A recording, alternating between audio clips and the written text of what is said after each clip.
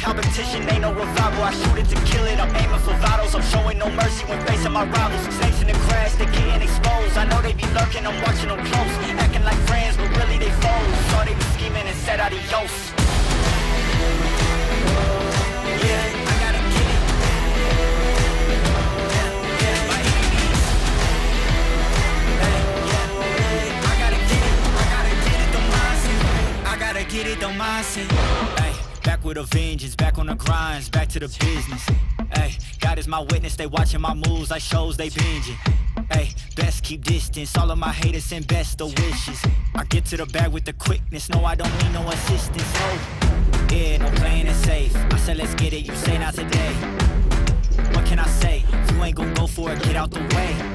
Yeah, got no time to waste, can't be with me if you're not at my pace. You're not at my level, you're not in my race. One foot on the gas, I'm pushing the brakes. You dancing with the devil, there's no recital. I'm killing competition, ain't no revival. I shoot it to kill it, I'm aiming for vitals. I'm showing no mercy when facing my rivals. Snakes in the grass, they getting exposed. I know they be lurking, I'm watching them close. Acting like friends, but really they foes. Thought they be scheming and said adios. Yeah, I gotta get it. By any means. I gotta get it, don't mind it. I gotta get it, don't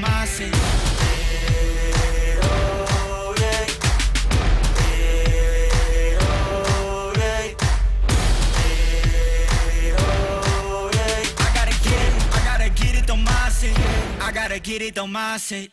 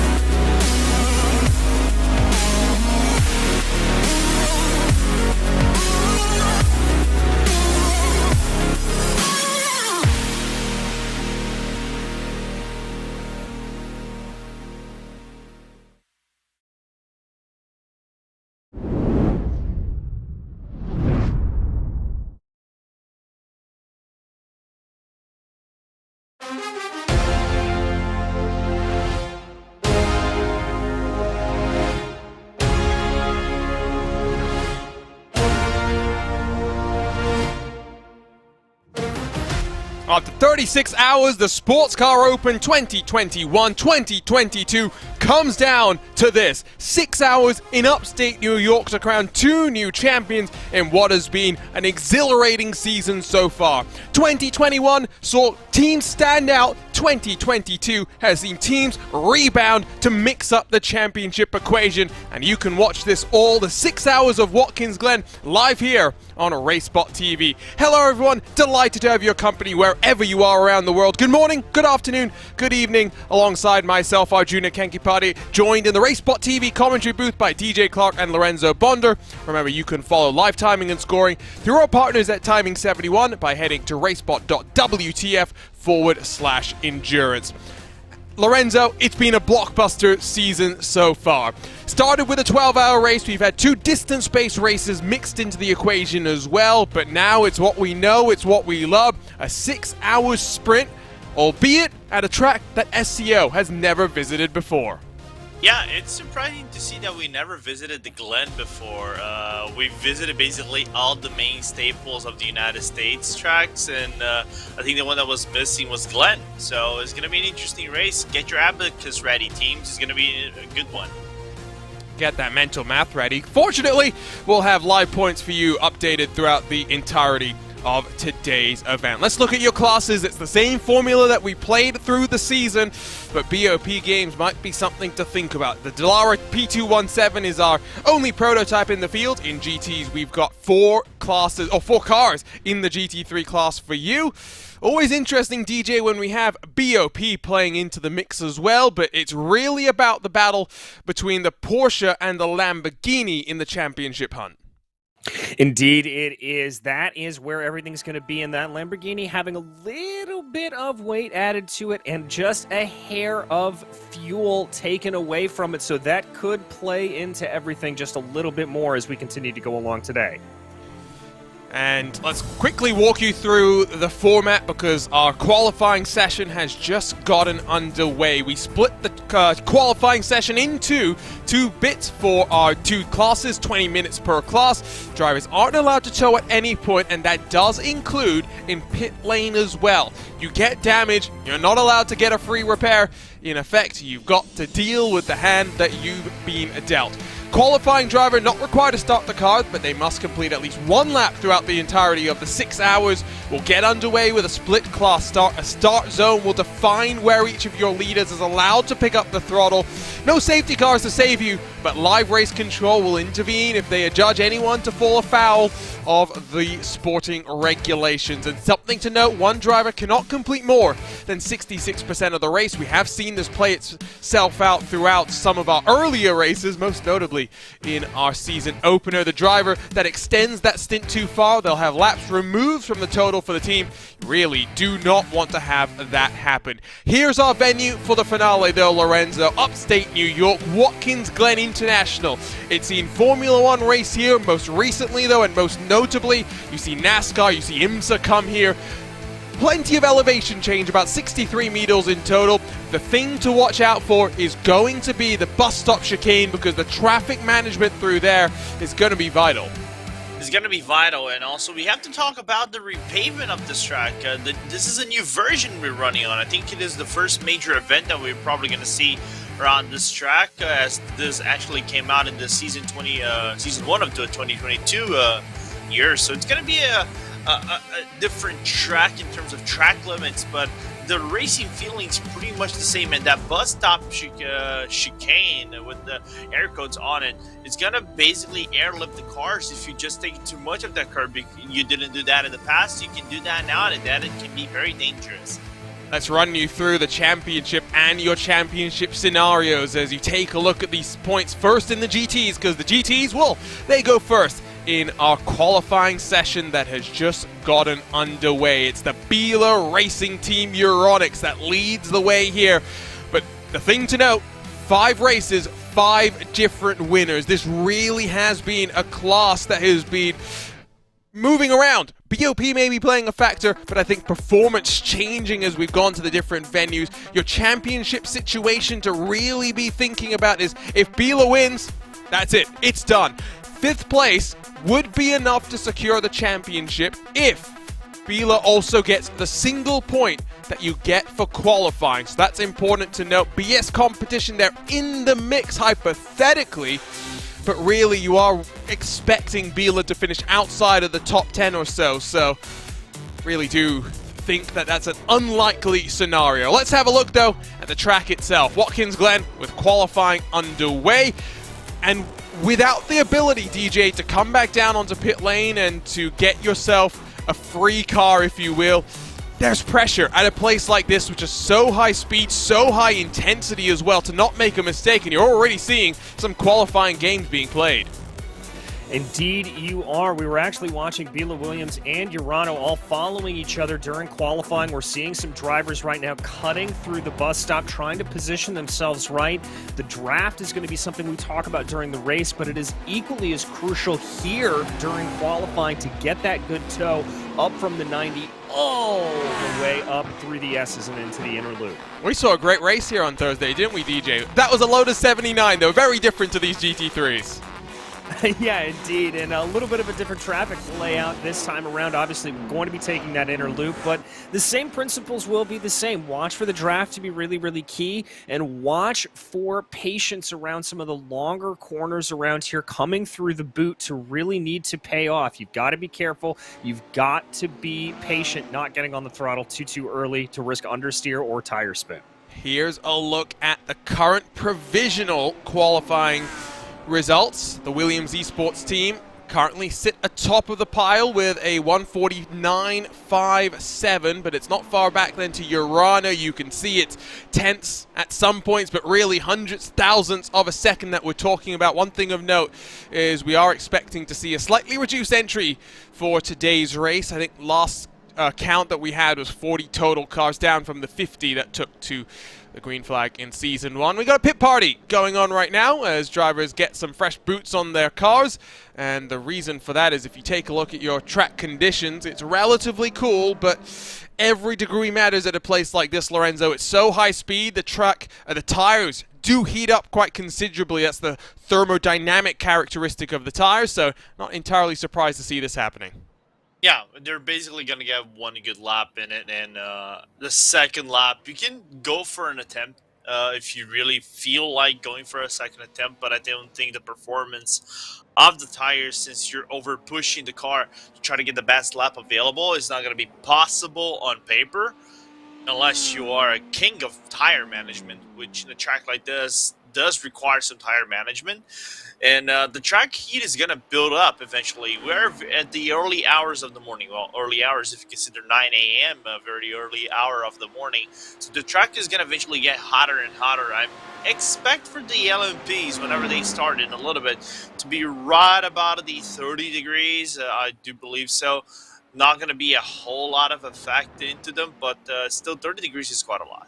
Yes, it's pretty toasty when it comes to these tires as well. Big update for the GT3s a couple of weeks ago that has also changed the way that you approach the tires, changed the way that you approach the setup of the car as well. A little bit more downforce. It means that, especially into the bus stop chicane, which is usually a little bit more of a, let's say, braking zone. You're really flying through there at breakneck speeds. We're watching Triton racing in the 110. Towed around by one of your Maniti machines. Might see a swap around here because Maniti doesn't look too happy to punch the hole in the air for that Lamborghini. Triton sit 10th in the points coming into this one, and indeed Maniti will let them cycle on through. For Maniti, it's been a difficult season so far, if we're being completely honest. That is your defending champions in what was a GTC class last year. Single make, just Audis in that field.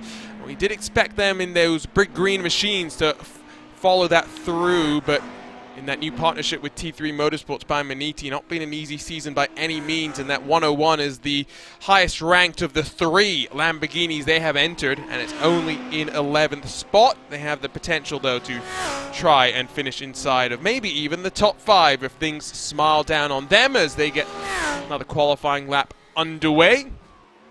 Dominic Blyer behind the wheel of that Triton Racing BMW. Matska, Big Tim Matska behind the wheel of that 101. Let's cycle through some of your race winners in our season so far. Let's start with the team that won the 12 Hours of Sebring to get things underway. It's the Zebras.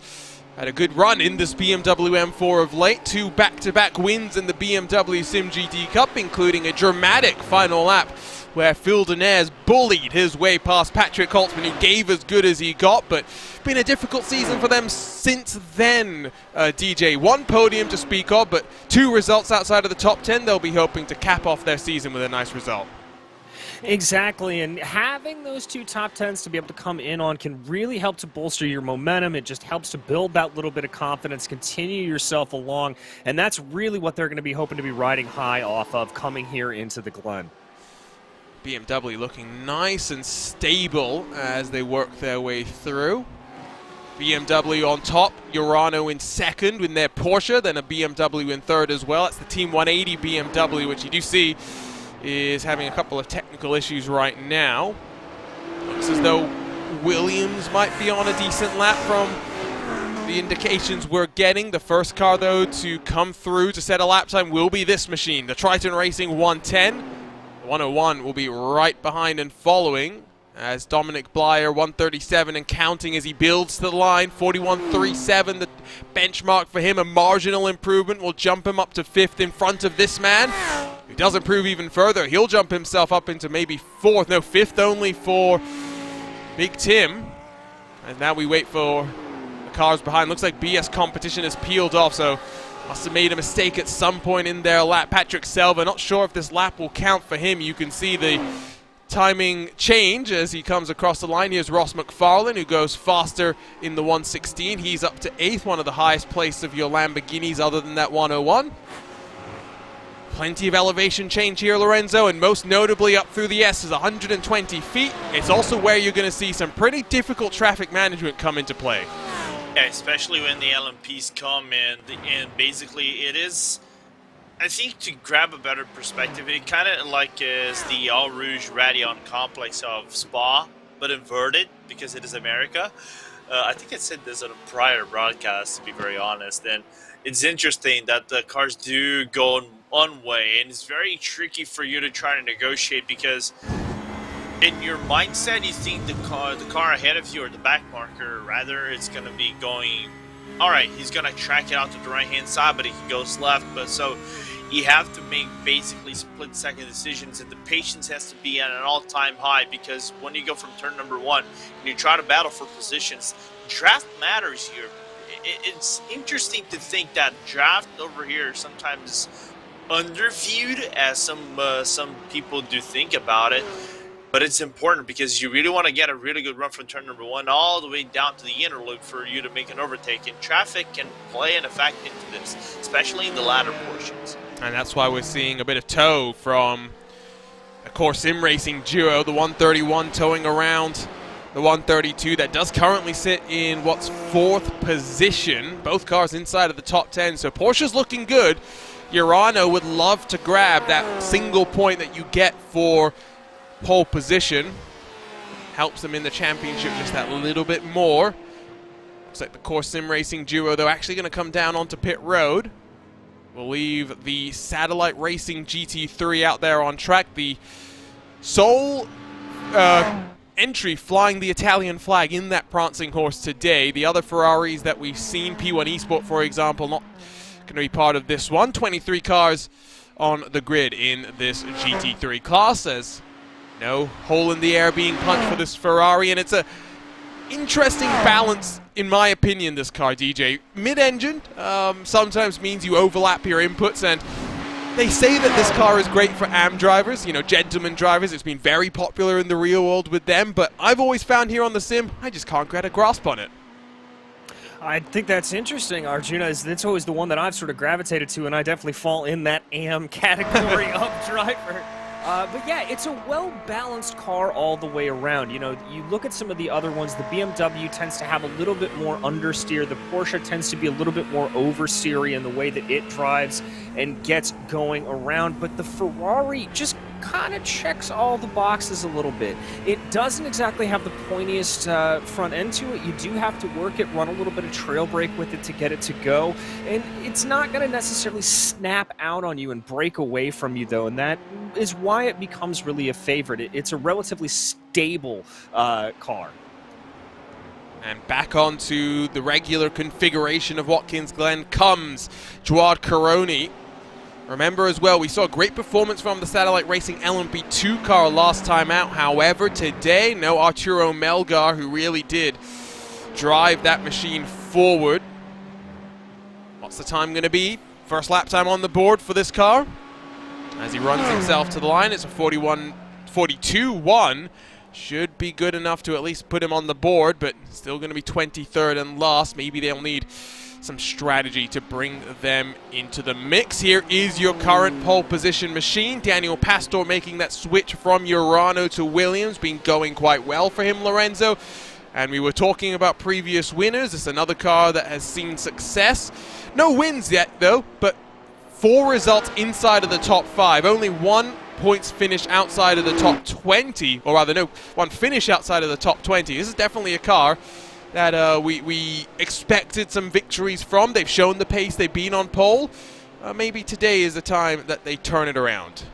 Yeah, maybe today is the thing that it could shine, the sun will shine for them. Because here's the thing, they are basically the long shot. I didn't put them into the factor of the championship, but if they get pole right here, Arjuna, the only thing they need is Bila not getting to a race finish. They must get a DNF. Well, and they need to win. So basically, that would propel them into championship spot. Let's not talk about that possibility, because it's not just Bila that would need issues. It would be Urano and BS as well. Yeah. It's not realistic. Let's not get any of our Williams esports fans' hopes up, including the one that's a rather diehard supporter who will watch no matter what time zone he is. Hope you are joining us today. Here comes Jaden Ladick in that DC Sim Protostar entry, the 120 in that Porsche. No improvement or marginal improvement for him. But given how close the times are, 20th becomes 17th in the blink of an eye. 4 minutes, 10 seconds left in this qualifying session. It's always important to qualify well, DJ, not necessarily because it's going to be indicative of race pace, but the reality is the first time the prototypes come past, it tends to splinter up the GT traffic, and you want to make sure you're at the front of the field to be in the best position possible. Yeah, exactly. You don't want to run the risk of being in the mid-pack as you get separated out and the LMP2's coming on through and really putting you farther back in the field. And the other thing to keep in mind is that the farther up you are in this GT field, the less you're going to run into any incidents. If anything were to happen here, Watkins Glen is a very, very tight circuit. Those Arco barriers, the distinctive blue barriers, they are very, very close on either side, and we've seen drivers get collected by incidents and accidents. And so the farther you are up in the field, the less of those you have to worry about as you're scything your way through. Same type of story in qualifying seems to be playing itself out. The track's getting warmer, the times are getting slower. So the benchmarks that were set earlier seem to be holding. Oscari Rene in the 132 to the line, and well, he improves, but it's by half a tenth, but a half a tenth enough to go up into second. BMW, Porsche, BMW, the top 4, Lorenzo. Yeah, it's a little bit of an interesting mix between the German brands, and Lambo nowhere to see. I think the first Lambo is the T3 by Manidi Red with Timatska doing a 141, just to confirm over here, 141.190, and then I think the other Lamborghini, I think, is Pure Sims. So Lamborghini not having the best qualifying, I don't think that might translate into the race. We could see how the Lamborghini could translate into race pace, but for me the impressive thing is this. Van Haase, one of the 10K drivers, and Bila, which is one of the basically the front runner of the championship, relegated to P15 in this qualifying so far, and not a whole lot of time left to do any quality laps. Well, I don't think you mean impressive. I think you mean surprising. But again, surprise, yeah. Qualifying has not always been the strong suit of Bila. They've had to fight their way forward. Sven has had to fight his way forward, and it's seeming as though just one flyer left for the German. But again, it's going to be pressure on him. Pressure's also on our newest winner in SCO competition as Alexei Nesov cuts the bus stop, or inner loop I should technically call it. It's a car that's coming off a victory, and it's not just the victory that's impressive, DJ, but the fact that 2 consecutive second-place finishes in the build-up to their victory. If not for some bad luck in rounds 1 and 2, finishing outside of the points, finishing outside of the top 20, that championship fight might have been even closer, but we talked about the championship situations coming into this one. If Urano wins, Bila has to finish 5th or higher. If they finish in 2nd, Bila has to finish 11th or lower, and these guys will win. They're looking in a great spot. Could have been even better. Yeah, indeed, it could have been that bad luck scuppering their chances in the first 2 races, but it just shows you the talent behind the wheel of this 191 to be in this position, to have those combinations and permutations of the championship battle being able to play out. Like we said, Bila needs to finish 5th or lower, and Urano has to win. That puts them in a position where they're able to attack. They're going to be going all out for it, and we'll have to see how they do once this green flag flies. Team 180's gone up to 3rd, but that should be qualifying done for them. The times have gotten marginally quicker. The track has cooled because of some cloud cover, but Daniel Pastor again bails on a lap, so no improvement forthcoming from the provisional pole position winner. Sven Haas is actually now getting a tow from his championship rival. How vital would that be for Alexei to give that advantage to Sven in qualifying? Would not be entirely shocked if maybe that switches around. Also a good lap through turn 1 so far for T3 Motorsport by Maniti Black in their 115 machine. Of course, in racing, Alec van der Waal in the 131 looking on a good lap as well. Indications that there are some benchmarks coming with checkered flag having flown in qualifying here, Lorenzo. Yeah, so those who started the lap must finish this one. They cannot open a new lap, so they're going to have to bring their car into the pit lane. They just cannot simply reset the car into the pit lane. And this is going to make things interesting. How Sven actually will get a really good lap out of this one. I'm just tracking him right now on my relative. Doing a relatively good lap, but I don't think it's going to be a major improvement down the line. Might propel him into the top 10, though. Well, let's see. PGZ Motorsport and the 114 have jumped up inside of the top 10. I think Alexei Nesov got a bit of a wiggle on coming through that left-hand sweeper and might actually now be checking up the momentum of Bila. He's going to try and finish the lap, but I think that's basically lap time done for Urano. Now, what does that mean for the chances of Sven Haas? There you can see it. Nesov already going to struggle. Indeed, 42 for him. It is an improvement, but marginal again for Sven. Doesn't look like it bumps him up the qualifying order as well. He'll start 15th. Your championship leader, DJ, really in a world of hurt. Yeah, this is not good for them, and as we talked about those combinations and permutations of the championship, this is going to put them on the back foot massively. They're going to have to charge their way through the field if they want to try to lock this down, and it's going to be difficult for them. Passing, obviously able to get done around here, but not necessarily a surefire thing. Well, that's how your GT cars have worked out in qualifying. The prototype's getting ready to rumble. Let's look at these championship standings, and it's been the tale of 2022, a tale of woe for SRC Movano Rosso and that number 1 machine. 2 victories to start off the season, Redline 3 in a row to bounce back and take the points lead. Williams Esports have finished inside of the top 4 in every single one of our races. Never the winner, but 3 second places, 1 third place. They are 3 points off the championship lead. And the elective favorites turning the page into 2022, 5th, 15th, and 2nd so far this year. Lorenzo, I mean, this is a championship battle that I think we've been waiting for an entire month. I can't wait to see what we're in for now. Same, Arjuna. I love this fight, man, because it is wide open for everybody. Of course, so mathematics, more from the Movano side than basically what Williams and Redline are facing. But I love this, you know, 3-way fight, just do your best.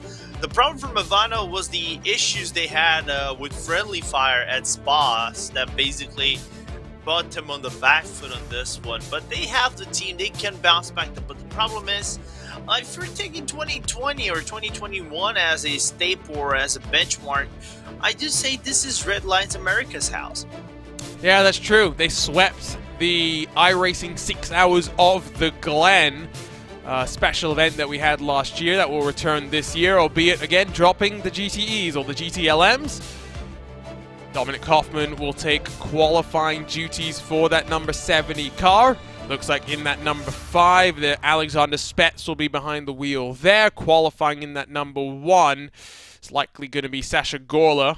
No Maxime Briant behind the wheel of that. That's going to disappoint David Haynes greatly, but seems as though it's Dion Fiallo and Gorla behind the championship hunt for that number 1 car. Big drama as well when it comes to team swap-arounds between Redline and Williams.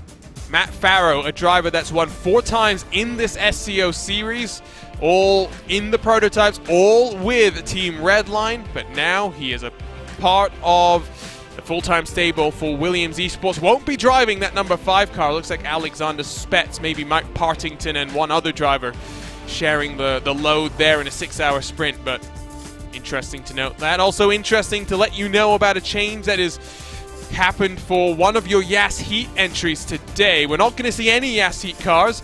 The Richard Mille car not taking to the grid, but the Pirelli yellow machine that's had some bad luck but some good pace has now become a full-time member of the Orion race team. The first time we saw Dean Wood do as part of his new outfit was during the 12 hours of Sebring. And, you know, there's silly season, DJ, when it comes to World Championship competitors. That usually, of course, happens in the off-season for the Porsche Tag Heuer Esports Super Cup. But here, in a season that stretches over so many months, stretches over the winter, it's never over, silly season. No, it is not. It's always constantly changing around and moving around. One of those things that you can never exactly count out. We always hear, Arjuna, the rumors and talks behind the scenes of what's exactly going on. Cars work themselves out for qualifying, and Lorenzo, with the relatively cool temperatures, it's somewhat different to what we saw with the GT machines, where basically lap 1 or the first time lap was your fastest lap. Here we do typically see the tires really bed themselves in. Yeah, we expect the second lap of the fastest lap to become the better lap. You know, the first lap is gonna be fast, don't get me wrong, Arjuna, whenever you do the flying lap. The second one is usually whenever the tires build up a little bit, if you don't overcook them in one of the braking zones, which there are many deep braking zones for the LMPs. Could really get a second time that could be up to 3-4 tenths faster around the track like this. So it's gonna be very interesting, yet heavy driven on draft. Qualifying lap for everybody, just like the GTs. The only difference, this has much more downforce.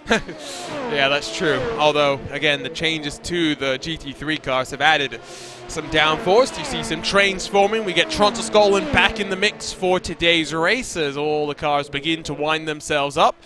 Up through the S's comes that Simsa Esports orange, white and black car. It's right on board, and just check out how quick they go through this bus stop chicane, how they use the curbs as well, maximizing the entry down a couple of gears.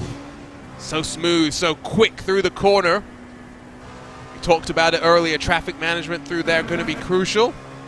It's where good decision making gets rewarded, DJ.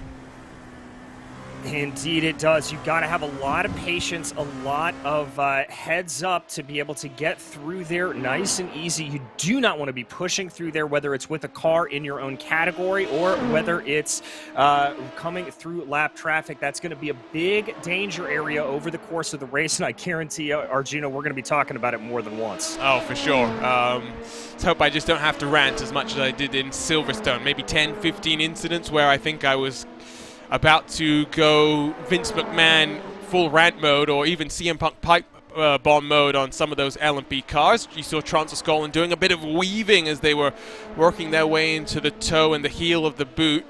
Not sure if Alexander Spetz would have been too thrilled about that one, but they wind themselves through the penultimate corner into the final corner. One thing to note with this version of Watkins Glen is track limits are going to be something we discuss over the course of the race, where you will see some interesting lines. Cars running out wide, cars maximizing the track. Alex Gall in the Satellite Racing 64 car currently has the benchmark with a 1:32.91, so about 10 seconds quicker than what we saw with the GTs. Ruben Bonga, not in a GT car today. Instead, he's in that 78 T3 Maniti LMP2 entry. Went decently in 7th, but currently it's the 25 car that's got pole position. There comes Redline. They're up into 1st. The number 1 car, 3.7 seconds off the pace, Lorenzo. wondering what's happened to Movano on the first lap.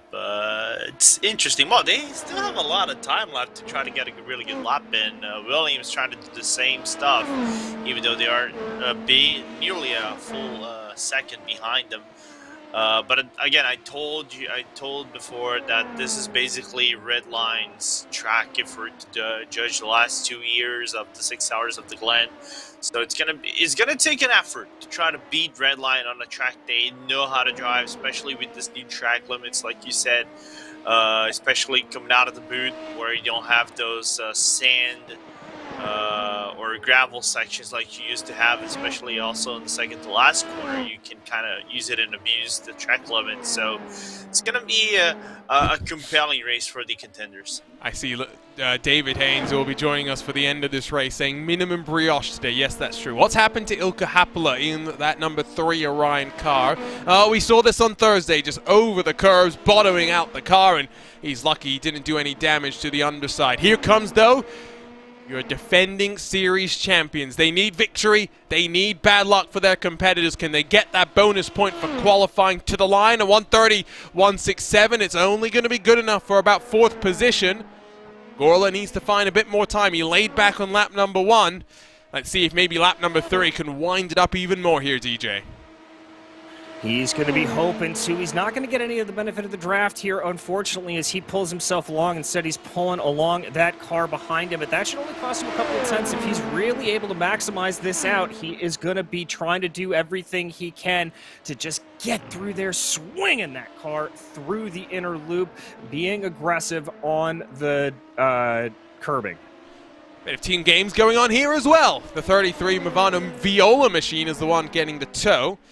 It's Marcus Hamilton behind the wheel of this car. Another driver that's seen plenty of success. 7 victories in SCO series history. Remember, we're on the 5th edition of this competition. The first year that we've had distance-based races, but plenty has stayed the same. Williams currently pole position in 2 different classes as Alexander Spetz will bring it down to pit lane.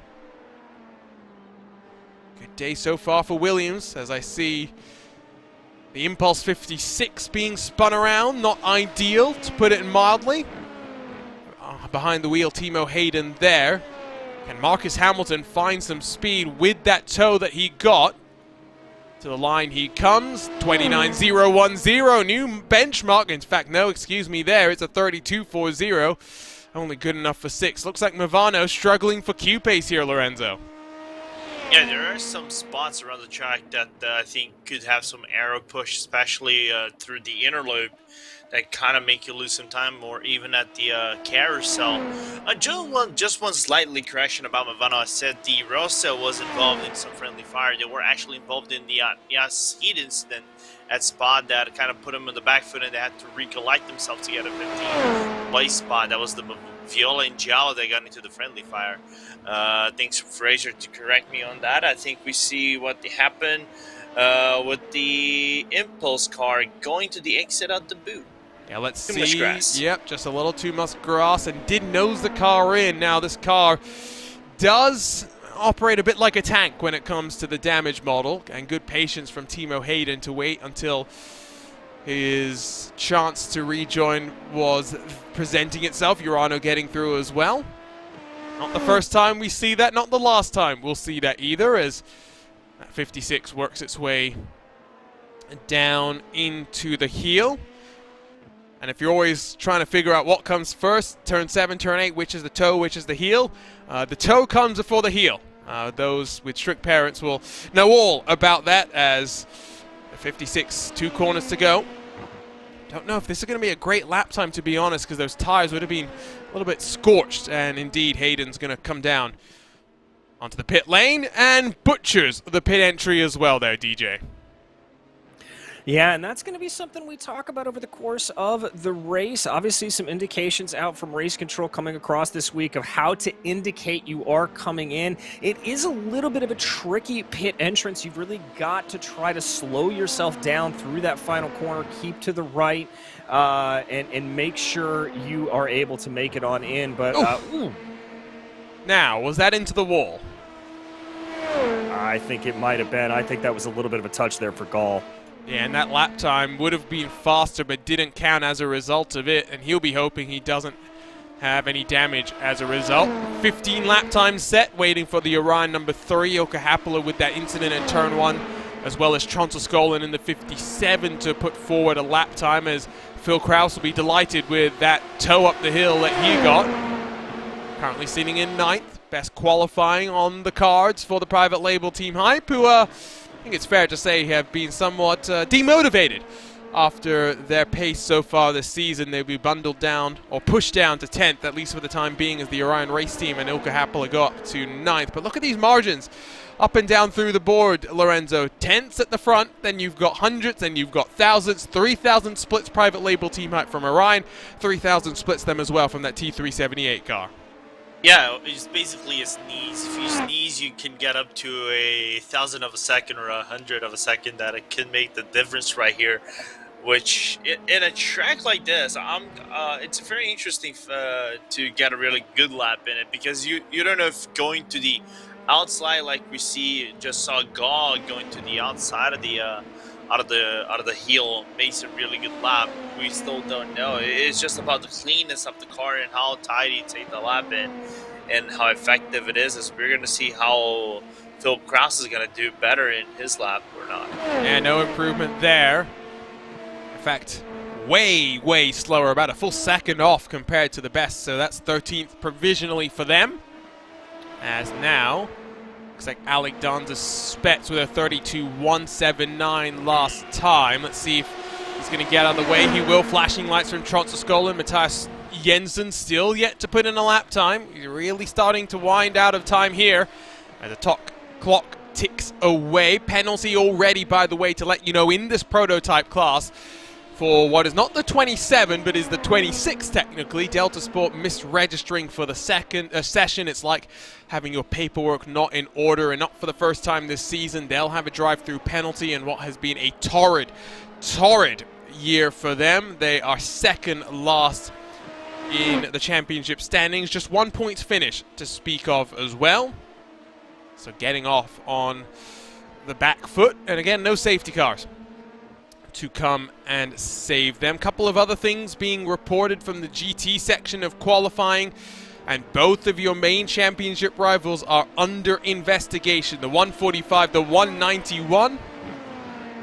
We did see what happened with Urano and Bila there, DJ, in the end of qualifying. We'll have to now wait and see if Race Control deems that Urano held up Bila. They did finish the lap, so that is important. Yes, it is, but that could be crucial as things go along in terms of the championship between those two. So we'll have to see what the decision comes down from Race Control. I would hope that we don't see the stewards determining the championship, let's say. Nobody likes to see that. Yeah, we don't like to. By the way, Tronsaskolan have just matched the lap time from Team Redline, so great qualifying in that 57, at least for the time being. Orion's gone to second, though. Dean Woods with a flyer, still 2/10 off, but here comes Sasha Gorla. This is the lap time to watch for. The defending champions need a good qualifying, but it's nowhere near the pace that he needs. My word, this is looking like a terrible 4 races to close off this season. Redline versus Williams might be the battle to watch for, and Lorenzo, that qualifying point going the way of Williams might just be vital. Might be vital, because all the scenarios that I actually had put up, if we come down to a battle between, for example, 3rd and 4th, the tiebreaker favors Redline. But with the qualifying point now, let's say Williams get the qualifying point now. That would favor Williams because they would be a point ahead. So it's important for you to get that quality point, and then just let the race plays out, because it's going to be, again, basically a battle of mathematics. Let's just say it's going to, every point now matters as we move forward.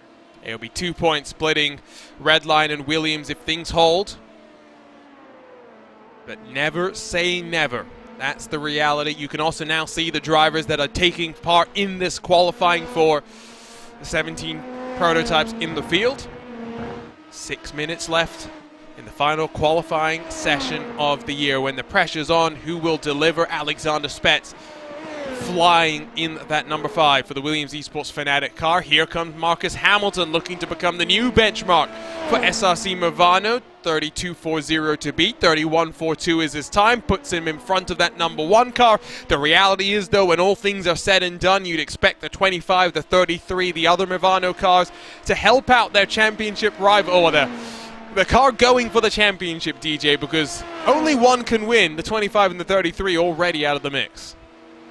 Yeah, exactly. And so that's going to just narrow things up a little bit in terms of that championship. Everybody's going to be looking at it, and you know, you narrow down who you've got to be fighting, and rest assured, the teams, the crew members, everybody is going to know those numbers that they need to hit, and they will be on top of it, riding on board with Hoffman here.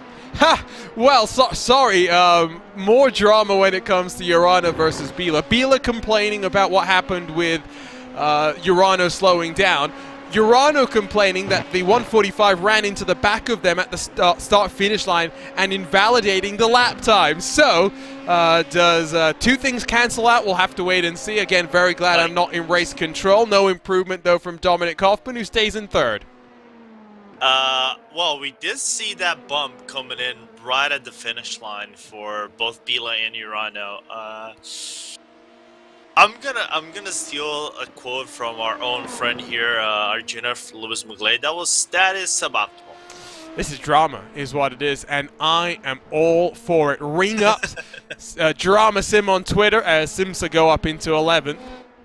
Ring up Drama Sim. Let's get that active account reactive, and let's get some more drama stirring in the paddock. Here comes Impulse, looking like they're going to try and improve. They're 1.9 behind your leader, 1.1 behind the next car in front of them. Everyone else split by, at most, a tenth of a second. Most split by hundredths, most split by thousandths.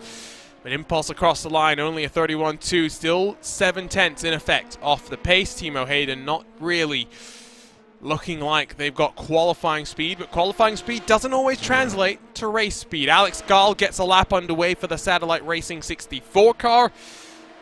Finished currently so far best, a 6th last time out, a 7th in race 1, but then 3 consecutive no points finishes for them, as we're getting indications that another car is already got a drive-through penalty, and this is big drama. The 145 now for impeding the 189, so that's the BS competition car, your points leader in GT, DJ.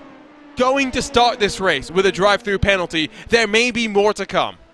Oh my goodness gracious, Arjuna, talk about stirring the pot here early on. This changes absolutely everything. And with you said, no safety cars to save them. They are going to have to start probably about 30 seconds behind in reality. Let's have a quick look with the man behind, or one of the men behind race control. That is Ronald Grossman, who is working hard and has very kindly elected to let us see his face, which I think is going above and beyond. He, I'm sure, will be plenty busy today. Hopefully not too busy. We want to see some good racing. We don't want to see traffic chaos. That is the reality. Alex Gall has been passed by that private label Team Hype car, who might try and improve. 34.06, the fastest so far, 38.71. So no improvement there, and maybe Gall will now be the one getting the tow up the hill. Williams Esports Fnatic, Alexander Spet's going to start a lap. Let's ride on board with him through the 90. Can't run too wide anymore.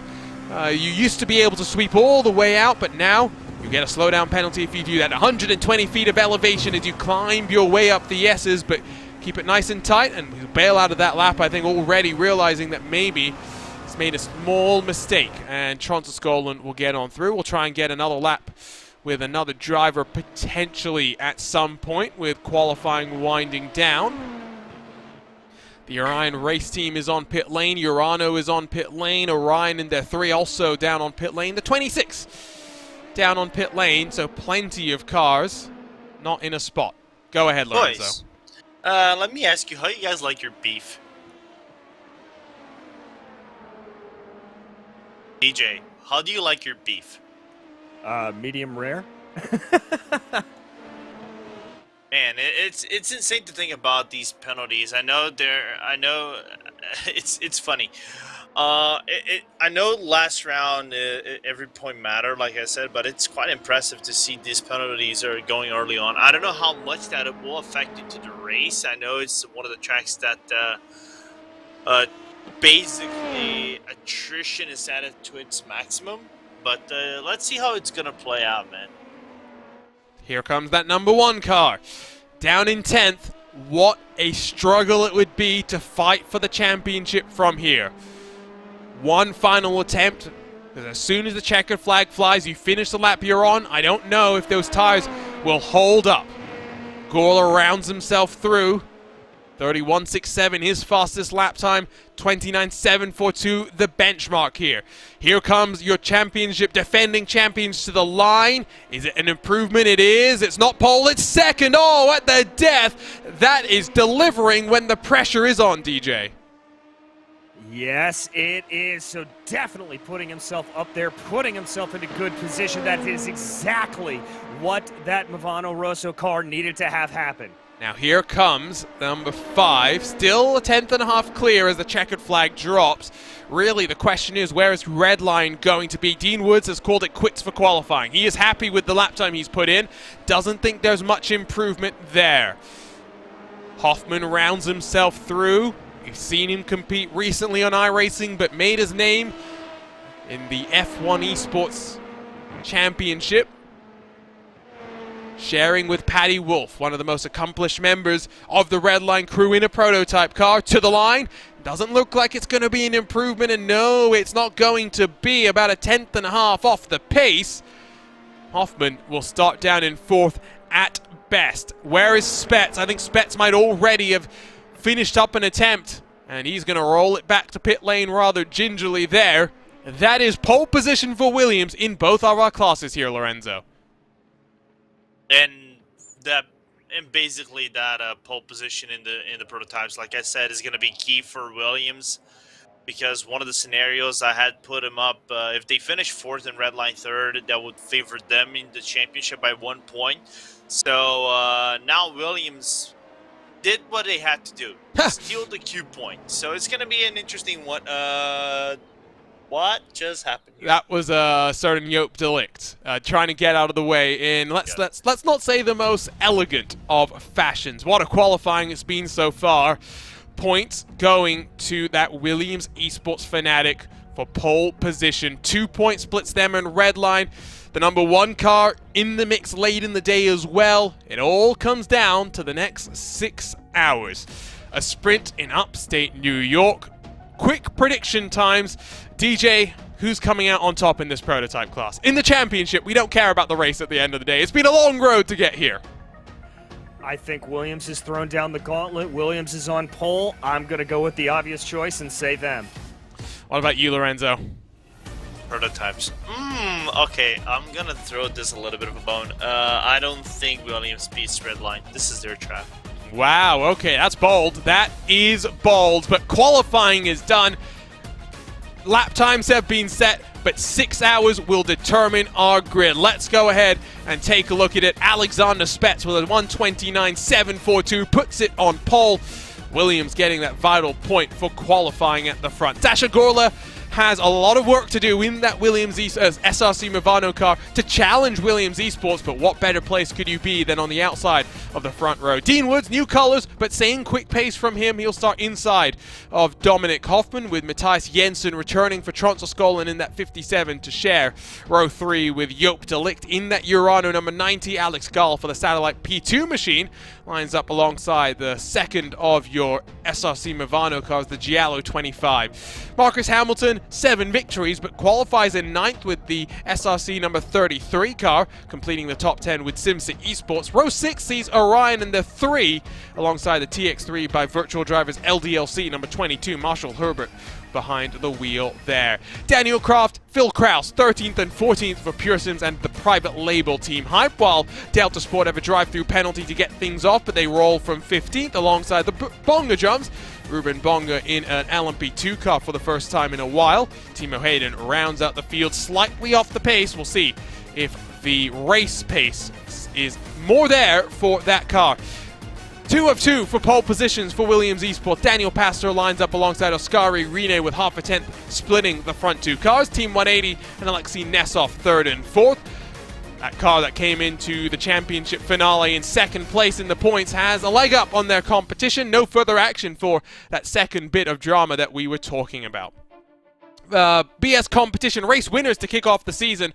They line up in 5th with Alet van der Wal in row 3. Tim Matska for T3 Maniti in the 101.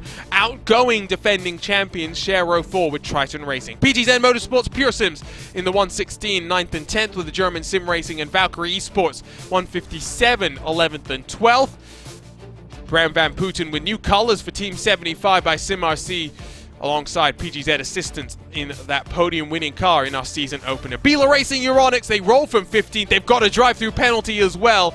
Oh, it changes here. Sven Haas has got the weight of the world on him right now. T3 Motorsports and the 115 alongside DC Sim Protostar and 5-Star Motorsports, both in Porsches, similar colors as well, but you can't miss them. Maxime Marriott and Impulse through the top 20. Pure Sims, ASR Able, and Satellite Racing, the 23 cars in this class.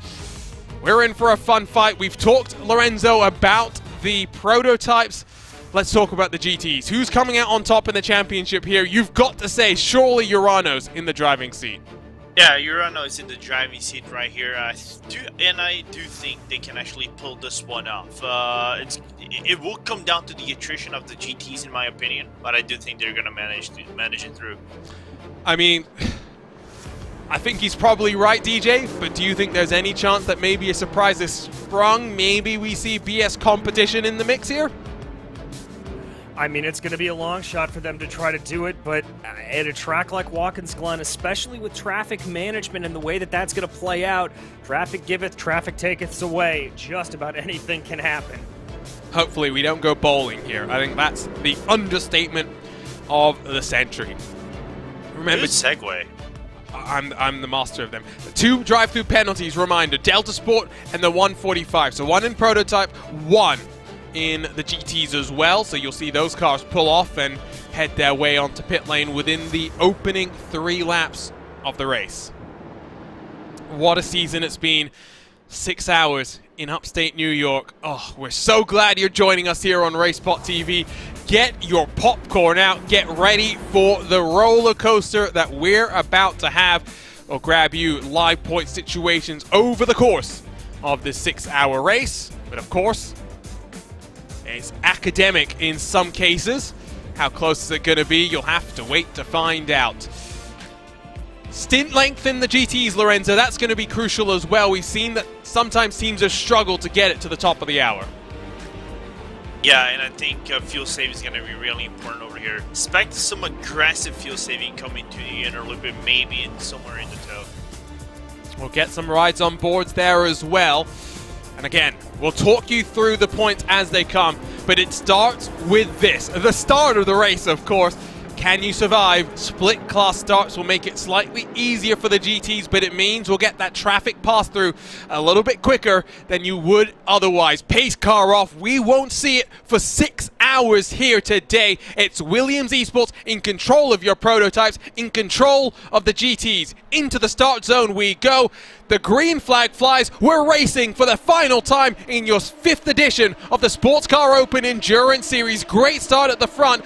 Orion in the 3 looking inside. Down the back, Orion in the 7 looking down the inside of your defending champions and forcing off that car very, very wide. They'll be side by side all the way up through the S's. Not the best place to be. And Dean Woods has the championship in his grasp right now, seeing his championship rivals around him. Right side, look at the GTs getting underway as well. That Movano #1 car loses 1, loses 2, manages to fend off Urano, will hold on at least 1 spot but loses some momentum. Here come the GTs, another great start from Williams. Urano looking down the inside of Core Sim Racing as that GT class gets itself underway. Nice clean start from the prototypes, DJs, but the GT cars thundering their way up the hill. They are indeed thundering.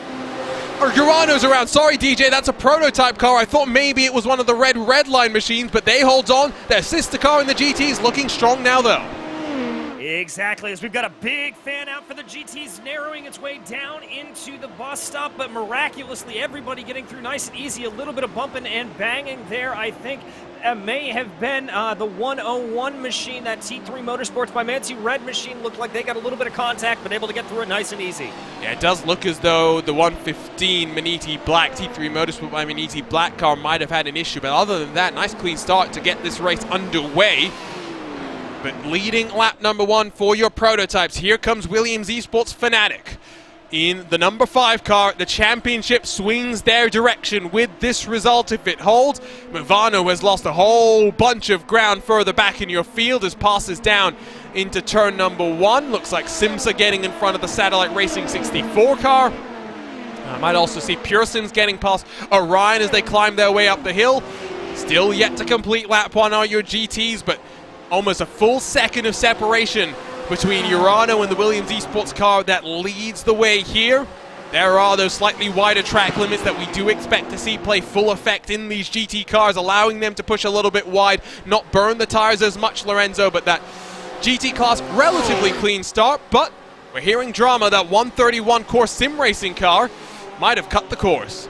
Yeah, that's what I think DJ reported about seeing some of the cars cutting the track or have a little bit of a checkup on the inner loop, and that what happened. The Borges came in with the T3, had to check out the Pure Sims and even the Satellite Racing cars, so it got a little bit of messy situation on the exit of the inner loop, but everybody got unscathed at least, no major drama.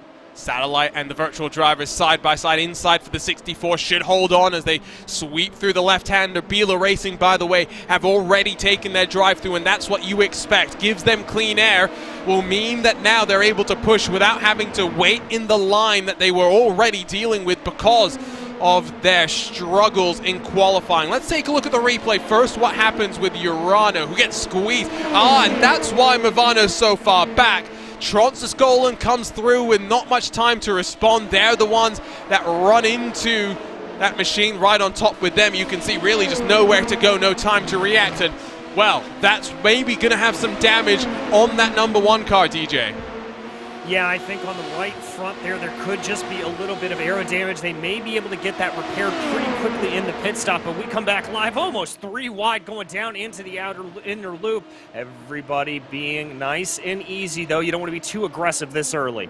Yeah, it's kind of counter to what we saw with the prototypes not racing as hard at Silverstone. It was the GT which was really kicking off at the start. Remember PGZ and Urano having contact with one another? Yeah, that happened. Urano still going on to win that race at the front of the field, very much calming down. It's back here in the Hornet's Nest where business is booming, if you will. Gap at the front up to 1.2 seconds. Red line only half a second back from Dean Woods as Ruben Bonga looks down the inside of Alex Gall, who's not had a great start, to be completely honest, already down 2 positions.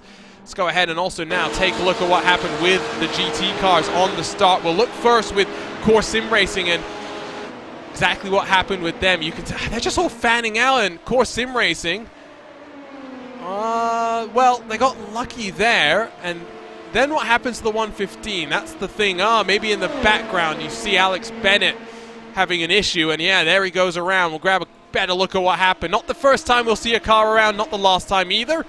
He's alongside with, Impulse, who actually just gets a check up there, and ASR Abel has to duck and dive at the last moment to avoid it.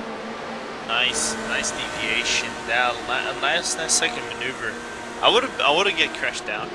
Here comes Private Label Team up around the outside of Alex Gall as well in the inside of your shot, but there you see the reactions from that Canadian ASR Able team. Alex Gall started inside the top 10, now bundled out, down 4 positions in 11th spot. Back to your GTs for a moment. Here they come through the final corner. It's a draft train. Everyone in this lead group, basically, you have 20 or so cars all funneling their way through. And we talked about fuel saving, DJ, and how they might be trying to extend the run. Oh, this is ideal for that. Indeed it is. You're tucked up behind there in the draft. The car in front of you, going to be punching that big hole, and especially if you're third, fourth in line looking at Core Sim Racing or Team 180, they've got 2 or 3 of those cars in front of them to be doing that whole little bit of side-by-side here in the back. That's plenty of racing. And Alex Gall, I'm not sure if that race car just has no speed in comparison to qualifying. That's another spot loss. He's down to 12th as Daniel Croft will say thank you very much. A big mover inside of your prototypes is Ruben Bonga, who's +7. And I wonder if there's damage maybe to the underside of that car as contact between Habla and Hayden and the Impulse and the Orion machines. Lights flash from Timo Hayden, a universal sign. They loved what just happened there. It was close, but at least they all survive. We'll focus back on your GTs. Here's the front of the field. You'll see as well that the Williams Esports fanatic Alexander Spets, driven number 5, already working through the outer loop. He's going to get into the midst of traffic very quickly. And once the traffic starts, Lorenzo, it's a constant inevitability from then. Yeah, hold your breath and make sure you get through as safely and as quickly as possible, because it's going to get messy, especially at the start of the lap, as we fully expect the LMPs to start lapping the GT3s. Word from the Satellite Racing camp, they've got damage to the front of their car, significant understeer on the 64. Maybe they'll have to bring that into pit lane and get it at least maybe duct taped up as soon as possible, as the Williams Esports car will lead another lap. We saw traffic play a factor in the battle for the lead. So far this season, I'm sure it will be a factor again. There's the first vestiges of traffic. Spet's going to get held up behind that T3 Lamborghini, that 115 that had that spinneroonie through the inner loop. Closes the gap to Dean Woods. New colors, same speed. I said that during the grid walk, DJ, and it's good to see. Even though he's left a big team like Yas Heat, Dean Woods still has that motivation to go fast. Yeah, indeed, still has that motivation, still has that drive, to use the pun as it were, that he's right now going to be able to tuck up behind in the draft. He'll be able to maybe save some fuel if he wants to, but it doesn't look like he has any intention of doing that. He is trying to close down on Spets in that Williams Esports machine as close as possible. Throw a blanket over the two as they go through the inner loop. Now, how aggressive do you want to be here? How aggressive through the traffic do you want to be? That will be the story of this first cycle through, diving and ducking their way through. That's the Impulse car, and a red line. Red line squeaks through by the skin of their teeth. That was close to the championship being decided. I gotta watch your rejoins, Dominic Hoffman. Well, new change of drivers overalls. That car's gonna need a deep clean as well before Paddy Wolf gets behind the wheel. Oof. Remember when I said hold your breath?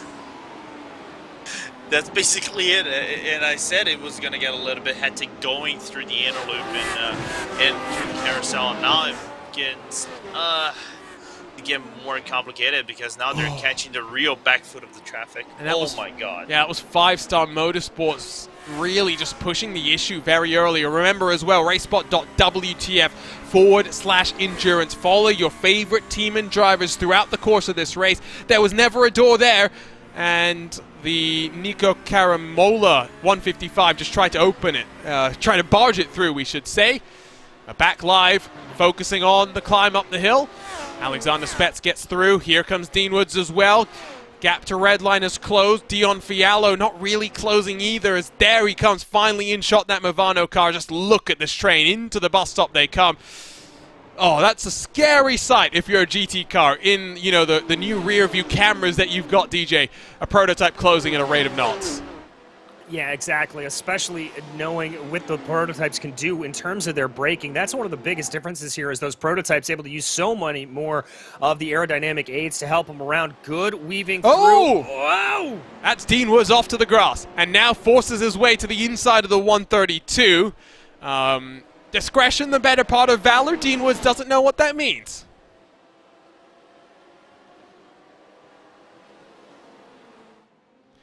Survive for now, but that was risky. That shows how much Dean Woods wants to win with a new outfit.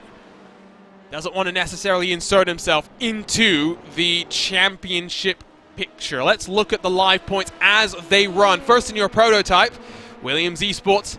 Look at the gap that they've got. 10 points would be the difference in how much they gain from this race so far if they hold first and third out on track. Movano very much out of the mix. They need to work their way forward as what's happened to the 101. They've managed to survive, and that's a big block for the private label team Hype, who are just trying to find a way through. Upstate New York, you think that it was peak hour with the amount of traffic that they have down into turn 1, Lorenzo. Yeah, and it's insane to think about. Who's that car? I just see a puff of smoke coming out of turn number 1. I think a car outside of the pit lane and getting a little bit hectic. I saw the 101 of the T3 Red having a little bit of a moment, and Trosa's Goalie having to basically make last-second deviations to avoid a major crash and then a major foul-up for me on the final lap, on the final turn. Let's have a look at what happened to Big Tim Matska in that big green machine as we cycle to the RaceSpotTV replay. So Simsa gets through, and they just run wide and bobble on there. Trontoskull into the grass once more, and that's a big hit to the front end of that car. And I do think Simsa might have gotten a bit of damage from that as well. Maybe that was into turn number 1. 3 wide on the entry, always a scary place to be. One of the Movano cars, I think Fabrizzani getting aggressive, getting the elbows out to start things off. And, well, there's another car around. Let's take a look on board with, it wasn't Fabrizzani, excuse me. It would have been Marcus Hamilton then. So they're trying to go inside a BS competition. And I'm going to put some, not all, but some of the blame on the Simsa Esports car there, DJ, because it was somewhat clear that that BS competition car had enough of a gap in front to not have to concede the corner, and Simsa were just trying to squeeze themselves down low. Yeah, a little bit there, a little bit of a pinch, a little bit of a slide out. Going 3 wide through the 90 is never going to work like that, even with the expanded runoffs, but especially with the curbing there now as it is. It's not like you can run that car wide anymore. You've got to keep things a little bit tighter through there. We've seen a lot of cars bottom out as here comes Redline being aggressive. Yeah, they're trying now to work to the front. They know that points matters, and they're trying to extend the victories. That counts to 3 so far. 4 and 4 in 2022 would be a pretty good benchmark for their pace, wouldn't it? Here's a look top and bottom at your battles for the front of the fields. Top 3 breaking away in GT to match the top 3 breakaway in the prototype as well. T3 Motorsports not really thrilled with how the last couple of races went. Remember Silverstone, Lorenzo? Looked like every time you found them, they were pointed around. Someone was just sticking holes in their scale car. Yeah, it was a little bit insane, and I do remember some of the rant is justified about the cars just being overly aggressive in the dents around some of the cars, and man, at least this time now, this first passing of the cars was rather clean, so I'm satisfied to see that. Worked out okay. Again, it is a smaller field, 40 cars in total. Although it does look as though maybe one retirement already, the Urano number 90 car. Imagine how much more chaotic would it be if you increase the field to the full complement of 50. About 3 more prototypes, about 7 more GT3 cars. It would have been even more chaotic. 4-second splits. Dion Fiallo from this lead group. If Movano want a chance of regaining the championship, they've got to close. There you can see just working into the bus stop, into the inner loop as Redline has a look again to the inside, DJ. Yeah, they are really, really on the aggressiveness here. Hoffman wanting to get his way forward. I think he knows that he has got to try to put himself into position for this championship. That's really what it's going to come down to. Orion not in that championship hunt. They're just fighting for a good position here, and Redline knows it.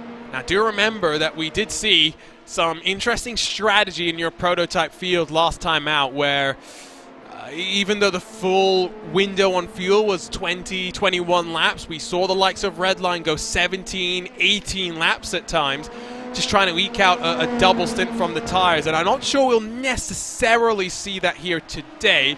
You'll note the track conditions, 34 degrees Celsius, and we'll climb and climb and climb until we reach about 1, maybe 2 p.m. here in the virtual Watkins, Glen, New York. However, track surface relatively new. You might expect relatively simply to get a double stint out of the tires even at its peak. Maybe a triple stint to start this race off, Lorenzo. Yeah, but we're at 34 degrees and it's only gonna get hotter. So I don't believe triple stints is something that is feasible unless you are a master of saving the tires. And even then, I don't think that is really good enough. What I do believe, we might get a little bit of a repeat of Silverstone. You know, maybe some smaller stints because it is a faster race. So you try to make up the difference with the tires and maybe try to work the traffic out. So it's going to be an interesting one. I do believe that some of the aggression we're seeing from the LMPs are not wholly justified. They're not going to try to make up places like we're seeing from Hoffman. I think he's just going to be patient, trying to work out maybe one lap extra going into the pit lane over Nico's expense and try to use I think a similar strategies to what they done in the 6 hours of Glen to try to capitalize the win. Well, we talked about the point situation in your prototype. Let's run you through the point situation here in your GT field. And the surprise for me is the fact that Williams is up there in the mix.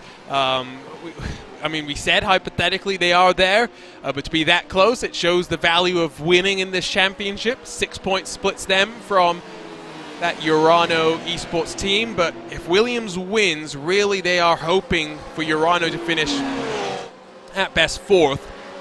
It's not an entirely unpredictable situation. Patrick Selva in that team 180 BMW is not far behind. 0 points to Bila Racing Euronics though. They've got to find a way to get a couple of points on the board here, DJ. Still running 23rd, and I'm trying to do some quick math here. About 15, maybe 13 to 15 seconds off of that final points-paying position in 15th. Yeah, they've got some work to do, but they do have the speed to do it. And this is really where the moment as a driver that you just have to put everything else out of your head. For them, it's just about putting in good lap times here. You can't think about that championship. You can't think about the points you need to gain. You just need to focus on what's in front of you. And in front of them is quite a few GT cars that they need to just put the pedal down and pass. Give a shout out, by the way, to Lewis McClade. We implore you to keep watching here on RaceSpotTV, but Senor Lewis getting his real-world commentary debut this weekend. Check him out with some of the GB4 action that will be starting off today. We'll be doing GB3 later in the season, as well as those dual series support the British GT competition over the course of 2022. So, about 20 minutes done. One retirement from the 40 that took the green flag. One pit stop for damage repairs in the form of Alex Gall in that Satellite Racing number 64. Still in the mix potentially, although having said that, about 30 odd seconds away from the next car in class. Going to need some considerable luck to work their way forward. Getting word as well in the LMP2 class that Satellite Racing car was losing 1.5 seconds a lap. Doesn't get much worse than that, Lorenzo. Yeah, not the best performance you can get out of the car in a race where it's not like the 12 hours of Sebring where you have a really long longevity, and even then it's quite complicated for you to make up time. It's tricky, you know, having that time loss and try to make up the difference is not going to be the easiest one, especially in a fast race like this. Plenty of fighting going on right now as we watch the battle for 7th. With 3 cars in line behind Trontascolan, the Pearson 16, as well as the Orion race team and the number 3 car. Now, one of the missing teams in prototype today is the Orion number 15. They still got 2 entries. One of them going rather well, and of note, Dion Fiallo has closed the gap to the leaders to 2.4, in fact under 2 seconds, so I would suspect lap traffic may be playing a factor. They got Impulse, Bila there. Gap opening up for the leaders to about 1.2 as Fiallo closes bit by bit. Left side of the screen again, you'll see the driver names that will cycle around. So for those of you that have been wanting that, our partners at ATVO very graciously helping us out there to get that automated. We'll cycle out every couple of minutes or so as they'll get to work through the GT traffic once more. Second time, never as scary as the first, DJ, but it's always a treacherous proposition when you got that many cars in front of you. Yeah, indeed. And what will continue to happen as this race goes along is as the GT field starts to fan out a little bit more, as ooh, that was a little bit hairy there between your leader and that Ferrari. That's the Satellite Racing GT3 number 167. That car looking a little bit squirrely there. What will happen is there'll be more and more time in between these GTs. You'll be able to take them on one at a time as opposed to the massive groups that we really saw on that first lap. So it becomes easier, but it still doesn't mean it makes it easy. ASR Able running wide. Those are some of the track limits that we were talking about. Back on to the regular configuration. All three of your leaders now past that ASR Able Lamborghini. Fialo's gap closing slightly as Alexander Spetz getting aggressive with the traffic. Bit of damage to the front of that 101 car as expected. Passes one of the T3 cars on the entry to turn one. Will have to now tow his way up behind on the entry into the S's. Here comes Woods again. Fialo drops back very slightly here as well. So the gaps will come and go. The traffic will give, the traffic will take, to quote John Heindorf. Remember, a week from now, we'll head to the Nürburgring for the 24 hours of the Nürburgring. RaceSpotTV Radio Show Limited teaming up for uninterrupted coverage of all 24 hours. Can't wait to see what we've got in store for us that week. It's a busy week for them, that Radio Show Limited. They'll have IMSA at Long Beach. They'll have an NLS Nürburgring Langstracken race as well that weekend. So very, very busy. Stay tuned on social media to see whom of the team will join us here on RaceSpot. So Dominic Hoffman getting close to the traffic but backing out, and it goes back to something that we saw with him in SEO competition last time, Lorenzo, where he was relatively patient with the traffic. Having said that, he proved my point with LMP2 cars and how aggressively and how needlessly aggressive they can be at Sebring. When me and Will Vincent were talking about traffic management and I was saying LMP2 cars are being aggressive, I referenced the SEO race at Silverstone, and guess what Dominic went and did? He went and turned around the BS competition car. Yeah, right around Le Mans corner. My question to you, Arjuna, how does that make you feel having a Lorenzo moment? Oh, well, it wasn't a Lorenzo moment. I'm just clearly able to tell the future. Oh, okay. I'm becoming Timothée Chalamet from Doom. Good movie, by the way. I think I watched it last week. Great movie. I can't wait for part number 2, by the way. Yeah, it's gonna be tricky, especially through the S's. I hate overlapping these cars through the S's because it's tense, man. It's really tense, especially in LMP, because you don't know where the cars will go. You want them to go one way, they can go another way, so trying to navigate through it is so complicated, but they got away cleanly so far. Good thing. Look how much fuel saving Hoffman did there. That was smart. Did look as though he was getting close to the limiter too. Remember, it's a fixed set of ratios for these cars, not as adjustable as maybe an LMP1 car would have been in the past. But you have some variation. I wouldn't expect too much difference between the teams necessarily. Looks like Impulse have an issue into the bus stop. We'll grab a look at what happens there, but for now focus at the front of your GT field where the last couple of leaders in Prototype work their way through. Alexei Nesov right on the tail. BMW, Porsche, Porsche, BMW, BMW, BMW, Porsche, Lamborghini, Porsche, BMW. We got a trend there. Only one Lamborghini inside the top 10, DJ. Yeah, that balanced performance coming to hit the Lamborghinis pretty hard. They're not looking nearly as good as they did a little while back, and it's certainly to the chagrin of most of those drivers in the Italian marquee, but still the BMWs looking very, very powerful here. I think they may have a little bit of the favorite oomph around Watkins Glen.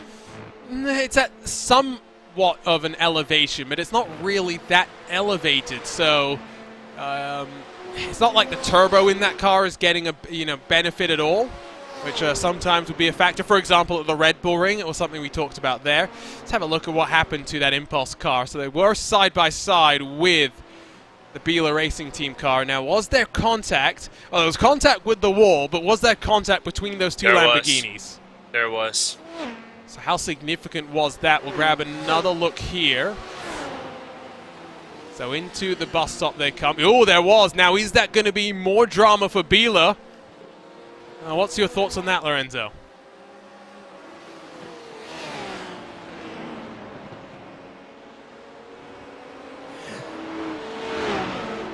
DJ, what are your thoughts? It looks like a little bit of an aggressive move there. I do think Bila may find themselves on the naughty step of the podium once again with that, is that doesn't look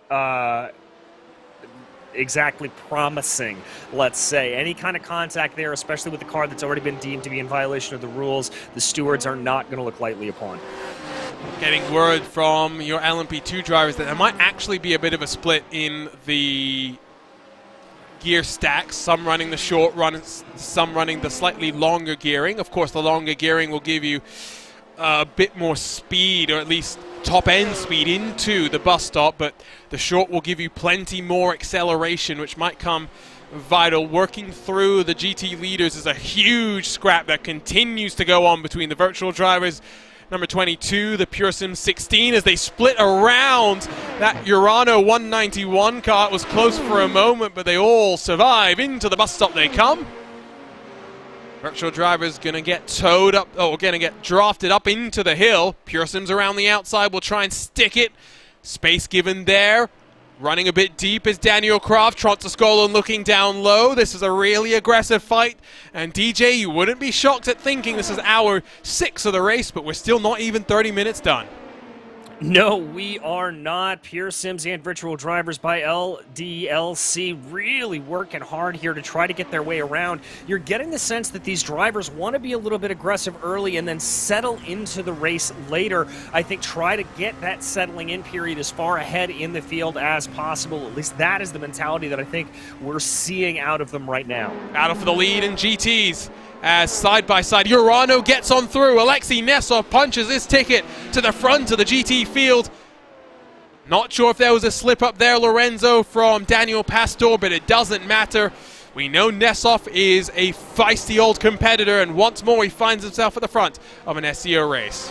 Yeah, I think there was a little bit of a slip up from Daniel Pastor into the outside of the toe, because the car didn't look fast through the outside portion, and Nesov doesn't want to lose time. He doesn't want to get boggled up with Oscar Irine and Patrick Silva battling for position as well. So he just thought, I'm gonna make my move over here, as we see something happen to Daniel Kraft in turn number 1. Yeah, I think he's had an issue, but he's managed to survive, at least without with minimal damage. Look at the separation already between your GT leaders.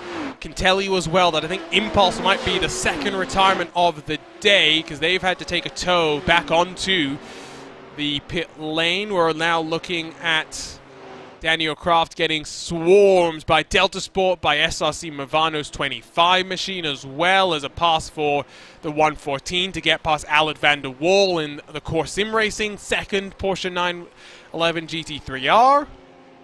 Plenty of stuff going on. If this holds as it is, we're going to be losing track of everything that's happened by the time we get to the conclusion of the 6-hour race, by the time we get to the drop of a checkered flag, not just for the race, but the season as well. Dion Fiallo, DJ, has fallen back again, 3.6 back from his championship rivals up the road in front of him. Really just not going the way that they would have wanted. No, it just seems like that car's lacking for a little bit of pace, and I would expect to be pushing a little bit harder here. Ooh, that's a little bit of side-by-side there for P3 in the GT3 categories. That's the Core Sim Racing and the Team 180 machine, as they were trying to duke it out coming up through turn 8. That's Oscari Rene who holds on for now. Let's grab a look at what happened to Daniel Kraft in that Pure Sims car. And we're going to get some deja vu. It's on the curb at the exit of turn 1. It is. He grounds the car out and smashes the nose into the tire barrier. The first time, not the last time that we'll see that. That is for sure. Let's also see, by the way, if we can figure out what happened in that pass for the lead. We're not trying to dispute Alexei Nesov's racing credentials. However, I think likely in some way was assisted by a mistake, or maybe traffic playing a part here. Impulse goes around the outside. Now, does Williams slip up? They run wide, and it's hard to tell. It just doesn't look like they get a great run off the corner. That's what opened the door for that Porsche to stick its nose down the inside, Lorenzo. Yeah, that's what I said. I think the slip-up comes into the fact he might have lost the braking pass or into the entry because of the LMP. So losing maybe a meter or two after breaking into the entry, and that was enough for him to track it out and lose a little bit of momentum, and allowing the Russian driver just to make the overtake and now take the Porsche into the lead. Here's a look at the points in GT again. There you can see Williams, by virtue of slipping down to second, will actually drop behind Biela in these classifications. Urano still in control of the championship, in control of their destiny. BS competition only a couple points back, but they likely need to get past Team 180 as well as Core Sim Racing to be in the mix even for a second place finish in the championship. To learn more about the Sports Car Open, head to endurance.sportscaropen.com. If you want to learn more about all of the competitions that SCO guys have put on in the last 12 months or so, head to just sportscaropen.com. You can go and visit the rules, the results for the SCO Masters, the SCO Challenge that we saw last summer. Very fascinating GT3, GT4 racing that built up to a 24-hour of Spa right after the iRacing 24 hours of Spa. Had the biggest, the best teams, and Race Control as well playing its part. 7/10 back now is Daniel Pastor, not looking forward, but instead looking in the rear view mirror, because here comes Oscar Rene in that Porsche 911 GT3R. Not going to be close enough to make the move, but the indication that maybe BMW's good at the start of the run, Porsche a little bit better in the middle of the run, DJ. Yeah, and that could certainly be the case as those fuel loads do get a little bit lighter. Not nearly as pronounced of a handling difference in the GTs as the LMP2s, as those GT3s do carry a little bit more weight on them, but it could just be the way it goes. Those rear-engine, rear-wheel drives Porsches starting to feel things out, as here we have a drive-through penalty. This is for Marcus Hamilton, causing collision with the number 6. That's that Simsa Esports machine in that incident that we saw down into the 90. Yep. So Race Control has their say, and it's about a 27-second time loss for a drive-through penalty here today. So do keep that in mind. Let us know, by the way, who you're cheering for today if you're watching along with us on YouTube. Which driver, which team, who you're here to support, where you're watching around the world too. As your GT Championship leader, at least coming into this race, continues to try and push forward as the prototype leaders will come around him. Redline still not really getting close enough just yet, but really it's Dean Woods, the one that is putting the pace on to Alexander Spetz. We'll go to the inside of the Satellite GT3. Looking tidy, at least for the time being.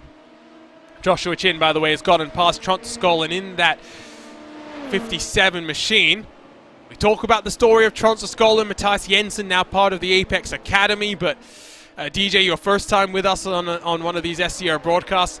I'm not sure if you know this, Trontaskolin is a boarding school, and they've got many different programs, one of them being a sim racing program. I wish I had that when I was in school.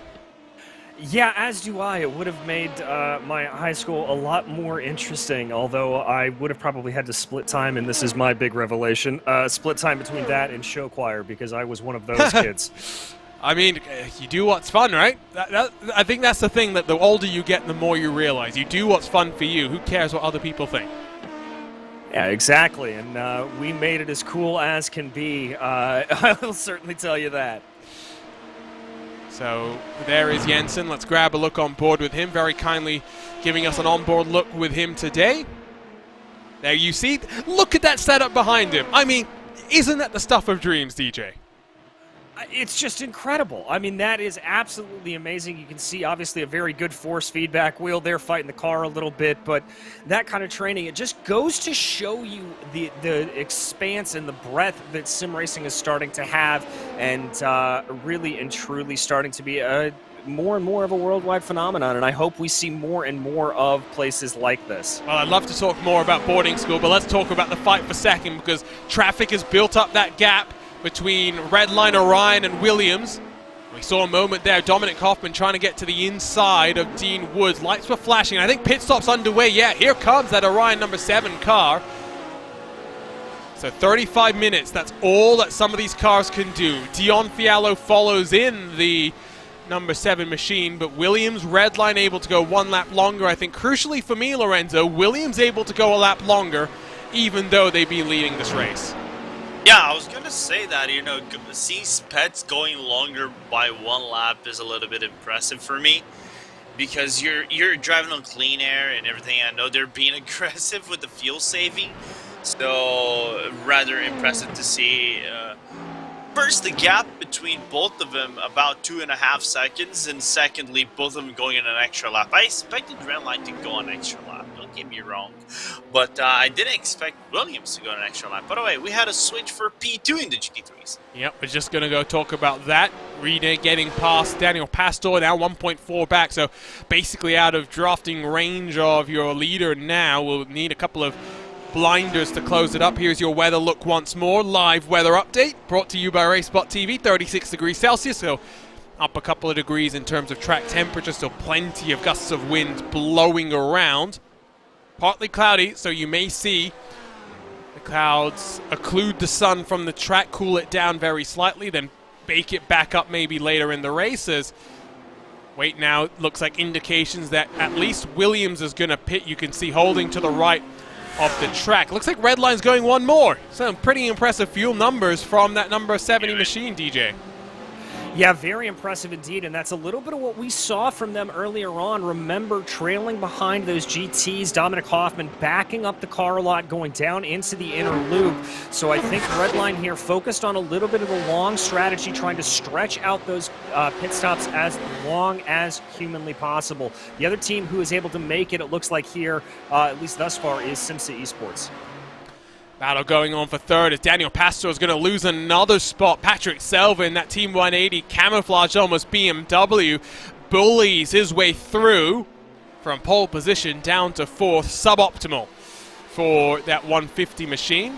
And we have seen show plenty of speed in this GT3 car over 2022. Thinking of other series, not necessarily this one. Let's get another look, by the way, at this lap 1 incident between Urano and those behind. So watch Satellite Racing, watch Tronsascolan. Both we saw Satellite Racing, of course, already come down and get some damage repair. But from what the indications are, Tronsascolan's hurting as well. They're, clipped the right front of their car. We saw the lack of speed, and you can see it's pretty significant hit to that front side of the car, Lorenzo, which does generate a lot of the downforce in these LMP2 cars. Yeah, and if you get hit on the rear as well, you do lose a little bit of performance. I think you can get up to, depending how much of the hit, you can get like 30-second repair optional repairs, and the car would be back towards normal speed, even though it wouldn't be statically fixed in the eyes of the viewer. But other than that, as we see Redline pitting, it's not the best thing. You're going to be dragging yourself for quite a while now, and I'm wondering about this pit stop from Redline. I don't think that was the optimal pit stop. I do believe that Williams might come out in front. The question is by how much. Remember, they might have to put in more fuel into the car as well. Because they went longer, they ran the tank a little bit dry. You also note that two different parts of the track looking very, very different in how shaded they are. The main pit straight, very, very dark. The boot section of the track a little bit lighter. Hoffman still in pit lane. 30-plus seconds as there he begins to roll. Spets going to be just about clear. I think the important thing is Dean Woods, in fact, is much further back, and it's side-by-side. Redline get out in front, so that they go longer. They manage to get in front, but now they're going to be towing Williams all the way up the hill. Spets' tires back in that optimal window already. Dominic Hoffman might not fight this one too hard. He knows that he can save plenty of fuel behind, and indeed, he tries to let him go, but they stay side-by-side through the inner loop, bumping their way over the curb. Interesting cycle of strategy then, DJ, and Redline, you'd have to think, looking on top.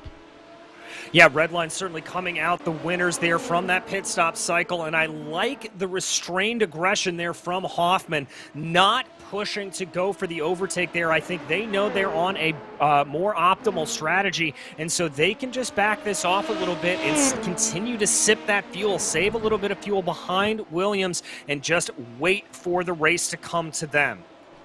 Now a look at the points as it stands. If it holds like this, 3 points. 3 points would determine the championship, and Williams Esports, by winning the first race in the final race of the season, will become champions in this SCO Endurance Series. Dean Wood's in the mix. Dion Fiallo through the cycle. Lorenzo has also closed. Yeah, it got closed by, I think, half a second on both of them. I'm just trying to take a look on the lap time, on the pit stop time. 33 seconds for Dion Fiallo. The fastest one was actually Dom Hoffman. He put at 29.8, but his time on the lane, 57 seconds. That is just 3 seconds faster on average on top four. That is really impressive. So maybe now he slightly short-filled that car. We'll have to wait and see. Talking of prior champions, by the way, Redline, well, they've won in GT classes before, GTE, or GT as it was called back then, last year. Then PRT/Redline, they won 2019-2020 in the GT category again. Williams winners in the GT category 2018-2019. None of them have won in Prototype. They're hoping to change the streak, which has been Mirvano 2019 through 2021. TBR, Team Bushfink Racing, 2018-2019 Prototype champions, while in the inaugural season of this competition, Vendaval won both in Prototype and in the GT. On the way to the GTs, they set the tone by winning every single one of the races. Was a dominant season for Matti Kaidasoa and Santtu Kekkonen. As we focus here, we grab a look back at your GT field. Looking dark, but Patrick Selva on the charge forward. They've dropped Daniel Pastor now 1.5 seconds back.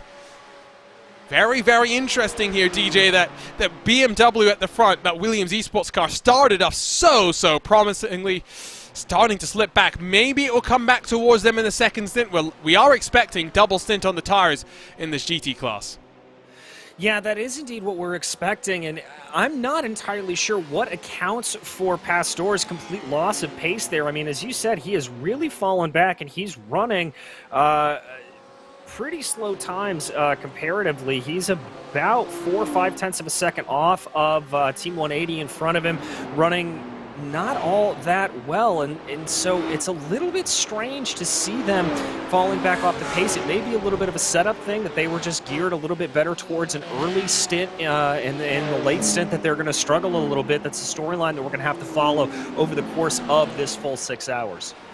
Fight for 5th on back as BS Competition see their mirrors filled with the likes of Triton Racing, who are under investigation, by the way, for an incident with one of the core sim racing cars. And we jump on board with the 131 now as they're at the tail end of this train. Alec van der Waal has Govan Keeney in front of him, Dominic Blyer in that 110. And DJ, the thing that I always now remember with Govan isn't necessarily his colorful reputation, but instead the monster 10-hour stint that we saw him run at the Daytona 24-hour race. That, I've done 4-hour stints before, but 10 hours seems ludicrous to me.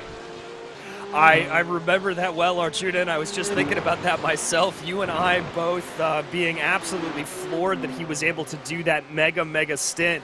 And then specifically everyone yelling at him to go to bed while he was staying up watching his teammate race and giving advice. The other core sim racing car gets passed as Patrick Selva. So his BMW not struggling at all. He's up to 2nd, best finish of the season if they can hold on to the spot that they're in.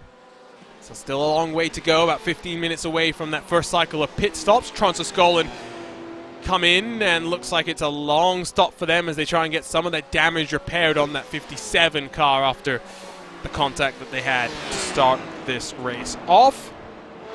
1.7 seconds, 1.8 seconds at the front of the field as the prototypes have been split up. You can see a train of GT cars that Dean Woods is trying to work his way through right now. And we always say this, Lorenzo, there's no way to be naturally gifted when it comes to the traffic management skill. It's something that you really do develop. The more laps you put in, the more repetition you have as well. Yeah, and the good thing is this series, this championship, mimics what the official series does. So they do have an entire week to do the official series, with the official IMSA series rather, for you to know where does the field stand. How can you navigate through traffic so you can get a little bit of race space practice prior to this race specifically. So on paper, you use the official series as a preparation, but even then sometimes using the official week does not translate you into being very clean, as something has happened to Satellite. No, they're in the pit lane. Yeah, they pitted early and remember to try and fix the damage, so expected to see them in now. As here comes the 131 to the inside of that Lamborghini. No overlap. We'll have to back out of that one, as it looked as though maybe that BS competition car slightly compromised as the traffic worked its way through. It is the leaders that are coming through, I think, at this point in time. And of note, Bila under investigation for that contact with the Impulse machine, as the PGZ Lamborghini blocks the road for Dean Woods. We'll finally get on through now. And now Team Triton Racing is going to block the road. I think maybe Tronsaskolen are going to be calling it quits, because I think Matthias Jensen has been in that pit road for 3 minutes and counting, in the pit box itself for 3 minutes and counting. Don't see that car necessarily rolling back out. Just like that, 40 becomes 37. If you finish in this prototype class, or even if you retire from here, you'll score points. It's as simple as that. Here comes Dominic Hoffman again. Lorenzo closing a bit on your leader as they work through the GT leader as well, down to 0.6 of a second. Yeah, but now the gap is going to quite open up because of the last corner, and there was just a rental car right in splitting the seas between Redline and Williams, so the gap up to 0.7 of a second again. But there is something called draft from turn number 1 all the way down to the inner loop, so expect that gap to come down maybe to 0.6 of a second to up to half a second whenever Redline and Williams go into the inner loop. Dominic Hoffman's got a taste of this winning thing, and he doesn't really want to let off. 2 wins in a row alongside Paddy Wolf, who's got 3 wins in a row because, of course, at the Red Bull Ring, he won with Matt Farrow, who is now no longer part of Team Redline, and instead, well, we mentioned this earlier, has gone over to Williams Esports. So it was interesting watching during the Sebring 12 Hours, fun little storyline. But I think one thing that really you find in sim racing, DJ, is the fact that you can go to the team that fits you best, right? I mean, sure, money's a small part of it, especially at the elite level where you'll get, paid a nominal amount on a monthly basis. But at the end of the day, because you spend so much more time with the team, right? There's unlimited practice, right? Because you can go and dial in some laps whenever you want. Having a place where you're comfortable and a group that, in effect, you can call family, sometimes just a little bit more important. Oh, no, for sure. And you really need to have that sense of community. I mean, at the end of the day, that is what is going to elicit the best performance out of you. You don't want to be racing for a team that constantly puts you on edge. Is the best way to get the best times for yourself is to just be absolutely at peace with the car and really be on the same page with everybody around you. And if you've got the right encouragement, the right support, the right feeling of family around you, it's actually going to bring out some better lap times. So clearly that's my excuse for why I'm not fast, because I haven't found the right environment just yet. Patrick Silva in that Team 180 BMW closing on Alexei Nesov down below 1.5 seconds, as looks like Simsa's just been passed by the 25 SRC Movano machine. Up the hill, some lap traffic going to work its way through. That's the virtual drivers by LDLC number 22, who's got nowhere to go, and forces Triton Racing to try and back out of a move that I think they were looking for. 4 cars, well, basically running bumper to bumper inside of the top 8 in this GT class, Lorenzo.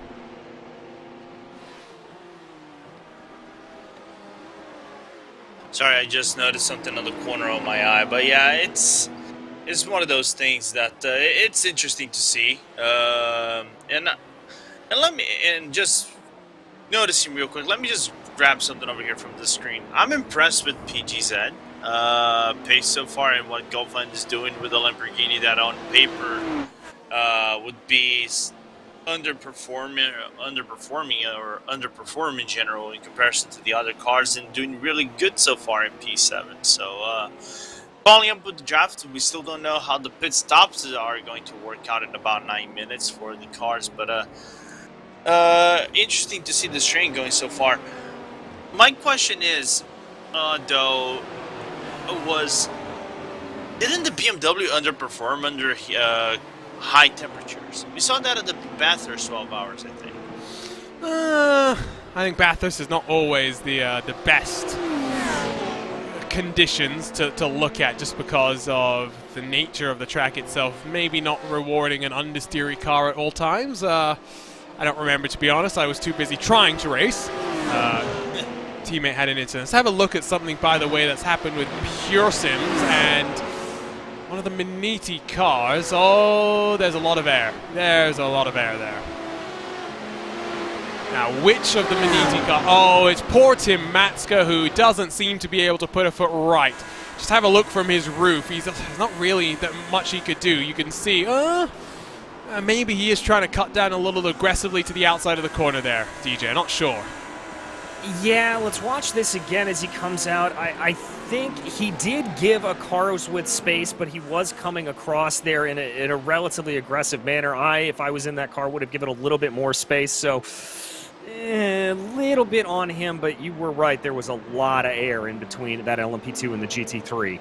Williams not happy with the BMW BOP right now, although having said that, it started off great for them, and I think the reality is, DJ, as well, that Team 180 is showing the car still has pace because they're closing on the leader bit by bit. Yeah, they certainly are. I mean, it's not leaps and bounds here necessarily, but just pulling in by about 0.2 here and there, about 0.08 of a second on that last lap. Now, obviously, traffic playing a little bit of a part of that, but Team 180 certainly doing what they need to do to be able to keep themselves in range, to be aggressive when that timer hits 0, and that's the biggest thing. You just need to be able to be within range. Lost a bit of ground there with the Impulse LMP2 car working its way through. Half a second between your prototype leaders. They pulled away now, 4 seconds on Dean Woods as well as Dion Fiallo. Here's the number 33, Marcus Hamilton, SRC Movano Viola, getting past Joshua Chin after the 33 had a drive-through penalty to start things off. Still looking decent for the King of Chins, who, if things hold as they were from the last couple of races, likely coming off a work stint at night, hasn't had any sleep. He's going to do his required drive time and then head off to sleep, although having said that, a bit surprised that maybe he didn't do the qualifying in that scenario. They've now got Delta Sport, Impulse, and SRC's 25 behind them. Don't count out Simsa. Josh might end this stint handing over to Phil Kraus down in 13th position in what has been a slightly rough season for them.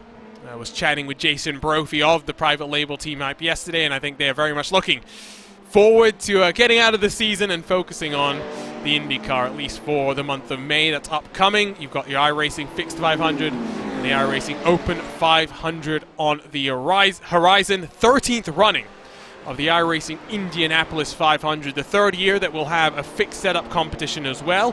Some of these drivers, including the likes of Dean Woods, for example, jumping over from the endurance ranks to run an IndyCar last summer. Maybe we'll see them try it out again this year, but we'll have to wait to find out.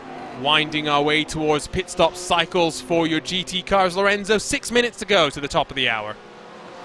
6 minutes to go, and I'm wondering to see if any team goes over the hour and how long or how many laps do they go over the hour. We saw something like that at the Red Bull Ring when Valkyrie Esports basically won the race by going 2 laps extra than everybody else in the first stint, and I think that was enough for them to make up the ground necessary and keep up with everybody else, and then have a really good result at the end of the day. So rather impressive to see, but in a track that has a little bit of a high fuel burn as Glen does, I do believe 2 laps might be a little bit of an overreach. It's doable. I can see somebody doing it, but I do believe everybody might go a lap extra, so expect maybe to see 58 to an hour and 2 minutes of stints, I do believe. And well, championship is basically done and dusted for the 145.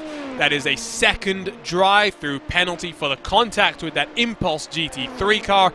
And DJ, I mean, you never want championships to be decided in race control, but by the same token, stay out of race control sites and you won't have that worry. Yeah, exactly. It's just that car putting every toe wrong here today, the 145, and it's a little bit of their own doing, it has to be said. Sven Haas has already served that penalty, so he's going to emerge again as your last car running in class. Let's have a look at the point situation in GT. That's how it's looking right now. Williams sliding backwards in the field. His first pit stop is actually going to be now as BS Competition cycles in along with the Team 75 burnered by Simar car.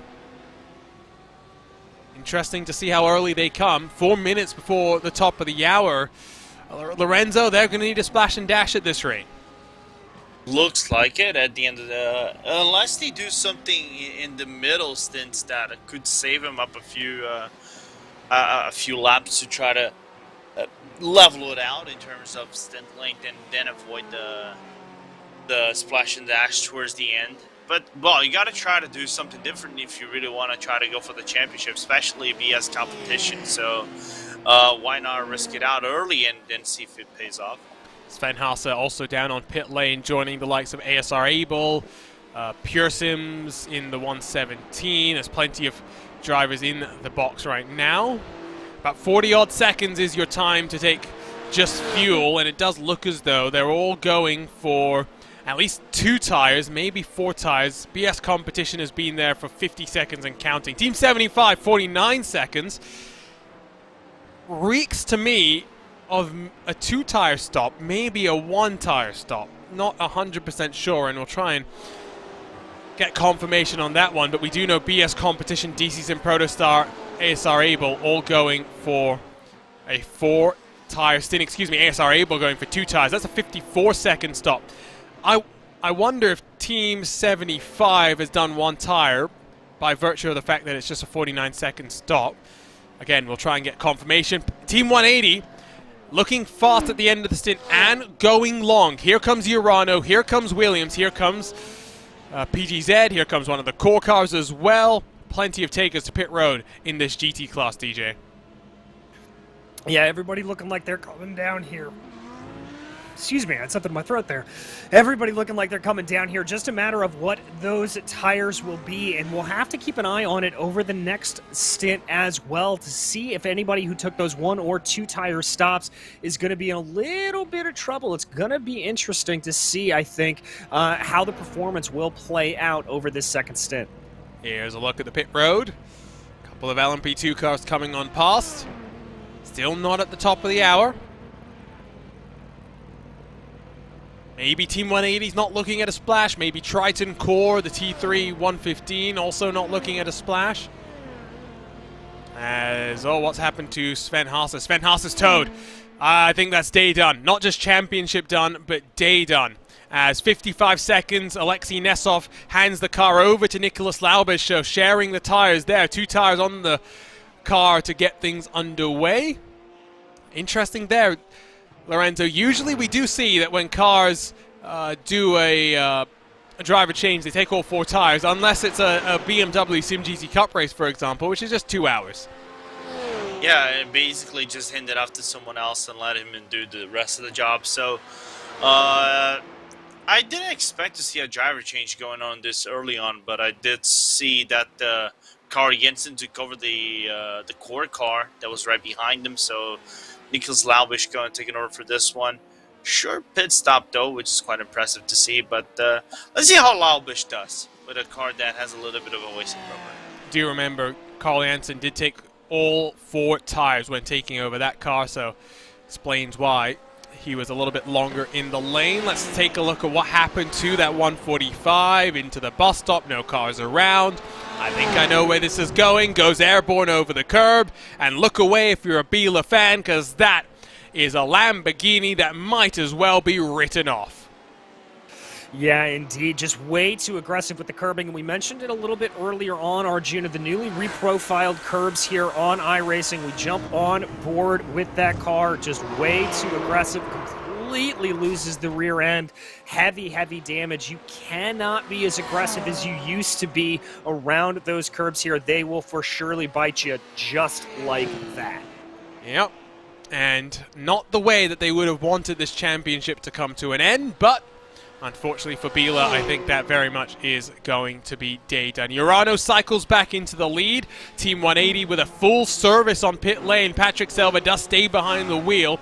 We'll allow some of the cars to jump in front of him. We'll give you a full rundown of the strategy in a moment, but crucially, they made it past the top of the hour. That's the vital marker to keep track of, Lorenzo.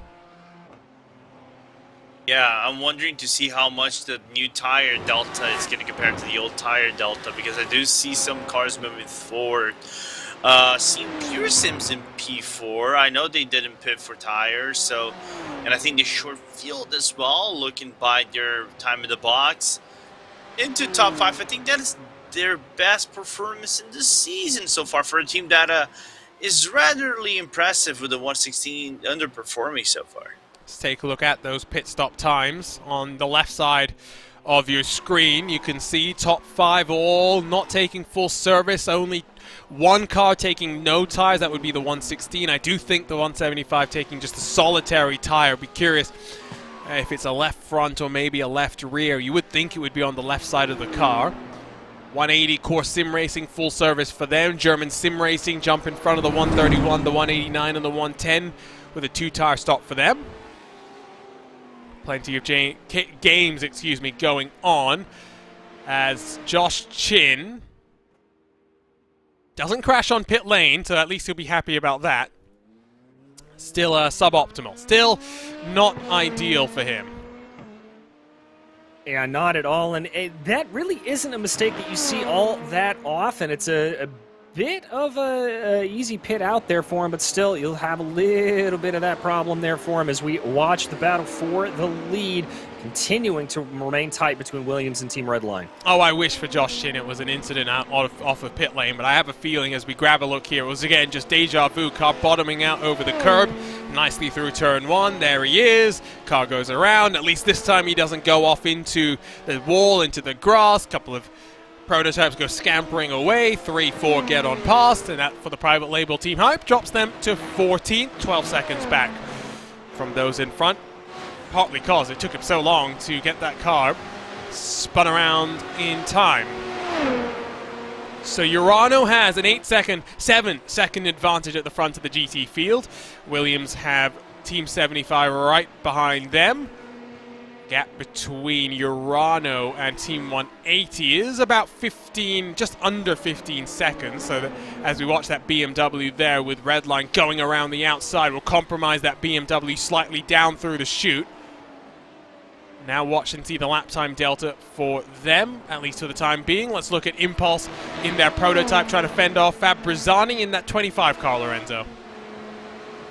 Going into the long end of the straight, going into the inner loop. I don't think Fabrizzani is going to be able to make the overtake right here, right now. Unless that Pure Sims has a different thought and allows Fabrizzani to open up a possible move going into the chute and then the boot. Nice and tidy for now. Running a bit wide, the 25 car almost off into the grass. Simsa Esports closing from behind too. Stretching out just a little bit, at least at this point in time. We're just over an hour done. At the front, past Team 75, past Williams, comes Redline, comes Williams in the Esports Fnatic LMP2 entry. Spet still there behind the wheel. 32.4 for him last time by, 32.8 for Redline Dominic Hoffman, 32.2 for Orion Race Team's Dean Woods, who is, at least for now, holding off Dion Fiallo. Live points update in your prototype class. It's been a while since we've looked at this, but it's the same situation. Williams finishes in front, they win the championship. The championship basically comes down to who survives, who gets to the checkered flag first, DJ. Yeah, indeed it does, and it looks like a pretty mano-a-mano battle here with Movano Corsa still back in fourth, not really seeming like they have the pace to keep up with Williams and Team Redline, and I'm getting the sense, again, we talked about this a little bit earlier, but Hoffman just keeping himself in contention, keeping that number 70 machine in the place it needs to be able to fully maximize come the end of the race. Can hear the fuel saving going on as well down into the heel of the boot. A little bit of oversteer, not in the traction control. You can see they're really running it as low as they really can. As soon as you get into that traction control in these P2 cars, it's like someone threw a tractor and an anchor onto your car and holds you back. So that's why you see them running so loose through the corner. Right foot traction control instead of electronic traction control. Just within drafting range though, and now they do get some clean air as they climb up the hill once more. Nice and tidy at the front. Some battles going on further back. BS competition, Triton Racing, 2 cars that took 4 tires. Triton Racing has got a warning, just FYI, for an incident with the 131 Course Sim Racing car. So they've incurred the ire of the stewards, and I can also tell you that in this GT class, usually it's the other way around. A prototype gets a penalty for making contact with a GT car, but in this case, a GT car has got a penalty for making contact with a prototype, and it's that 101 car that we saw through the final corner, Lorenzo, making contact with Pearson's. Yeah, you're basically adding salt to the injury already of the 101 team. Not the greatest start for Team Matska. Then you have a second incident non-related to this. And then you have the crash with the Pearson's LMP, and then you get the drive-through penalty. It's suboptimal, but it's impressive to see them not having the greatest of seasons when you compare it to it last season. It's surprising. Very much so. BS competition, by the way, passed by Triton on the entry into the bus stop chicane. The Zebras struggling a little bit. No Phil Dinez behind the wheel. At least for now. We'll see if he jumps in later on. Back at the front of the prototypes. I think it's time that maybe we step away for some RaceSpotTV fan immersion, but don't go anywhere. We're an hour done. Still plenty of time to go in the 6 hours of Watkins Glen, the title decider here in the Sports Car Open 2021-2022 Endurance Series. We're going to ride on board with Team Redline and Dominic Kaufman for a couple of laps here. We'll be right back. Enjoy the sound of a Dallara LMP2 car.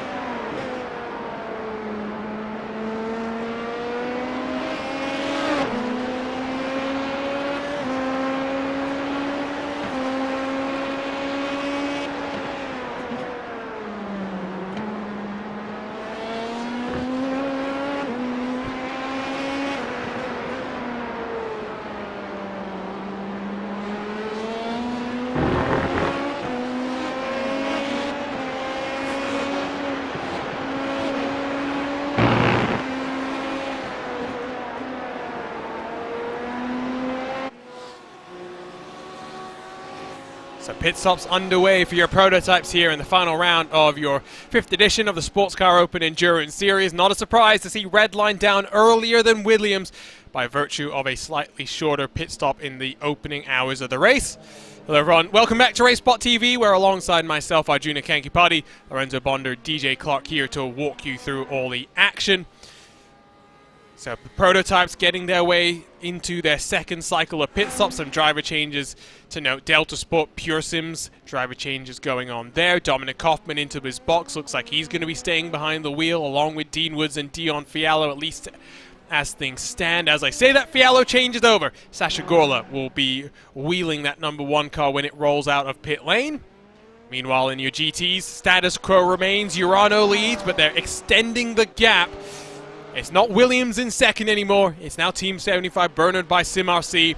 The cars that took 4 tires in the pit stop, DJ, not really getting much time and gaining much ground on those behind. No, it really doesn't look that way, Arjuna. It looks like that 4-tire stop not having the full advantage that they would expect. And it may play out, though, a little bit later on in the cycle as it goes, is the teams that took fewer tires than that, the 2 or 1 tire option there, that's when the wear is going to really start to pay out. So we'll keep an eye on what that's going to look like over the course of the next stint. An incident to note, by the way, that happened just as we went to the RaceSpotTV fan immersion, just as the prototypes entered their pit cycle, was something for Alessio Fabrizzani in the 25 SRC Movano machine. So let's take a look here. You can see Impulse in front of him. You've got Valkyrie Esports as well as they try and dive their way through the traffic. They're trying to find a lane through. They try to make it 4 wide, and that is not pretty.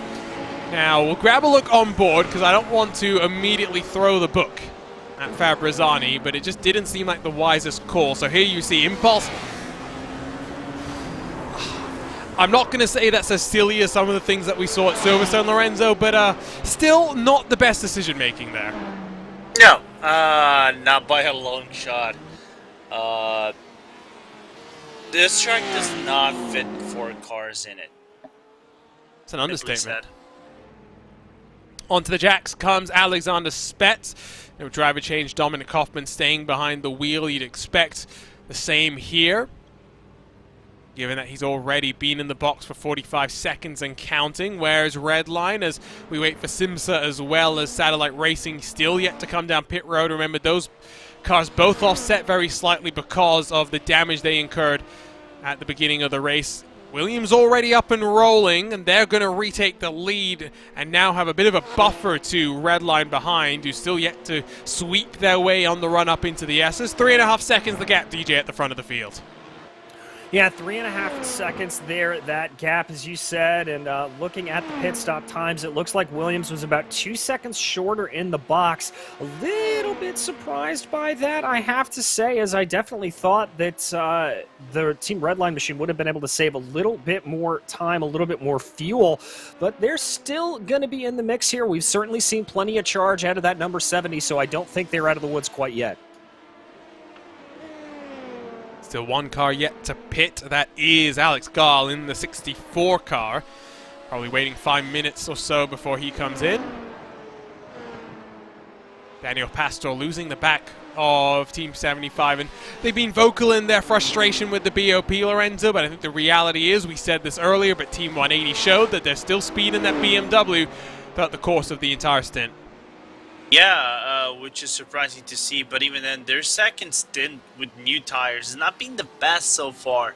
Looking at the lap delta between everybody else in front, they're doing the last lap 44.3 for the Team 180. Everybody else in front is doing a 43 highs, mid-high, so they can still extract a whole lot more out of the car, but I would say for the BMW, the BOP seems accordingly. They're right on pace with the Porsche. Take a look at your track conditions once more. It's gone up above 40 degrees Celsius on the track itself. Getting closer and closer to midday. Not racing into the night. That was last done at, I think it was Spa, as there's a car off the road, and it's another Movano machine. This time it's the 33. Really not being an easy day for them, and they'll be side by side now with Impulse as they round themselves, and nose chopped off on the anchors is Ricardo Chivon to avoid running into Timo Hayden in that Impulse 56 car that, of course, did not have the best of qualifying runs. Now, was there contact or what happened here? Was it another incident with traffic? Let's find out. So grab a look at your RaceSpotTV replay. So he's trying to look to the inside of DC Sim Protostar, and I think just loses it on the curb by himself there, DJ. Yeah, a little bit. Let's see if we can take another look at the angle here as they come down into the corner. This will be a good indication on board. A little bit far back to be going for that move. Little bit of a pinch, but definitely losing it on the curbing himself. Lucky to stay out of the wall and make any major contact. Let's grab one more look at it if we can. You just see how onto the curb he is. If there's contact, it's minor and incidental, not really contributing to that car losing control. But now, that Viola machine right into the thick of the fight with Impulse and Ramez Azam in that Simsa Esports machine as well. As they're fighting outside or inside of the top 15, of course, because only 15 cars still running, but just on the edge of the top 10. Spreading itself out. The first hour was a bit frenetic, and as most endurance races do, Lorenzo, with no safety cars, they settle into a rhythm, and you go with the flow. Yeah, you go with the flow, and that was a relatively calm first hour. We didn't see any major drama. I think the biggest one might have been Bila bowing out of the championship with their issues early in the race, and then with the issue on lap 14 with the Impulse GT3. Other than that, we haven't seen any major breakthroughs. I think my opinion, the biggest breakthrough of this race has to be Urano. I gotta commend Nicholas and Alexei's pace so far and their strategy to keep everybody else at bay in the GT3s and try to leave no room for error and try to capitalize that championship, which is I'm not going to say it because Lorenzo is an expert of killing people with words. If anything happens, we know who to blame, as Valkyrie Esports and Jonathan Poulet closes on Maxime Mariotte in the T3 Motorsports 178 car. One of the best numbers in all of sim racing. Anything which has 78 there is a great number. Lewis McLeod and Arjuna Kankipati approve. As we jump on board with the BMW that had that moment with the other of the Movano 25 cars, as they rounded up their way into the toe where we are right now. Slightly cambered in is this uphill hairpin, so carry plenty of speed, attack the throttle, wash yourself out all the way to the outside of the track. Good demonstration there in that BMW. Valkyrie Esport do have some new liveries that I've seen floating around on social media, but at least for now we get this blue, orange, and black number. Got the matte on the left rear quarter panel. Asymmetric liveries do always look good as well. Spec maps also really just added, DJ, didn't they, to the way that you make your paints pop. You can do some slightly unrealistic things if we're being honest with them, but they still look great. Oh, for sure, and it really has just added a new level for some of these designers of the liveries to really allow for some creativity and a pop, as you said, really making the car look great. And you know what? So what if they look slightly unrealistic? They look great. We have a Discord about around the VLN, or as it's now known, the NLS community here on iRacing, and someone posted their livery that they'll be running in the upcoming season, and George Simmons, who works with McLaren, was instantly saying, well, I'll post this real-world livery and show why you couldn't really do that, but it was still a great livery. Still very, very fascinating to see the ways that the matte looks, for example, can change. By the way, I think we missed this in the cycle of pit stops, but Sasha Gorla in that #1 car, a little bit short on fuel in terms of the time in the box, has managed to leapfrog up in front of Dean Woods. Now, he is still about 3 seconds back from Redline, another 3.5 back from Alexander Spetz, but at least moving forward, there you look at the championship's situation, and after the first 2 races in 2021, that #1 car finds itself 15 points adrift, even if it swung around and Williams finished in 3rd and Movano won this race, Lorenzo. That's still not good enough to win this championship.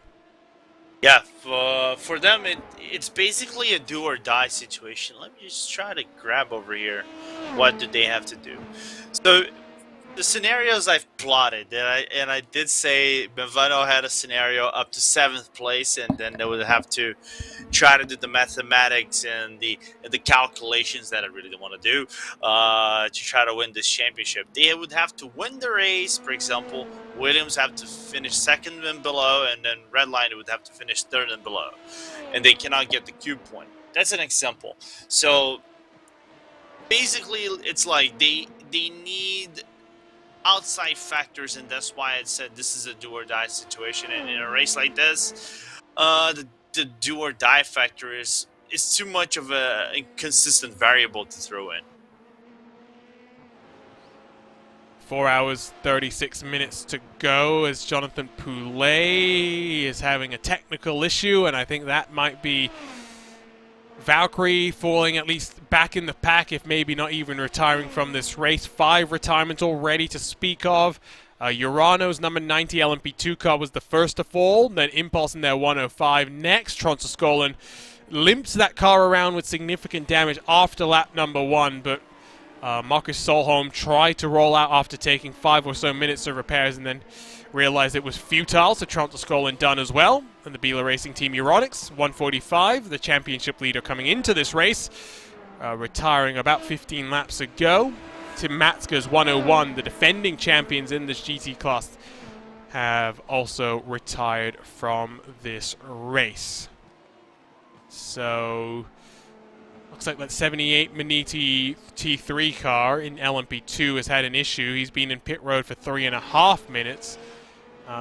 Looking forward, though, at GT3's Team 180 on the back of Ross McFarlane. Good indication, DJ, of 4 tires versus 2 tires about to come up. Yeah, exactly. Very, very much so. We're going to have to see what is going to be able to happen here. And I'll tell you right now, it looks like Team 180 is going to have the advantage. They're going to go to the inside of the inner loop. Easy peasy, and it is done. Done and dusted just like that. Not much of a fight put up there. Although having said, by the way, about the 101, maybe that drive-through penalty that they got was the nail in the coffin. They'd already been limping around with significant damage. Another move into the chicane. 2 tires versus 4 tires this time, and Maxim Ramstein in the 131 gets past German simracing.de by ACV's 169 Lamborghini. Another car that looks great with the spec map. You can see the... Is it an eagle? Is it a bird on the side of the car? Looking good too. Up at the front. 2.3 seconds now the gap. Alexander Spetz losing some ground to Dominic Hoffman-Lorenzo. But I think it is to be expected to lose a little bit of ground. I don't know if there was traffic, and most likely there is traffic because it's catching basically the bulk of the G3s. There's the Trident ahead of Alexander Spetz as they go into the heel of the boot. So I would say, oh, he's closing the gap, but it's traffic just making it work. Up through the hairpin. Nice and tidy. Redline, excuse me, Watkins, one of the tracks, getting an update recently. New surface, new curbing, new graphics overhaul. Plenty of other tracks, I think, on the horizon that iRacing fans would love to see. SEO has run a race at VIR in the past. I'd love a VIR update as long as we keep the oak tree there, because that's a part of the track history. There's plenty of other tracks as well that I think people would love, DJ, to see brought up to the modern standard that iRacing has set with their tracks. Yeah, indeed. There's quite a few that a lot of people want to see. I know, obviously, it has been rumored to be in the works, but I would love to see an update of the Indianapolis Motor Speedway, a place that is now starting to have a great sports car history with the 8 hours of Indianapolis. The newer layout there, we're still running the old F1 layout, and to see an update at the World Capital of Racing would be absolutely fantastic. Hashtag hope, as long as it's not before the iRacing Indy 500, because you'd send the teams into a tizzy. That's a bit long for a hashtag, but the sentiment is very true. I think Scan trucks were spotted there. Doug Bowles, track president, has talked of his desire as well to see that track be updated. Let's be honest, the configuration of the road course that we're running right now is abysmal. It's atrocious, needs to get in the bin. The new version is great as long as it doesn't have NASCAR absolutely destroying it. Lorenzo, what would you think about tracks getting an overhaul? Okay. I know Interlagos might get a revamp soon from what Stock Car is trying to plan. Stock Car Brazil is trying to plan. But all right, new versions. Give me some time to think, because there might be a track or two that I would like to see a 2021, 2022 version of it. I'll get back to you on that. All right. Meanwhile, Chevron chasing down Timo Hayden after his mistake in that number 33 SRC Movano Viola machine. As getting to the halfway marker of hour number 2.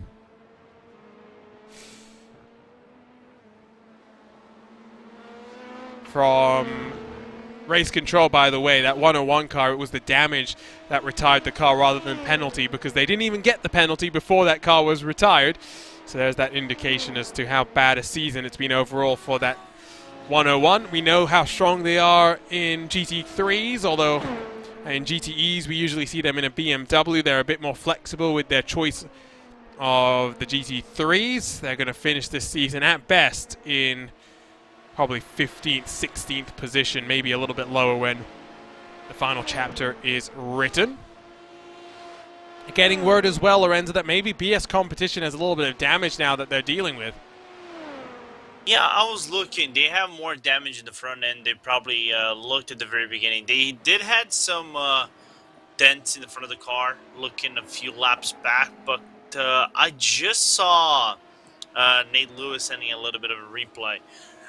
Going through the toe off the boot, the car just picked up some weird front end damage. You can see now the splitter just bent over. The bonnet is also bent over. So I think that's how they're losing a little bit of ground in comparison to the other cars. Might be losing about 3 or 4 tenths of a second per lap.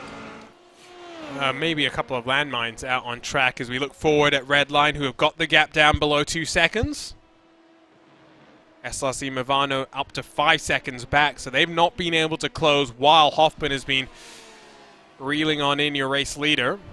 Remember, it's basically the fight for the championship here. Redline versus Williams versus Movano, but in reality, we're really just focusing on the top 2 cars. Urano, by the way, in that GT class, now almost 11 seconds clear. I'm not sure what they're doing with that car, DJ, but 2 tires, it seems to be working great, and it's a bit of a surprise that, you know, even compared to Team 180, who took 4 tires, they were almost a second quicker last time around.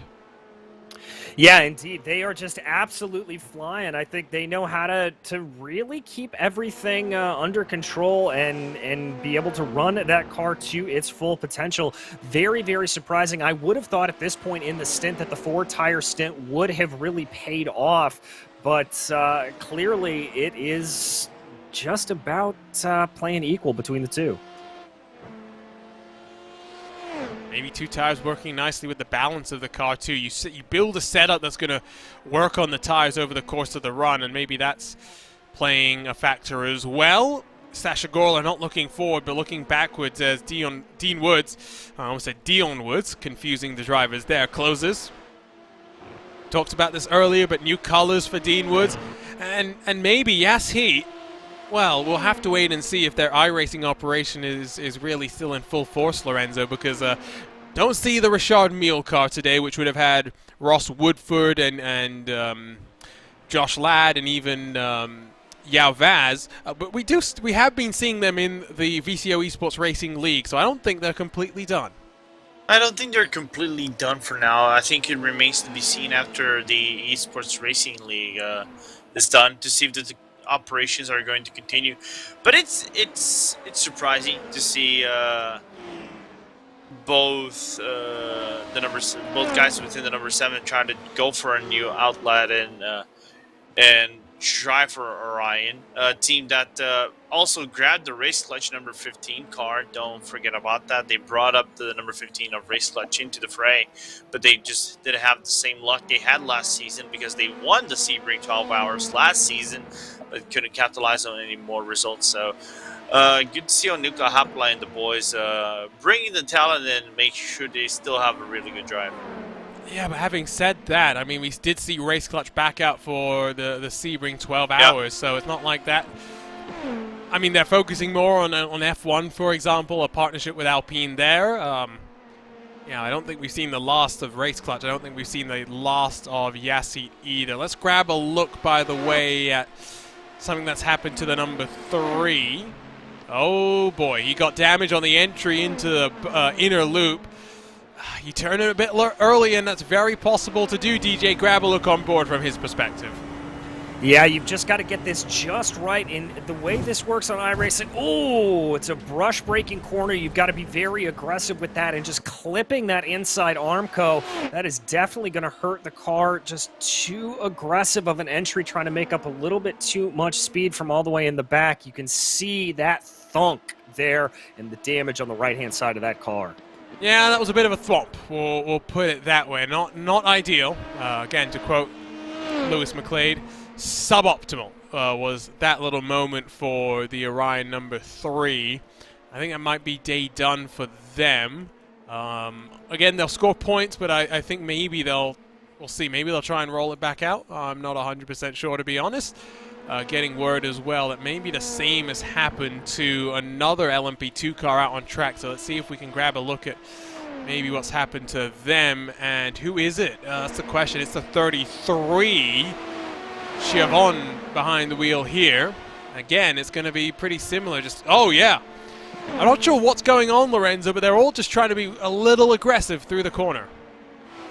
Yeah, we expected the aggressiveness coming out of the entry of the inner loop, but like I said, because of this new, I wouldn't say new variation, but of the inner loop, but I think this new revamp of the inner loop makes a little bit more the cars being aggressive in it, but just way too much commitment out of the cars, and yeah, re-quoting Lewis, suboptimal. So that's 2 cars. We'll see how long the damage repair is going to be. Of note, there comes the 33. So he might have gotten away with it because he only had a 45-second pit stop. James Clay in that number 3 has been in pit road for almost 4.5 minutes now and counting. So pretty drastic difference in how long that they're having to spend down on the pit lane, which is a bit interesting. There's a long way to go. Can always recover from here. Why did Alexei Nesov come and pit? I think he sure pitted on the first time. But Fuel. It wasn't that short a pit stop. It might. I might be spitballing over here. I think he might have gone for 4 tires, but maybe short fueled the car to try to make up the difference. Are we seeing a Silverstone repeat? I don't know if I like this strategy. Grabbing a look at the car, it looks fine. So we'll have to try and get word from the Urano camp, potentially. We'll get the feelers out there. Interesting call, though, DJ. Maybe it's that, conceding that they definitely couldn't get to the end without a splash and dash, and now distributing it evenly over the course of the run. That could very well be it. I mean, we saw a lot of these drivers not able to make it to the full hour mark, and so just kind of taking that splash and dash here, maybe finding a good place to be able to slot themselves back out, not liking the way that everything was handling and coming in, but it is a very strange decision to be sure, but one that strategically may end up playing out well in their favor. Would be great if we could have a word with maybe Alexei Nesov, who is sitting back nicely and waiting at this point in time. I don't know if that's necessarily going to be the case, as Timo Hayden's gone around, and it's turn 1, isn't it? It is turn 1. He's going to now wait for... Oh, no, he's not going to wait. He's going to pull, and he's going to tow, I think. Timo Hayden, maybe day done for him. It's the end of the season. I mean, sometimes you... Oh, no, he's rolling again. There we go. So maybe just being courteous with the cars around. But end of the season, sometimes the blues come and hit you, and you don't want to race. You don't want to finish out the season. But at least it's good that he's going to keep rolling from there. Battle going on with Core Sim Racing and German Sim Racing. Of course, we already saw Fabio Unverjus getting passed by Maxim Ramstein, but not getting dropped. 4 tires, not as big an advantage over the 2 tires as we've seen in seasons past here at Watkins, although having said that, usually we do see some pretty blistering track temperatures here with 60 degrees Celsius and upwards we've seen here before. Not as hot as Interlagos has been in the past, but still definitely pretty warm. Gap for the lead down to just 1.1, DJ. Yeah, and it's just been coming down. Traffic playing a little bit of part of this, but I've got to give credit to Hoffman. He's just been reeling this gap in bit by bit, and a big chunk taken over the last lap, 0.4 of a second. So he is certainly closing in. That Team Redline machine going to lose a little bit of time there. He's been fast through the first and fourth microsectors. That's really where it seems like he's gaining back that time. I'm having an argument now with someone on Urano trying to get them to tell me the secrets. They tell me they know exactly what they're doing. They just don't want to tell me. So, Dylan, I've told you what I'll do. I'll hold my word. I'll stop calling you Becky. Otherwise, I'm going to keep calling you Becky. Let's have a look, by the way, at what happened on board with that Impulse car. Through turn 1. Oh, he's just trying to check his momentum up behind. And deja vu onto the curb. Around she goes. And again, good, respectful driving from Timo Hayden to avoid coming up into the path. Hey, you can see the rear end just bouncing like a pogo stick, unfortunately for him. Cone goes flying, but we'll excuse him from the cone murder because he was not in control of his car, Lorenzo. Yeah, I wonder if Impulse got their car setup from Mercedes. Oof. Oof. Sorry, Timo, I love you to death, but I had to make this one. I had to throw this little joke. So it's unfortunate for them, though. Lorenzo, you've also been looking at the fuel numbers from stint 1, and it does look as though it was a short pit for that Urano car, and maybe they did take 4 tires. Yeah, I think they got 4 tires and a short fill of the car. It's the only explanation possible to try to make up the difference. You know, 55... You get up to 26 seconds, 30 seconds in terms of tires in total. Yeah, so it's explainable. See if we can figure it out. Dylan is telling me that they have a hyper manager / strategist, so maybe I should really send the directions and the inquiries to Sebastian Schmalenbach, and I'll get on that as soon as possible. Orion, I think, day done in that number 3. I see James Clay has jumped out of the car, call it quits. So that becomes now our 7th retirement, so 40 becomes 33 like that.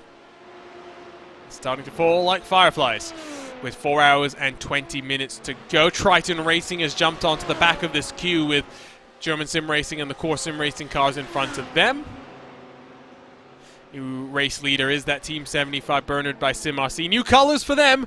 We saw it debut last week during the Sebring 12 hours, and as their social media people put it, for that the real world outfit Team 75, from Batman to Spider-Man with the red and blue. This livery is going to match what the team will be campaigning in DTM for 2022. We like these crossovers, DJ, where, you know, real teams come over to sim racing and, you know, help the team out, give them that push forward in terms of professionalism, in terms of branding as well. And I got to say, I do like this livery. Yeah, it's very striking. Pretty simplistic as liveries go, but just the color match together looking really, really nice for that number 175 machine. I am a big, big fan. I also just happen to be a sucker for simple, clean liveries. That's my favorite way to go. Are you a sucker for Spider-Man?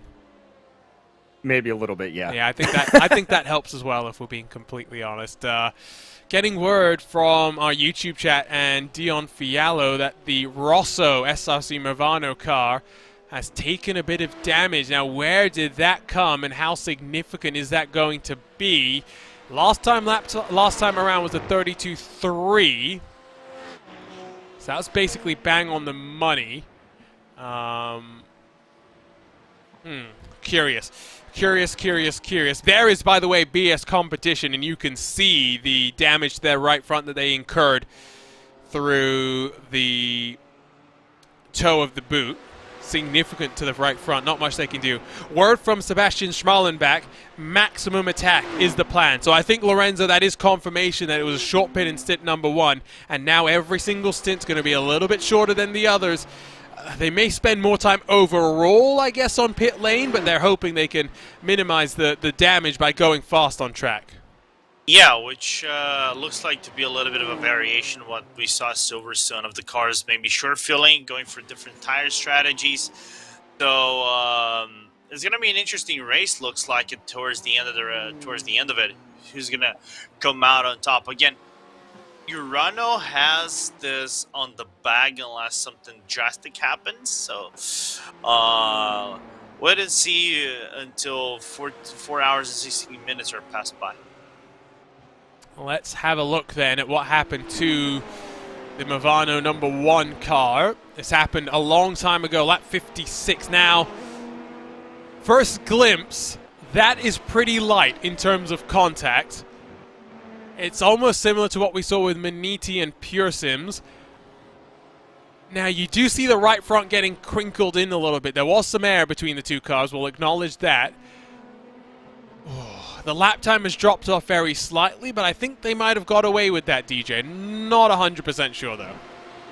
Yeah, I mean, they are coming in at pretty high speeds there. That's a brush-breaking corner down into the final corner and closing at a rate of knots there for the LMP2s, but that could have been a lot worse. Yes, they're probably suffering just a little bit of aero damage, but certainly not anything mechanical necessarily, so they'll be okay, and hopefully that will just be a couple of extra seconds in the pit stop to fix. On board with Dean Woods, who's behind that number 1 car now.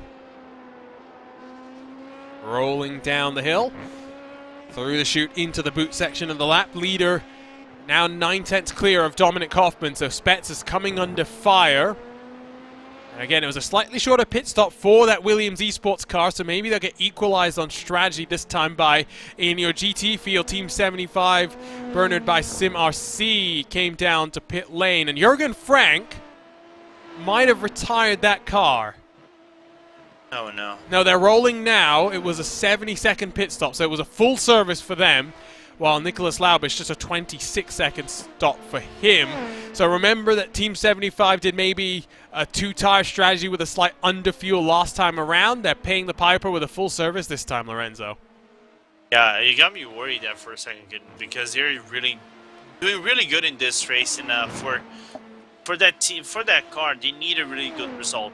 Of course, they're trying to build up the momentum they had in Silverstone, whether they got P3.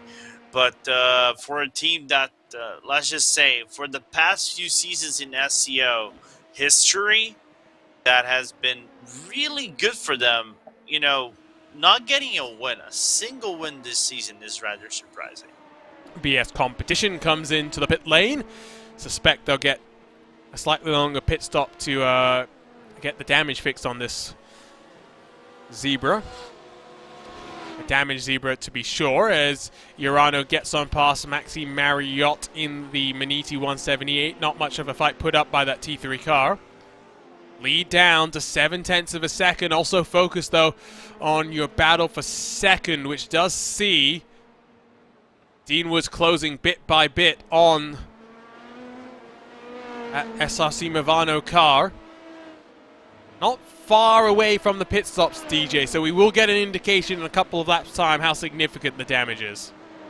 Yeah, we will indeed, and that'll be interesting to see just how long they're going to be stationary. I think the other thing that's going to be interesting to check out over the course of the pit stops is just how much fuel Team Redline has had to use to try to close back in the gap. Remember, on the first stint, they were able to go a lap longer, but they came in a lap earlier on the second stint, and I have a feeling that they are in full attack mode here in this third round of pit stops, and so for them, they may have to come in a little bit earlier before Williams because they haven't been able to do as much fuel saving. Sam Michaels in the 25 becomes the first of your prototypes to pit. As for the lead, let's jump on board with Redline. And maybe listen to the engine through the lap here. Woods not close enough through the inner loop to make a move. We'll have to wait and bide his time for now. Is there going to be much fuel saving going on? A little bit, but marginal. Remember, you can't save fuel using the clutch anymore like you used to be able to do, which would slow the amount that you would have the engine braking go on. Dominic Hoffman has a brief technical issue there. And now gets checked up behind the Pure Sims Lamborghini. That's the 117, so the one that's down in 16th position as Core Sim Racing gets in front of the other of the Pure Sims Lamborghinis. That's the 116, which has been passed by Carl Janssen. Ross McFarlane on a double stint of his tires. No tire change, done last time around for him. Crossing the line once more. Remember the 1 lap difference between the two cars. Red line due in probably at the end of this lap. Williams the lap after that. Nice and tidy as Movano and that number 1 Carl Lorenzo comes in this time by. Yeah, and now we're gonna see how extensive is the damage on that car. I was talking on the YouTube chat. The car looks in one piece visually, so unless it is like floor damage or something more specific in the car that we probably cannot see in full length, let's look on how long the pit stop will be, then we grab a better idea. Well, you could see there is a little bit of damage to the right front, of that car. Pretty relatively minor, but minor in an LMP2 car really can upset the balance, upset the downforce characteristics as well. So that will be the 1 car in pit lane. We'll see for how long. Watching though as Redline and Williams work their way up down through the boot. That Marshall on the right-hand side got the shock of his lifetime this past Thursday. Huge incident in our Lionheart Retro Series race, which DJ and I had a good chuckle about. Glad that it was a virtual incident and not a real one, because the drivers would have been in trouble. The Marshall might have been in a little trouble, other than, of course, having to have his change of overalls. Will they come in this time for Williams or Redline? No indication that either is going to box, and indeed they'll stay out for 1 lap longer. Now that number 1 car, 33 seconds, Lorenzo, doesn't look like much damage in terms of the pit stop time. Yeah, it doesn't look like it is something dramatic for them, so just out of the pit box, and let's look at the next few laps, how the car performs. I think if they lost any time, Arjuna, it is like really minor, maybe 0.2 of a second or something like that per lap. It's damaging, don't get me wrong, but I don't think it's something that they should be overly concerned through the mania of this race. We still have more than 4 hours to go. Dean Woods boxes that number 7. They have complained about blue flags not being respected in the prototype class with one of the Movano machines. Dion Fiala reports about 0.3 of a second per lap damage to that car, so that's not an insignificant chunk of time. Really does add up over a 20-lap stint to be several seconds, and so if there's no extra damage repairs to be done and they're still bleeding that time, that is not ideal. That is not great. 33.1 in the box, by the way, for Dean Woods as Redline gets bottled up behind another car. Dean Woods will come out in front of Shasha Gorla, so the traffic plays a factor there. Here comes Williams through the final corner and indicating they're peeling off down. Redline will follow them in. So our equalized on strategy at the front of the field. DJ, this is what Redline would have wanted after that last cycle of pit stops. Yeah, indeed. Obviously coming in, like we said, 2 laps earlier, or 2 laps earlier on that last stint. So everything equalizing out here for them. This is going to put them right into prime opportunity. Not anticipating that either team will take tires here, as this is the first stint on those tires. Both drivers coming to rest in the box. Nice and easy. No problems there. Pure Sims rolls off in their LMP2 car. Got a good view of the cars in the pit lane. Who will win the race off of pit road? Maybe Redline. We'll have a slightly longer stop, but Williams did put in less last time by. These drivers have been in since the start of the race, so now about 1 hour and 53 or so minutes in the car. Redline rolls first. Williams still in the box. Alexander Spetz a lot longer there. 28 seconds for Dominic Hoffman, so it's another short fill, Lorenzo, for that 70 car.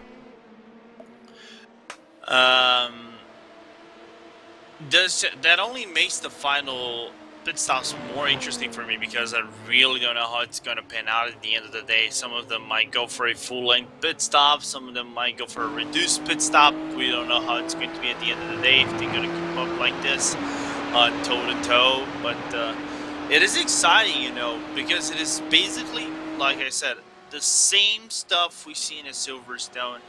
But I think the only difference is they're risking it more than usual. Because, again, for Redline and Williams, it's basically a win for both of them, guarantees a championship. Team 180 gets past that BMW for Daniel Pastor. 2 tires versus 4 tires there. Patrick Selva able to close and then pass the 150 as they round themselves towards the pit stop window. The gap between Redline and Williams is up to 2.8 seconds now. So do watch that. Urano has got DC Sim Protostar Racing now in front of them as Nicholas Laubish gets to work on this maximum attack strategy. DJ, I mean, there's a reason we're here talking and not driving. But in your mind, do you prefer maximum attack, or are you one that likes to try and play the fuel game, play the fuel mileage? I like to be in maximum attack mode, but I actually find that when I'm in that fuel-saving mode, I tend to drive a little bit better. My adrenaline's not nearly up as much. And so if I'm able to do that, I normally end up putting in the better stint and the better times. Lorenzo, what about you? I prefer maximum attack. I'm like DJ, excuse the background, but I'm always maximum attack. But fuel saving, I drive better, believe it or not. Interesting. Interesting. I do remember a Spa 24 a couple of years ago now, where in that GT3 class I was able to go faster fuel saving than I was going full chat, but I wonder if maybe that was partly related to the fact that I had done so much fuel saving practice. So I just got so used to it and so accustomed to the way that went. Rolling off is Pure Sims in that GT3. Now they are going to be a lap down, so that's Daniel Ferguson behind the wheel of the David Baker, excuse me, behind the wheel of the 117. You should pull aside and let through your race leaders. Hard to get a good indication for the championship right now, but worst case scenario, things finished as they were, Bila Racing would still be your champions. That's how close it is. Urano needs a good result. They need to be inside of the top 5 or so to be able to lock in the championship for them. In fact, no, they need to finish 4th or higher, although that might still leave them in a tie situation as another LMP2 car has a bobble out of turn 1. I have a feeling this is, again, deja vu, DJ. Yeah, that big curbing there, just bottoming out a lot on these LMP2s and really catching these drivers out. Again, it really is one of the stories of the race, unfortunately, as we take a look there at the replay. Yeah, we'll see what goes on here. So down into the 90, which is very descriptively named. Yeah, just again, bobbling through the curve, and it's another weeble wobble for him, and this time at least, I was going to say he kept it pointed in the right direction, but he did until the very last moment when it went pear-shaped for him, and he'll roll himself back on up to racing speed. Should note as well, as Course Sim Racing in the 132 car will come down to pit lane to do a cycle of pit stops there. It's going to be a busy day for Juan Gael Valero, who is not just going to be doing some driving here, but after the conclusion of today's race, will be heading over to the Hyundai E and Festival Global League. Think I nailed that one there, as Triton Racing gets past German Sim Racing to do some TCR racing to represent his country of France. He'll be alongside one of your Course Sim Racing TCR wizards, Corentin Gunes. See how it goes for him. Unfortunately, Lorenzo, if you were hoping for an Apple update, we're not going to get one today. It's a letdown. Gael, you know better to bring us the content. You should do something to bring the content out for us. I am disappointed. I am disappointed too now. He is going to be driving in the PGZ assistance car, so Fabio Basucci, there we go. He's going to do that driver change, and so Gael will get behind the wheel. Maybe he did hear our comments there, and maybe he's gone off to get the Apple update. In fact, no, Fabio stays in. 55-second pit stop for him. So a double stint, and they'll switch over with half the race done. It's a monster stint, 3 hours, and 3 more hours to get to the end of the race as Syandra brings the Satellite Racing 64 into the box. We watch your race leader, Dominic Kaufman, behind the private label Team Hype, about to put a lap on them, has opened the gap to 3.6 seconds back to Alexander Spets, DJ. Yeah, he's been able to build this out a little bit more. Team Redline continuing to be in full attack mode, and it doesn't really look like that it's, massive leaps and bounds over the last couple of laps. It's just tenths here and there, although I do have to say on the last lap, able to pull up 4 tenths, waiting to see as they cross the line now if he's able to continue to grow that margin. And it looks like they were just about dead even, only a couple of thousandths of seconds separating the two cars. Team 180 in pit lane, so is the PGZ 114 with Govan Keeney at the wheel. Team 180 driver swapped over to Alessio Sensonze. I don't think there's a driver change forthcoming in that 114, that Lamborghini. That was one of the decent qualifiers in today's race. Not yet at the top of the hour, so those that have pitted almost guaranteed a splash and dash, including Team 180, who roll now behind the Satellite GT3 car that is a lap down, with Dallas Pataska behind the wheel there. In comparison to Urano, they are a country mile away. I think it's almost a minute, Lorenzo, splitting the 191 and the 180 now. The 191 and 180, yeah.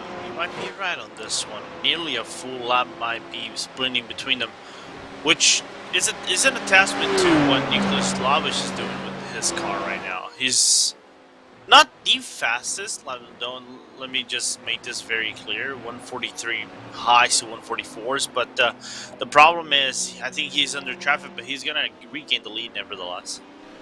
It's all about that cycle. If either Urano guys can gain about 60 seconds on Team 180 heading into the final hour of the race, that's really what they want with this strategy that they're working right now. I think it's actually closer to, never trust the commentator's math, but I think it's closer to 55 seconds than 60. Might already have opened the window, but now we'll see where the tires stack up. 4 tires again going on to that camouflaged BMW. They've emerged in front of Team 75 in that Porsche 911 GT3R as well, so interesting to note how they were able to go a little bit further even though Team 75 pitted that little bit earlier. Luca Wunsch in the 115 takes over from Alex Bennett for T3 Motorsport by Maniti, so it's a good window for driver changes. PGZ is 119, gets past Nathan Lewis, who gets behind the wheel of that BS competition car. It's still got that damage as well to the right front of that. That's clearly not something that's going to buff out easily, DJ. No, it's not, and thankfully it just looks aerodynamic, a little bit cosmetic. They're not going to be affecting the steering of the car, at least we don't anticipate it here with the lap times that he's been able to put in. So relatively okay in terms of damage. These GT3s can take a little bit of a lick like that. They're not nearly as aerodependent as the LMP2s. Looking backwards from the Lamborghini, working up the 120 feet of elevation through the S's. Gap between Spets and Hoffman up to almost 5 full seconds. Last time around, it was a full second, 1.1 seconds, in fact, gained by Redline. I think traffic's playing a factor, but I think at this point in the race, Lorenzo, that Redline car really coming on strong. Yeah, he's really coming on strong. Like I said, it's basically their track to compare the last few years for them.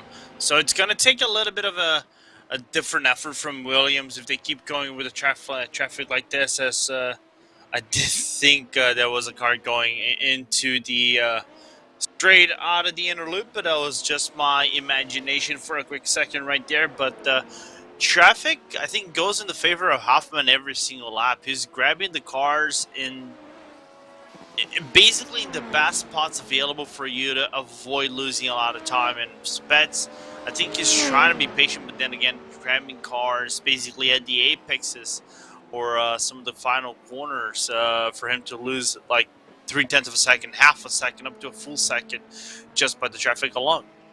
I think it's that time when we'll step away for another couple of laps here, leave you on board with the car. We did LMP2 last time around. DJ, you have the honors. Which GT car should we ride around with?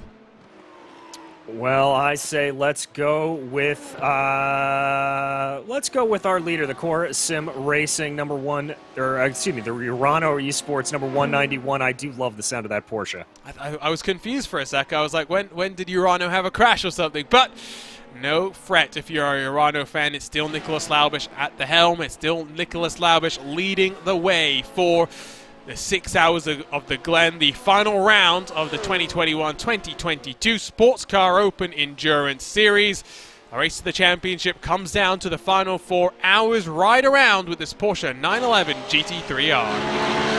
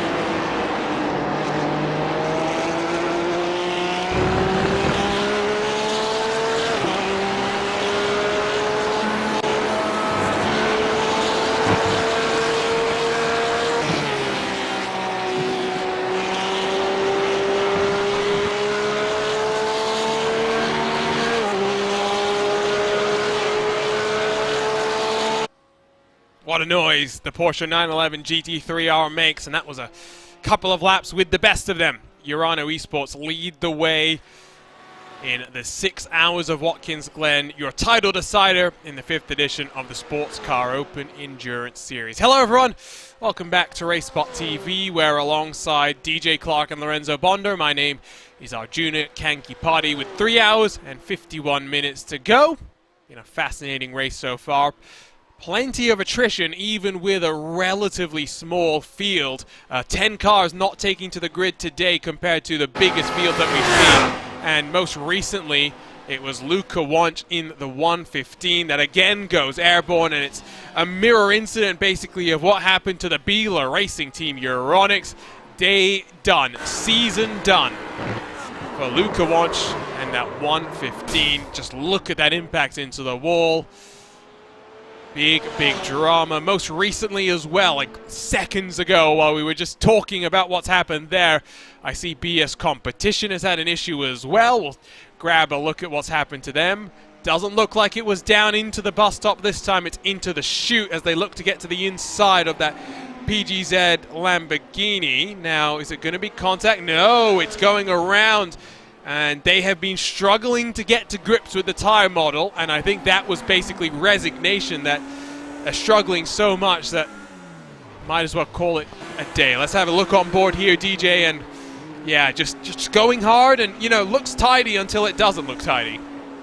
Yeah, just taking a very aggressive line there with the curbing. Maybe tried to get on the throttle a little bit too early, spun those rear tires up, and it just sent the car around. And as you said, resignation, a tow back to the pits, and that is officially day done for them.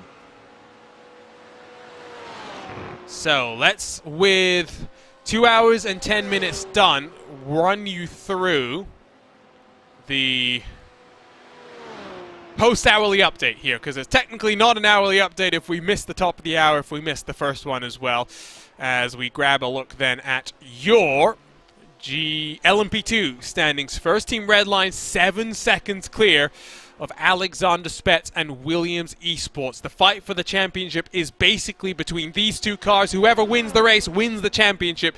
It is as simple as that.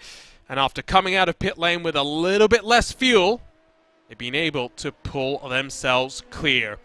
Spets has done a good job, though. We're expecting him to hand that car over to Mike Partington next time around. Might even see a third driver at the end of this race, but the blue and black really going steady after what has been a very consistent season for them, finishing inside of the top 4 in all of the previous 5 races. New colors for Dean Woods and Yao Vaz in this number 7 car, but the Orion race team still has that same speed that we've seen from the 2 drivers over the course of this campaign. They're running in 3rd, where they qualified, and in front as well of your defending champions who need a victory to hold on to the championship, as well as some bad luck for those 2 out front. But at least for the time being, it looks like bad luck has gone their way. A bit of damage to the right front that Sasha Gorla is having to deal with. Then you find the virtual drivers TX3 by LDLC number 22 car. Marshall Hubert behind the wheel here.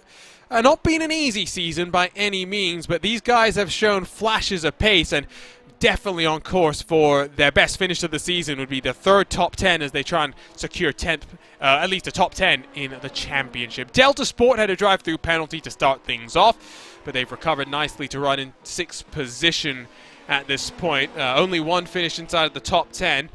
This is great for them to cap off the season, at least in some style. Simsa Esports, well, they're in 7th spot. Been a good day for them, making up a couple of positions. Ramez Azam behind the wheel there, while Sayandra is behind the wheel of that 64 Satellite Racing LMP2 car. They had damage on lap number 1, had to pit after just a couple of laps had ticked by to repair that damage. And off cycle, they are still running in 8th.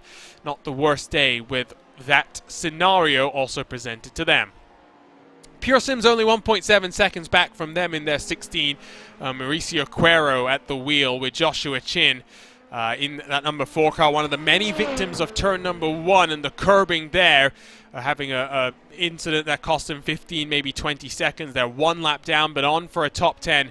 And in front of Impulse, Timo Hayden had very little speed in qualifying, but decent pace in the race itself, while SLC Movano's bad day continues with a 25 in 12th, the 33 in 13th. And the final running of your LMP2 cars, it is at number 78 with Christoph Holstein behind the wheel of the T3 Motorsports by Maniti. 3 retirements.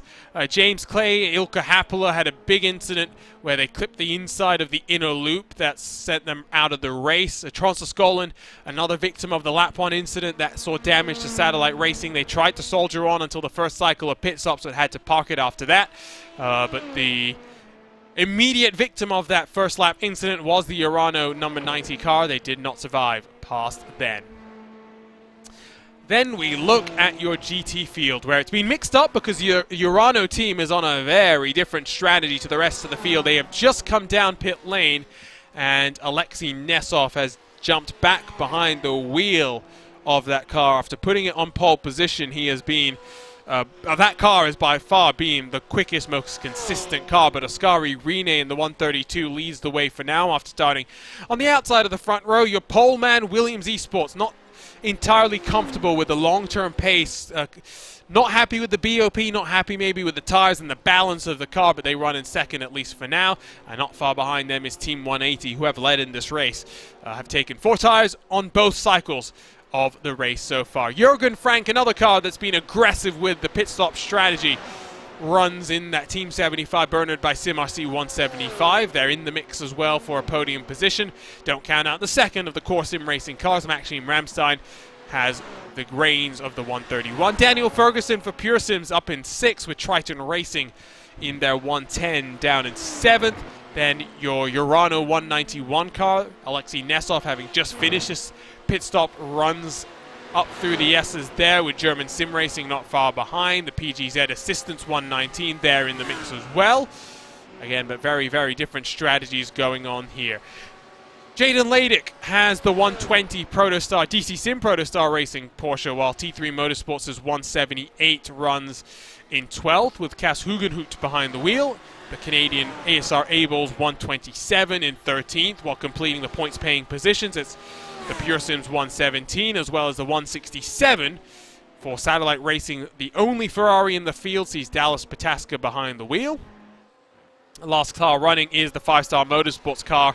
Most recent retiree, BS Competition. We've also seen the 115 T3 Motorsport car retire, the 114. I think Pablo Castro might have had an incident there because he's retired. Govan Keeney had taken the wheels until the driver swap, but we haven't seen them emerge. The 157 Valkyrie, the 101 T3 by Maniti Lamborghini, the Bila 145. The points leader coming into this race had 2 drive-through penalties and then a big crash through into the bus stop chicane that ended their day, but the first retirement was the Impulse Racing Lamborghini. That's a look top to bottom through the race so far, and Lorenzo Bonder, surprises on the strategy so far.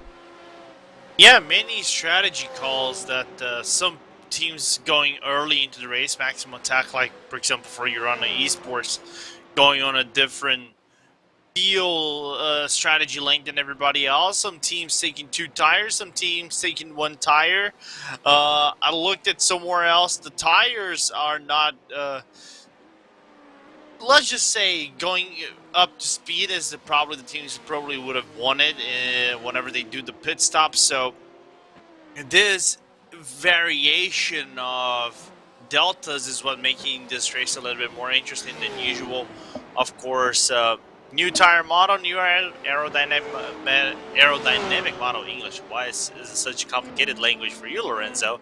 But it's making, I think, this race at the Glen much more spicy than probably what we saw at Silverstone.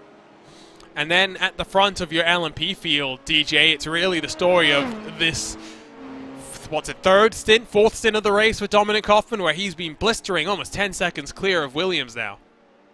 Yeah, he has really, really come alive. We saw these two cars be neck and neck really through the majority of the first 3 stints. Obviously, Redline in the chasing position in that 3rd stint. And since they have gotten out front, it has just been full foot to the floor. Absolutely dominant from Team Redline. They've been pulling away by, on average, about 0.5 of a second a lap over the last couple of laps. It's really pretty impressive. Bit of traffic management maybe playing a factor, but ultimately it's just that raw pace from Hoffman, looking to make it 3 in a row for him, 4 in a row for Redline if they can win here today. Paddy Wolf extending his streak as the most successful driver in SCO competition, at least when it comes to wins. Still searching for that elusive championship that so far has evaded his grasp. We've seen a pass for Jürgen Frank, getting past Alessio Centozone. Next in line would be Maxim Ramstein. Jürgen Frank really coming alive at this point in the race, Lorenzo.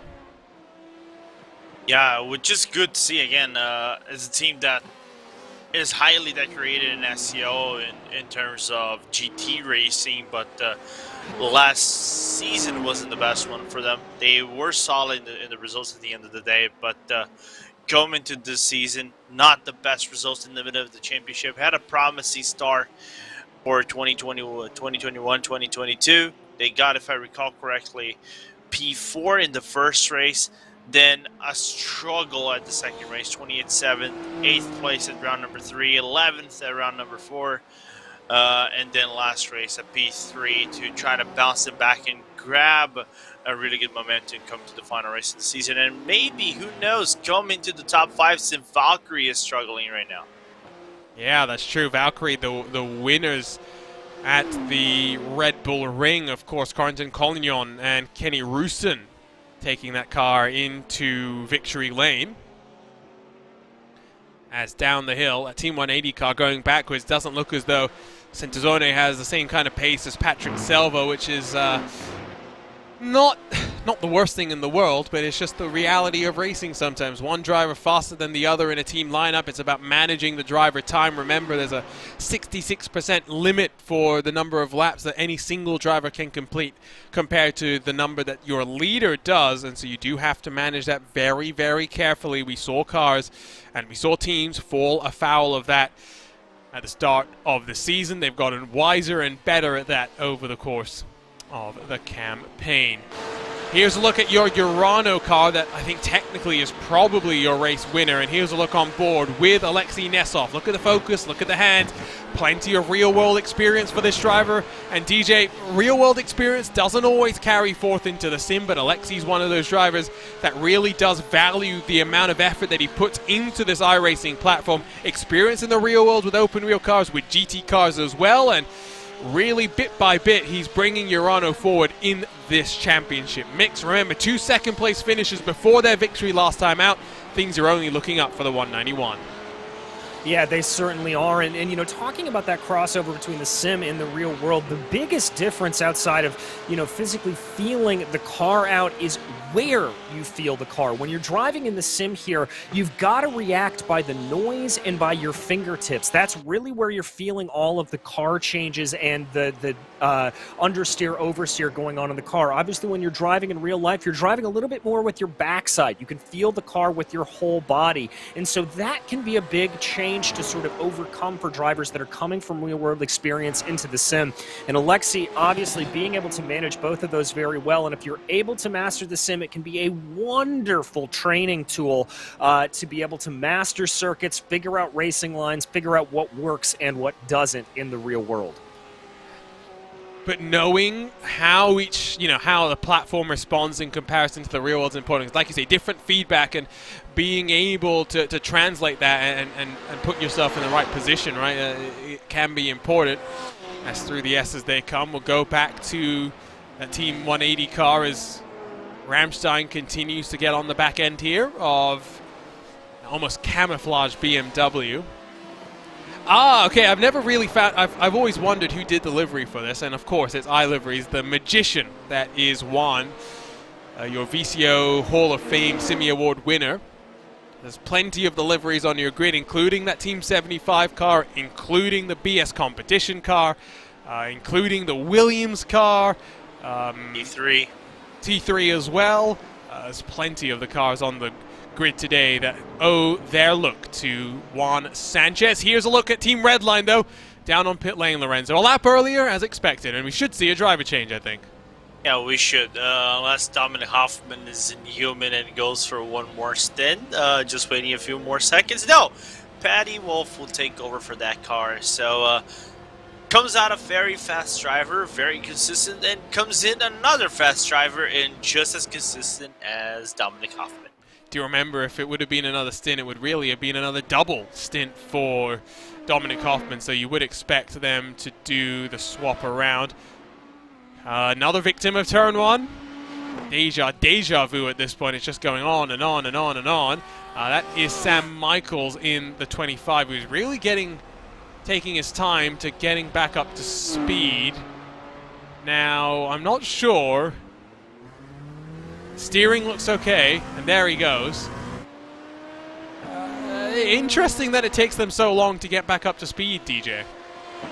I mean, these cars are not really meant to be going at super low speeds, and it can take a little bit there. I wonder if that was just a little bit of a status check that he was doing, as I would have anticipated a little bit more of acceleration there out of the LMP2, but obviously these cars meant to be on rolling starts, meant to have the revs high the entire time, and it does take them a little bit to build. So we check out the replay of exactly what happened. Now I want to see LMP2 standing start races. I think that's what VCO Pro Sim needs next time. So behind Core Sim Racing, no. Oh, this time he actually runs wide, locks it down, and avoids the wall. So it adds to my shock that he doesn't get back up to speed. Let's look on board. Dion Fiallo saying maybe he stalled the car. Yeah, and I think from the revs you can see he's down at the very bottom end of the rev range trying to get that thing started back up again. Takes him a while, still trying to get it going. Watch the gears. In neutral, in second, in neutral. Now finally he'll get it fired up. No, he's still waiting to get it fired up. And this is why I don't hate auto clutch as a solution. Yeah, well, sorry, go ahead. No, I was just going to say, I actually did that exact same thing. You can very much stall these LMP2 cars out big time. I did the same thing coming through the bus stop earlier this week. I was going to mention, this has become actually more frequent in the LMP2 since, I think, the last build. The stall of the LMP2s. If we saw that like in 2021, the likelihood of seeing an LMP2 stall was very low. Even if you had like the auto blip or either auto clutch enabled in your settings. Now it's becoming more frequent if you have like a mega spin and the clutch doesn't go in right on time and the car just stalls, and the NT stall clutch, if you don't have it configured, you have to reset the car manually. Dion Fiallo saying that even with the clutch assist, the clutch lockout update makes it possible to stall. So that's an interesting side effect as Spets almost follows that Movano car with that mistake, bouncing over the curb. Interesting to see how much he's pushing. He's still yet to come down pit lane, so he's going to go maybe 2-3 laps longer than Redline. See the benchmark from Paddy Wolf the first time across the line from him, but it was a 132.712 for Spets. Wolf still yet to round himself through as Team 180 and Maxime Ramstein continue to duke it out.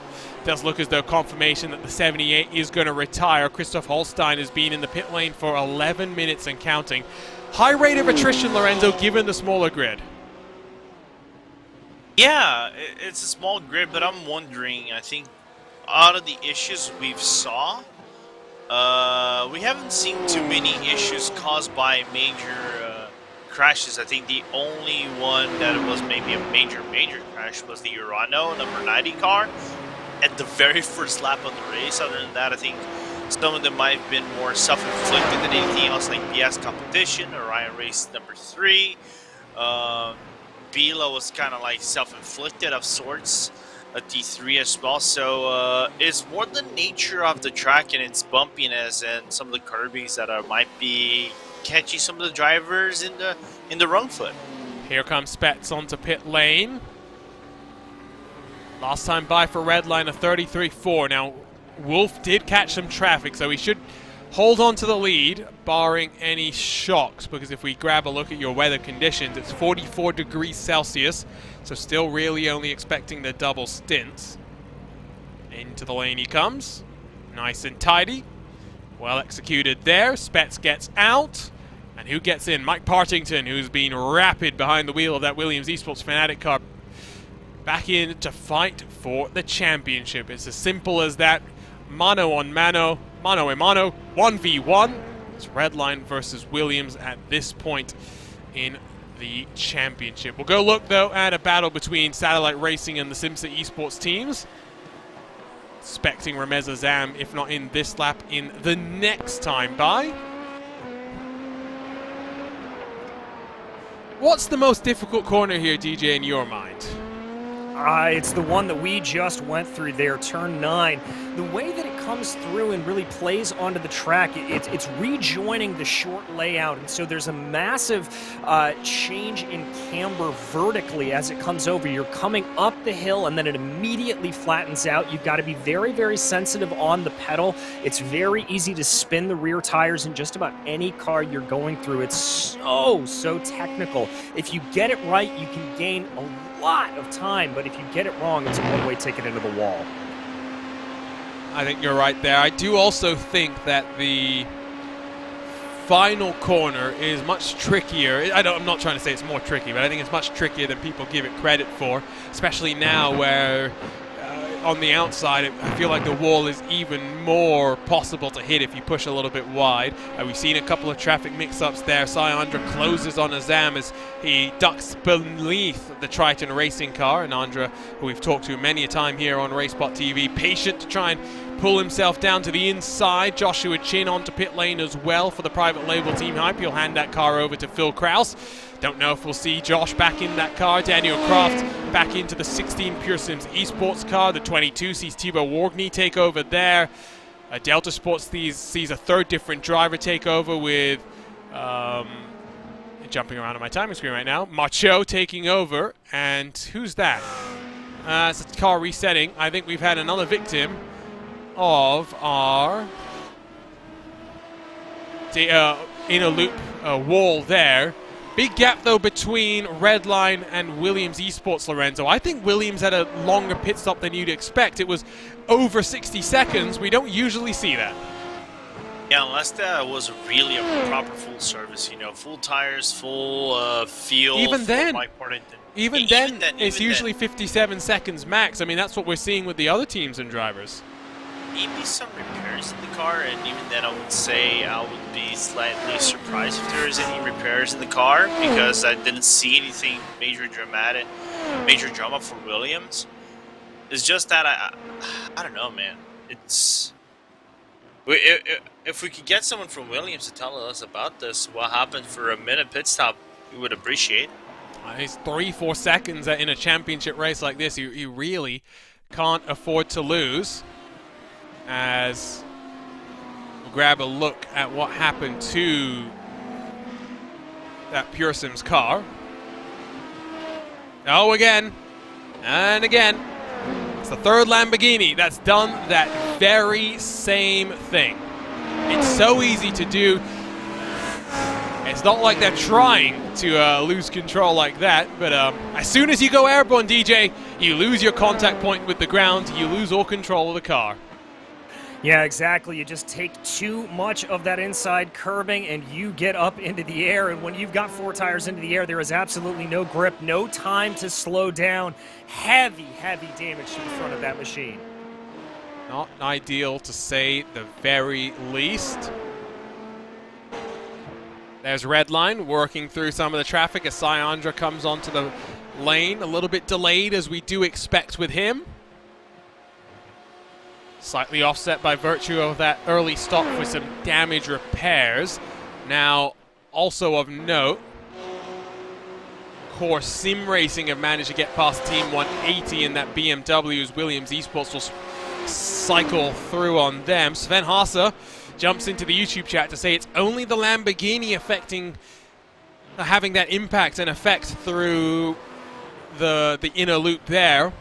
If we had the Audi, it would too, but of course we don't have that And this is going to sound so harsh, Lorenzo, so harsh, but if you know that's an issue, surely you want to try and avoid the curb. Now, I know that's not a realistic proposition, right? You want to try and minimize the distance and really carry as much momentum as possible. However, I mean, if you know that's an issue, by doing that for 6 hours, you're just aggravating and intensifying the reality and you know, making that a very realistic possibilities. Yeah, you're gambling. You're basically gambling every single lap with Watkins. See if the car doesn't bottom out at the once it lands from the transition from the curbing into the tarmac. So I don't know if it's aligned to the wheelbase, the fact that the car jumps and might bottom out due to its transition. We know historically Audi and Lamborghinis, because of the wheelbase and the chassis and the frames and things like that, and they shared the same engine, not today, but still shared this kind of problem of sorts. But even then, gamble for 6 hours, it's a little bit of but for Biel, I think it is justified because the fact they started all the way down in the back and they were already hurt by the penalties. I think they had to try something, and unfortunately it didn't work out for them. Yes, Sven says 3/10 a lap you'd lose, which is why I can understand why it's not something that's a realistic possibility. But again, I'll just say Centezoni does a big old fuel save in that 180. Okay. Oh. Yeah, the iRacing gods say, okay, you have damage now, you don't have damage. But you see the line that they're taking, just how much you can cut. It's a new curb there, of course, compared to the old version of Watkins Glen, but one of those changes that some cars benefit from, some cars lose from. We do have a balance of performance across of the season. Every different race, every single race has a slightly tweaked adjustment to the cars. Always going to cause some controversy, always going to stir up some emotion. And DJ, it's the same in the real world, right? And with increasing manufacturer backing for sim racing teams, it's only going to intensify in sim racing too, right? Because in the real world, no manufacturer wants their car not to win. In sim racing, it's the same thing. Exactly, and we see that playing across just as in real life. Manufacturers trying to get the best that they can, teams and drivers doing everything that they can do to try to avoid that dreaded BOP. In iRacing, you add a little bit of ballast to the car. We talked a little bit earlier, the Lamborghini actually having 1% of fuel taken out of the car so they can't run nearly as long. It's a lot of the same strategies that you see applied in the real life, and it's mimicked here perfectly on the sim. Down into turn one they come. Love that 90. Builds the momentum all the way up into the bus stop chicane, or in the inner. I always call it a bus stop, but it's not called the bus stop. That's the problem. It is technically called the inner loop.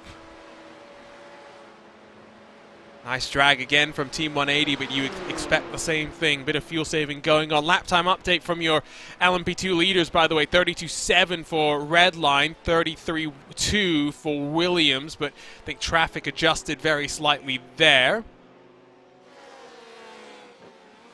Look how wide they run as well through the outer loop down into the chute. 3 hours, 23 minutes to go. Again, remember, we started with 40. We're down to 29. Been a tough day. In fact, we're probably down to 28, given the damage that Pure Sims' 117 sustained. This summer, again, it's a quiet period for SEO competition. We've seen some one-off races from him in the past. The 1,000 miles of Interlagos, for example, all GT3 cars. Their own America 500.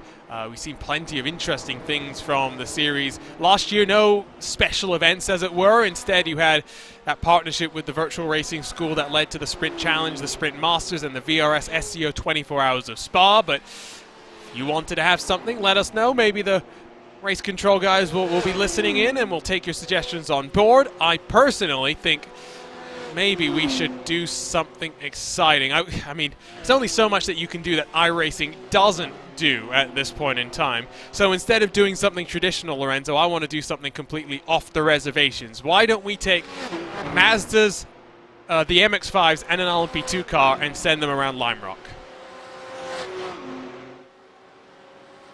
That is a very good proposal. You're basically want to grab week 13 ideas and transform them into a championship. Oh yes, no, I mean, ultimately those off-season races should be for fun, right? I mean, that's what we want to see. DJ, I mean, if you wanted to go absolutely wacko, what are you going to do? I want to see multi-class oval racing. I always think it's an amazing thing to see during week 13. Maybe throw, let's say, some NASCARs and some Indy cars and a Formula V loose on iRacing Super Speedway. I got an idea. Give me the solstice, and also give me the IR01 around the French track or around Daytona. The most fun I've ever had on the sim was in the Great IndyCar Community Fun Fest, where we went to Lime Rock. We went with night conditions. We were all in Indy cars, but we had AI in the, what was it, GT4s or TCRs, one of the two, as well as in Formula V.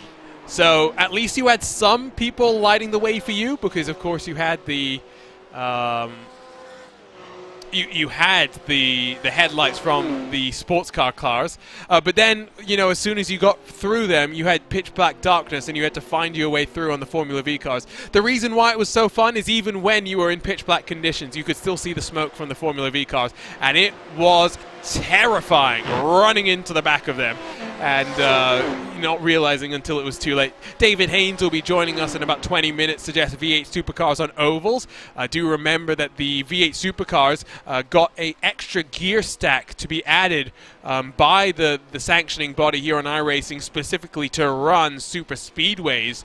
They ended up not running a full super speedway. They did do some oval racing, but it does race interestingly around there, we'll put it that way. V8 supercars, if we're going to do multi-class, what works with that? Let's throw... Got to make it fun. Let's throw a Ford Mustang. I don't know. Something oddball. I'm here for it, Arjuna. I am certainly here for anything multi-class. Running a bit wide is that BMW for Team 180. Again, it's slowed down this race. Not always the worst thing in the world. At least the good thing is we haven't had so much to talk about with traffic management. Front of the field, Mike Partington 0.3 quicker than Paddy Wolf last time around. Still the gap holding in about 15.5 seconds.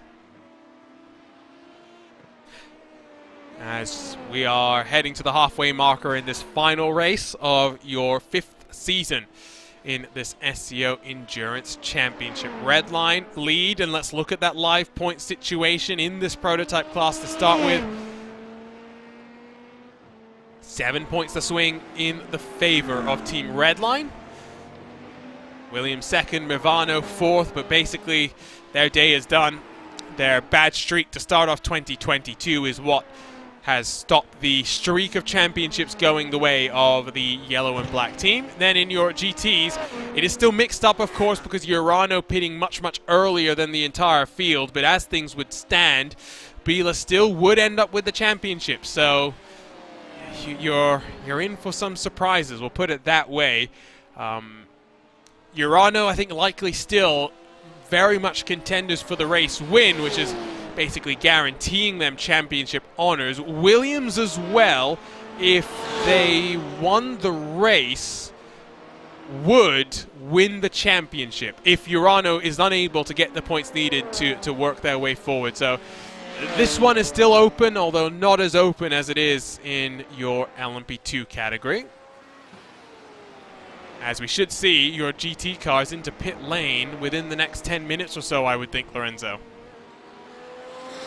Yeah, something like it. I'm just trying to grab the laps over here out of the GT3 cars. They're right on the verge of pit stop, so expect I would say maybe, and that's a big fat maybe, in the next 7 laps or so for like Core Williams to come down into the pit lane. Right close to the hour, if not on the hour.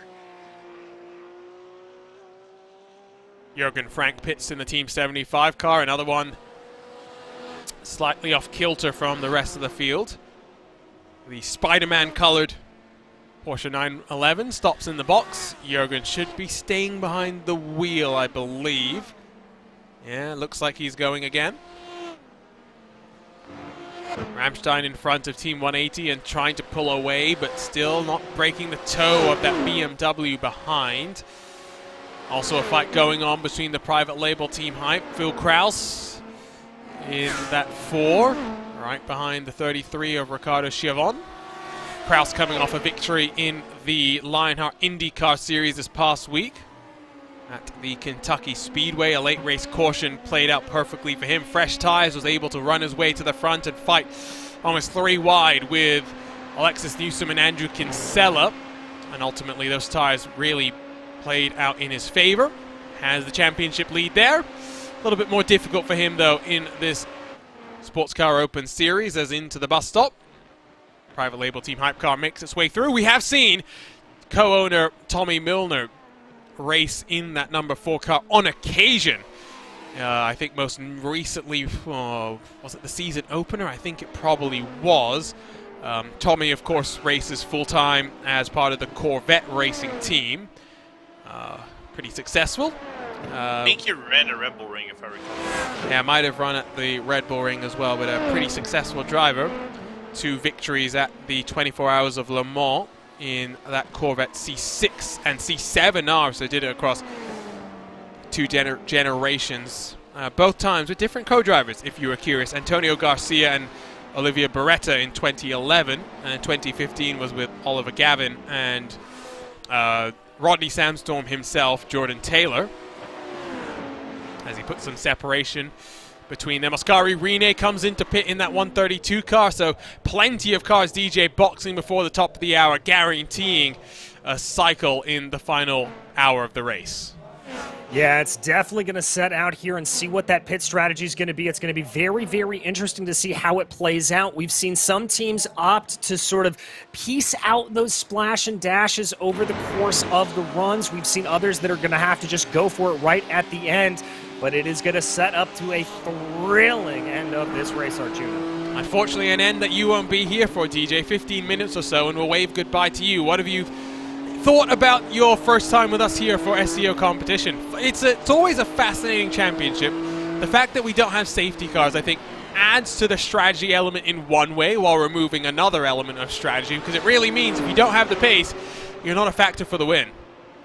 Yeah, most certainly. It's I think it puts it much more down into the arms of the driver. If you make that one errant mistake, it can throw you out of it. I like it. I like the fact that you have to be on your game absolutely constantly, and we've seen good racing from top to bottom here, and I just can't wait until the next season.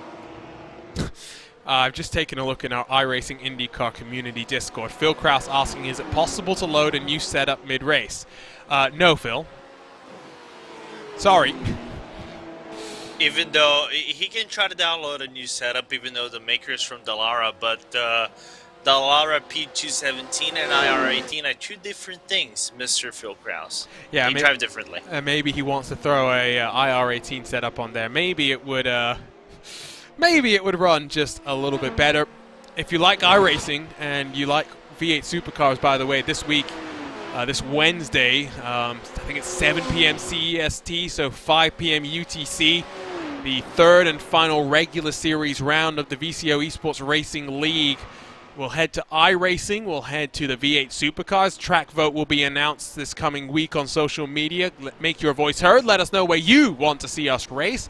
Last time we went racing at Okayama, Redline and Apex in the final there, and it was Enzo Benito who made a couple of lunges, we'll put it that way, and a couple of bits of contact as well, but ultimately still, victory went the way of the Apex Racing team as the 5-Star Motorsports Porsche 911 is stricken and tries to find a way, and that Connery Maddock will be fuming. He's caught out Dean Woods in that number 7 Orion Race Team car, who's lost a little bit of ground now and will open the door for Sasha Gorla to close, but that is why you watch your relatives box, DJ.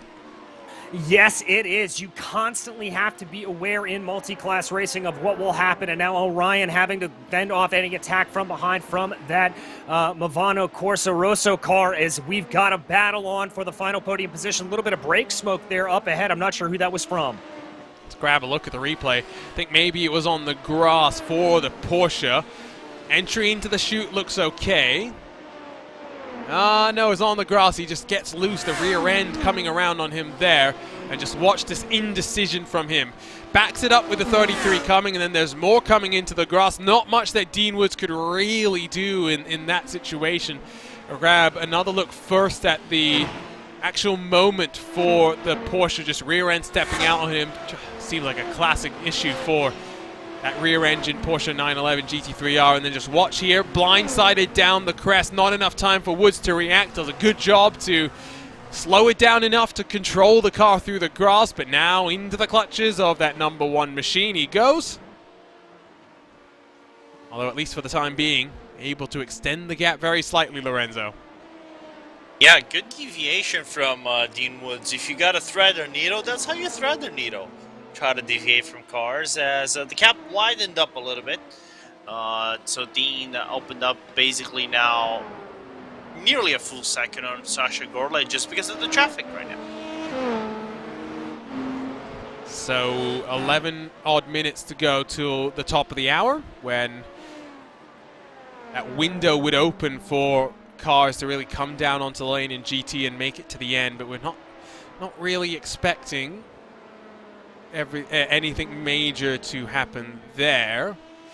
Race control relatively quiet today as well, DJ. That's what we like to see. Just 11 things that they've had to work their way through. Yeah, exactly. You know, we talked a little bit about at the beginning of the race how you do not want race control deciding how these races will end. And with the exception of a few little errant things early on, they have been relatively silent. Everything relatively smooth and collected here, and just letting the drivers race out on track. Yeah, no, it's been fun. Much better than what we saw at Silverstone. That is without a shadow of a doubt true. Now, something has potentially happened to that private label team hype car, by the way. Let's grab a look at our RaceSpotTV replay here and see if we can pick it out. So into turn 9, that's a bit of an optimistic send from Kraus, trying to get past one of the Core Sim Racing cars. I think it's Maxime Ramstein who's fallen back behind the Team 180 car. We'll grab a look on board here, Lorenzo. Now, was it a door that was open, or was Phil Kraus trying to squeeze his way through? He missed. Looks like there was never a door, even though there was a very tiny gap in it, right? And you make the LMP2 driver think, oh, I can fit in that gap, but it closes so fast because the grip is kind of like towards the middle outside portion of the exit out of the boot. So that's why Kraus was a little bit frantic to try to avoid any contact with the core car, the slightly spinning around. Let's bring in the Satellite Racing 64 and the man behind the strategy, or hopefully maybe not. It's Sai Andra who joins us. Now, Sai, I mean, again, another difficult day for you guys here in SEO. Lap 1 drama once again, but fighting back pretty well from that after an early box. You're still up there fighting for a top 5. Yeah, I mean, well, at least today the strategy isn't being run by me. It's being run by our resident genius, Adam Crane. So I'm just driving today. Probably a good thing. You want to remind people what happened last time you tried to run strategy? Oh boy, yeah. It was in another league, but I got very, what's the word? You forgot that you thought someone still had to do an extra pit stop when they did it. Yes. Basically, yeah, I made a wrong note on my strategy sheet, and I thought I was running for the win when I was really 30 seconds off. Who knew? Who knew, right? Indeed. I mean, it's not been a good season here, but I mean, give us a recap overall of what positives you'll still take out of this one when, you know, we're done in about 3 hours' time. Well, the obvious positive is I think we are regularly running for top 5s or at the very least top 10s, even if it's a bad day. But a lot of times our execution is good. It's just unlucky incidents in the first stint or so, which causes us grief. But like you said, we fight back pretty well. Alex is in the car right now, and he's been running really fast laps. And even with us having to take an extra pit stop versus everybody else, we're still P7, P8 in reality.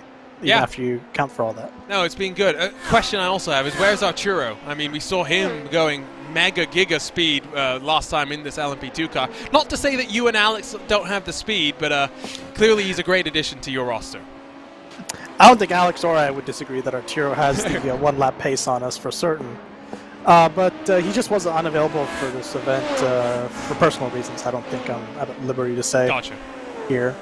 But yeah, it's nothing too serious. He just wasn't available to race today with us, which is why we brought in Gal from the GT3 car. And I'd say he's transitioning pretty damn well. Yeah, I mean, it's not an easy transition by any means, is it? GT3 to LMP2. Yes, I know the new update has given those GT3 cars plenty of grip to work through the corner, but it's a lot more speed, and traffic management a big differentiator as well. Absolutely, and you can see that in a little bit of his driving when you watch his onboards. He's a little bit nicer to the GT3s than I would be, for certain. Probably a little bit of a sympathy there for them being in their position more often than not. So you're saying give him a couple more races in the P2 and he'll be just like you, just like every other typical let-me-pass driver. Oh, absolutely. He'd be dive bombing with the best of them.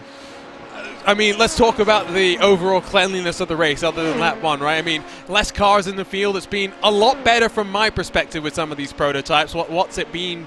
What have you seen out on track? Well, for us, at least, we've offset ourselves fairly quickly from the rest of the pack. Pitting on lap 6 usually does that. But in terms of traffic, the drivers have been pretty good. The GT3s have been predictable.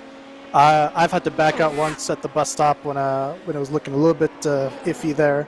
But I think everybody else has been kind of doing the same thing. I've only seen maybe one incident that's happened in front of us, and that was honestly a little bit 50-50 on both cars. And if it keeps going like that, I don't think we'll see too much attrition. From what I'm seeing, we've only have well, that's more cars than I looked at last time, but when I looked at it before I got in the car.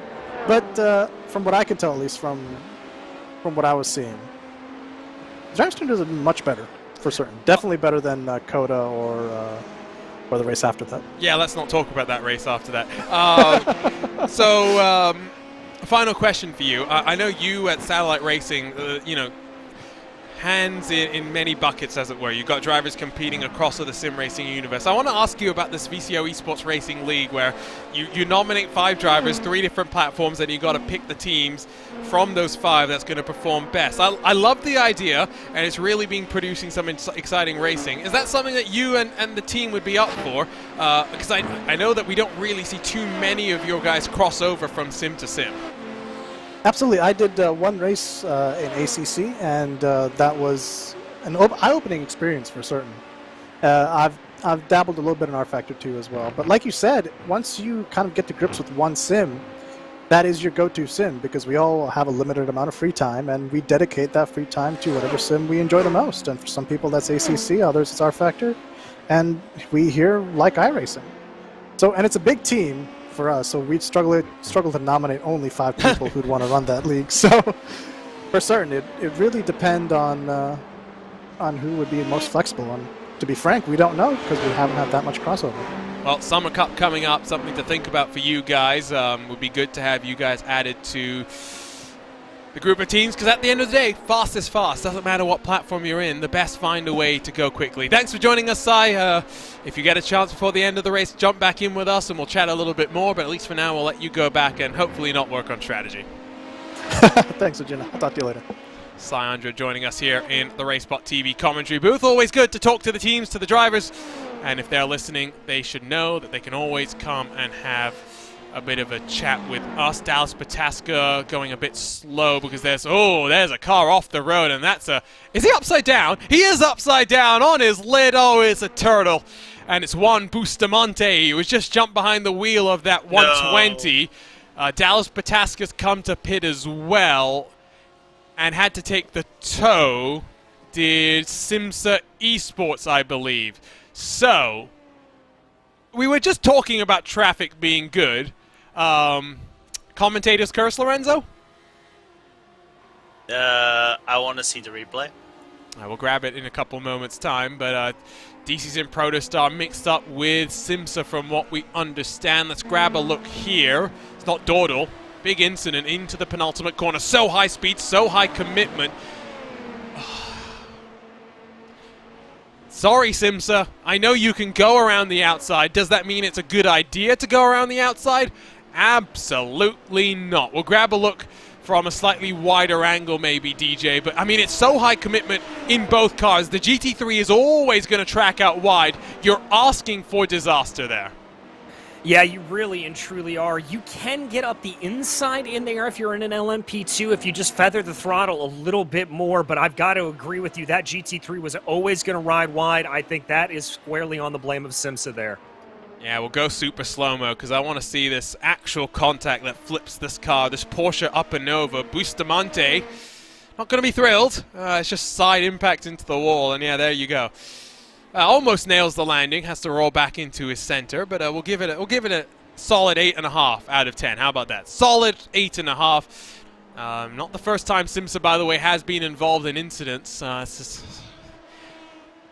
I'm gonna refrain from ranting like I did last time, Lorenzo, where I was talking about some of the stupidity, the needless aggression from the drivers, because I can understand the frustration there from Burkhard Maring. I really, really do. But sometimes you've just got to use your head.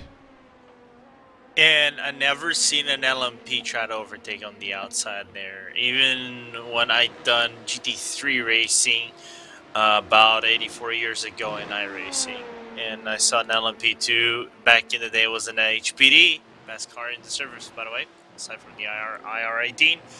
But it's uncommon. I would have been patient. Now, apparently, that was also... Arjuna Williams has just had an incident. The Williams number 5 has just gone around. And that's a toe! Oh, the championship! The championship! Is that Redline's championship winning moment? I think it might just be. It was with Core Sim Racing and the... Was it the 132 or the 131? It's the 131 that's leading in class right now. Oh, my days. What more could you want? Championship implications left, right, and center. And here we go. We'll grab a look at it. DJ, talk us through it. I think this was just a simple matter of miscommunication going down through the chute. Williams tries to come out around the outside. Core doesn't see him coming and loses the rear end. That rear end of the Porsche started to spin, I think, before there was contact. Here we go. Here we go. Let's have a look here. And again, it's a similar situation to what we're talking about with that the penultimate corner. The GT car is always going to want to wash out wide. Now, you can go around the outside, but usually you go around the outside when you're already alongside the car in front of you. I think that's a bit overly ambitious from Partington. He saw the gap to Redline and to Paddy Wolf. He thought he had to go for the move, but what that move has done, Lorenzo, is gifted with a bow tie the championship to Redline. Yeah, you're handed off with 2 hands and 2 feet towards Redline, the championship. Man, it's a bummer, you know, to see that kind. I'm not gonna see the move because I think the move would have been done cleanly had he had been maybe about 10 meters closer. I think that was a little bit expected, a lack of communication. I agree with DJ, but man, dude, that's not how you want to finish a championship. Well, DJ, I'm glad you drew our attention to that, but unfortunately that will be one of the final times we speak to you today. Before we say goodbye to you, let's just wrap up what we've seen so far. Dramatic day up and down, and in both classes, we've seen some major incidents that have really determined the path this championship is going. Yeah, we certainly have, and most recently with that Williams incident. And by the way, I was just rechecking out the replay, Arjuna. The reason why they swapped over like that and had to take the toe, they beached themselves. That's what the problem was. So, thank you, DJ, for joining us for the first 3 hours of the race, for qualifying as well. But we're now joined by our resident Aussie, David Haynes. And David, what a time to jump back into the commentary booth. I mean, what an incident that we just saw. Redline have come down to come and pit, but ultimately a championship decided with something like that. It's heartbreak for Williams, that's to put it mildly.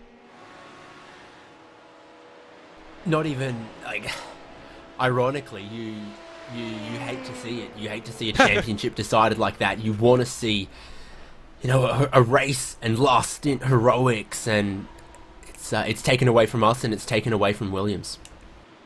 And what a good fight it was shaping up to be. David, I know you've been watching on from the corner of your eye. What have been other than, of course, the championship defining moments, what have been the big surprises for you? I don't think anything's surprised me. I love Watkins Glen, and I think it's a fantastic sports car track, so I think it's a great place to have the season finale. Can you believe it's the first time the SEO's come here?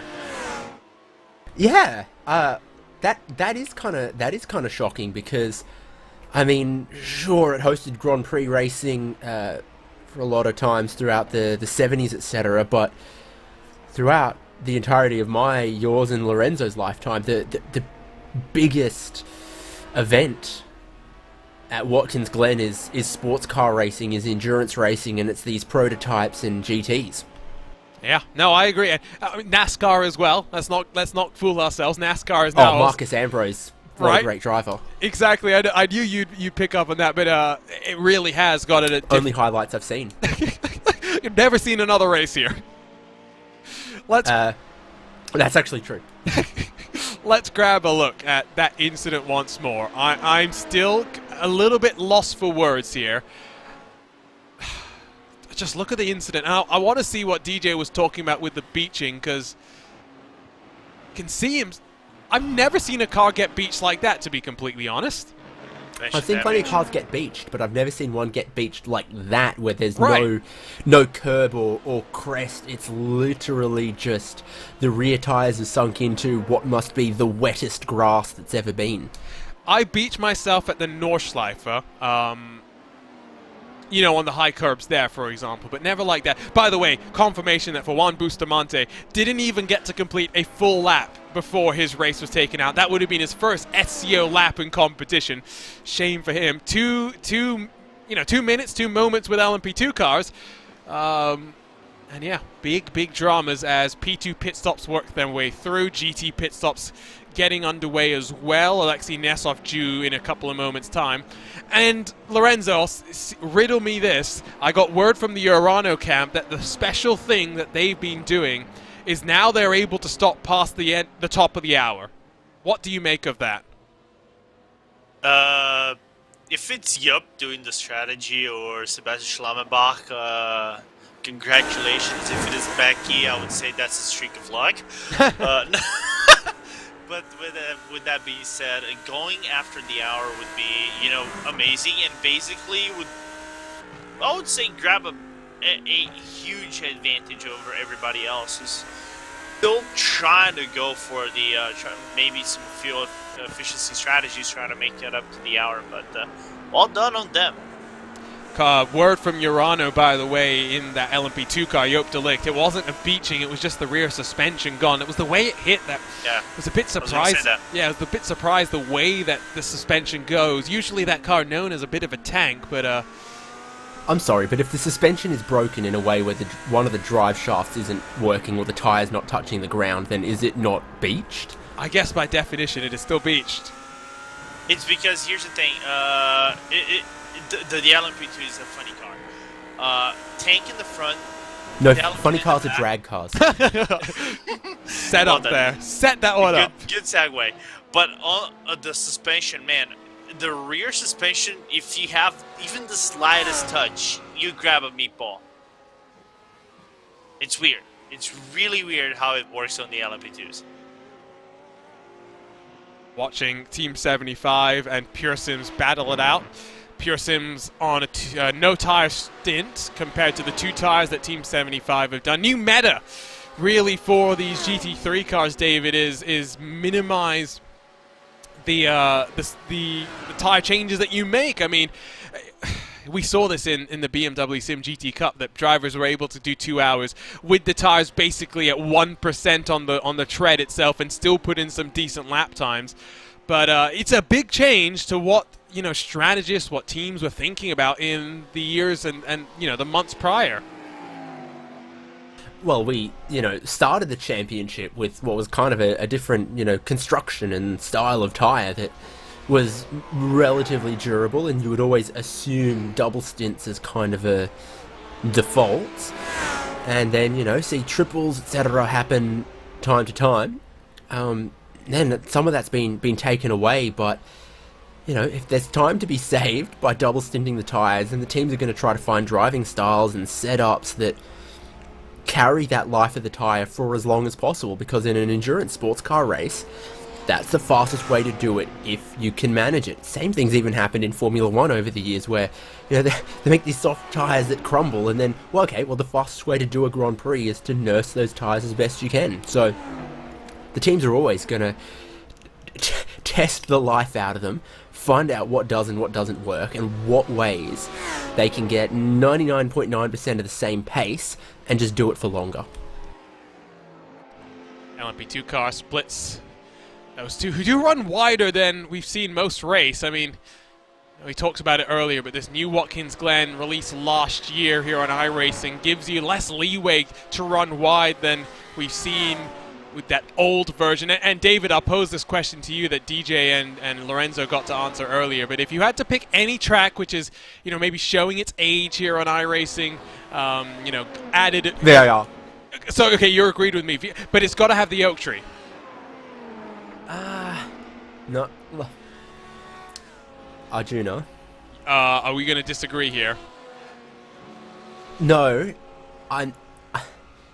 As a friend, I need you to move on. I can't. The tree still lives in my heart. Then it'll live forever. I can answer a track. Sebring. But Sebring had a relatively recent update. I mean, it's not spanking fresh, you know, but it's still relatively good compared to, for example, VIR. This says denial is the first stage of grief, Arjuna. I was gonna mention that. God, I'll set my watch for 2035 when you approach anger, bargaining, and then depression. Are you allowed to experience all of those in one single moment? Yeah. Yes. Yeah, because I think that's me perpetually when it comes to VIR. Great track, VIR. Very, very underrated. Hey, Arjuna, remember when we talked about events? What do you mean? That we could some week 13 or funny events. Yes. Well, no. We're not talking about week 13. We're talking about legitimate events for SCO to run. We're being entirely serious here. Give me TCRs and LMP1s around the Grand West version of VIR. Oh, you're a sadist. You're asking for trouble then. I like chaos. Is Williams done? That's my question. Oh, they're done. Yeah, they've been in the pits for a while. Let's give you that championship update in both of our classes. Let's start with the prototypes. Yeah, simple as that. Red line cruises to the finish. They can finish in second. They'd still win the championship. It's pretty nice for them. In GT, as Alexei Nesov comes in, let's quickly run you down. As you see, they are pitting now. Oh, and he misses the box. Oh, suboptimal, but with the advantage that they have, I think they're in a great spot, and Nicholas Laubish will jump back behind the wheel there. 90 points to 78. If Urano finishes inside the top 4, that'll be good. Let's get a look as well, by the way. You wouldn't think that's someone who just missed his box, would you? Still looks pretty happy with himself, David. And it was, I mean, fair enough. Good stint there. For a second, I thought he had Adidas tattooed on the back of his hands, but no. Okay, they're just white gloves. Understandable. I mean, we mock that. It's a silly little mistake to make in the pit lane, but realistically, it cost them maybe 2 seconds. It's unfortunate. You want to avoid it, but there are much bigger mistakes to make in your stint. Although you typically would want to end your stint on a slightly sweeter note. I have never made that mistake before, because usually I make my mistakes. You're not trying hard enough then, aren't you? No, because I usually make my mistakes before I've got even into pit lane. That's as simple as that. Here's a look, by the way. We're doing our webcam section right now, I guess. What's that on Gael Valero's head? If anyone wants to hazard a guess, I'm here for it. I missed when we just had webcams of an apple being eaten one bite per hour. Right. I mean, I'm so disappointed. He looks quite focused, to be honest. He's got Discord on another monitor in the background. It says official something. Official what? I don't know. It's not the sticker off an apple, that's for sure. Yeah, it's too big to be a sticker off an apple, isn't it? How big would that apple be? The size of New York. I wonder if there will be anything related to it in the Pablo's Discord to try to break down what that thing on the top of the head is. Let's see. We'll see. Trying to get someone to post a picture there. It's got the nice wraparound triple screens as well. That's a man who knows what he likes in his racing setup. 2 hours 46 minutes to go here at the Watkins Glen International. The first time that we've come to upstate New York, and it's always been fascinating. 6 hours of the Glen coming up midway through the year, both in the real world, here on iRacing as well. We'll have partnership with RSL for that one, because it will also be a VCO Grand Slam, so Radio Show Limited and the team will help bring you the coverage of that one. Live and uninterrupted here on RaceSpotTV, but also, of course, on the Radio Show Limited network of channels. I knew you were going to say network of channels. I'm there. I'm getting myself set up for this weekend, David. Nürburgring 24. Oh, it's going to be great. Is that... Oh, okay. Are you going to be free to commentate on that, David? No. No, are you because racing? I'm in Melbourne for a different event. Oh, yes, I forgot. There is also a another different event race. that's in Melbourne. Yeah, there's, you know... Super trucks. Yeah. Well, actually, a super truck's going to be there. S5000, baby. Well, are you going to see Cooper Webster in action? Yes. Nice. Depends who's working on his car, but maybe I'll get to sit in it. How big do you have to be to fit in an S5000 car? I am now more determined than ever to find out. Right, I'm curious, because how tall are you, David? I'm 6'5". No, nothing like that. Okay. In proper measurements, I think I might be 174 centimeters. Wow, okay. You can fit in it, I think. Yeah, so by proper measurements, because I agree, proper measurements mean I'm 196 centimeters, because, you know, metric is superior in every way, shape, or form. Yeah, I don't think I'd fit in an S5000 car, that's for sure. I don't even think I'd fit easily in a GT3 Your head car. would block the airbox and you'd make no power. Oh, then actually, Arjuna, I can answer that question to you. You would fit in a GT3 Cup car. GT3 Cup car, yes, but I think in a GT3 car, you know how now you have some of the cars that have movable pedals and wheels rather than the seat is fixed, but it's the pedal box and the steering shaft that moves. I wonder how adjustable it would be to give me, the giant me, enough space. I think if Yuri Kazorp could actually fit in into a car, I think you can do that too. Yuri Kastorp can fit? I think he can. If I recall correctly, he managed to get into a racing car. I'm wondering what that car was. On board with Matteo in the Delta Sport car. First time we've seen him as part of the crew. They've had 3 drivers so far. Should be cycling through them at the end of this race. Hunting down Alex Gall. We spoke to Sayandra about 20-30 minutes ago. Feels like an age given all the championship changes that we've seen since then. And Satellite Racing looking like they really are fighting now for a solid, maybe 4th position. All of this carnage with the Transoscol and Urano, Orion, Simsa, Williams teams. Well, it's allowing even someone like the virtual drivers by LDLC to have cycled their way up into 4th, David. They started down in 12th. They made plenty of headway, but they've shown some great pace as well. Yeah, so then a couple of big movers in prototype.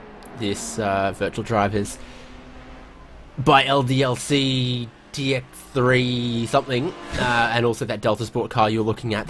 It's in a significantly different order on the timing screen than it is on the graphics package.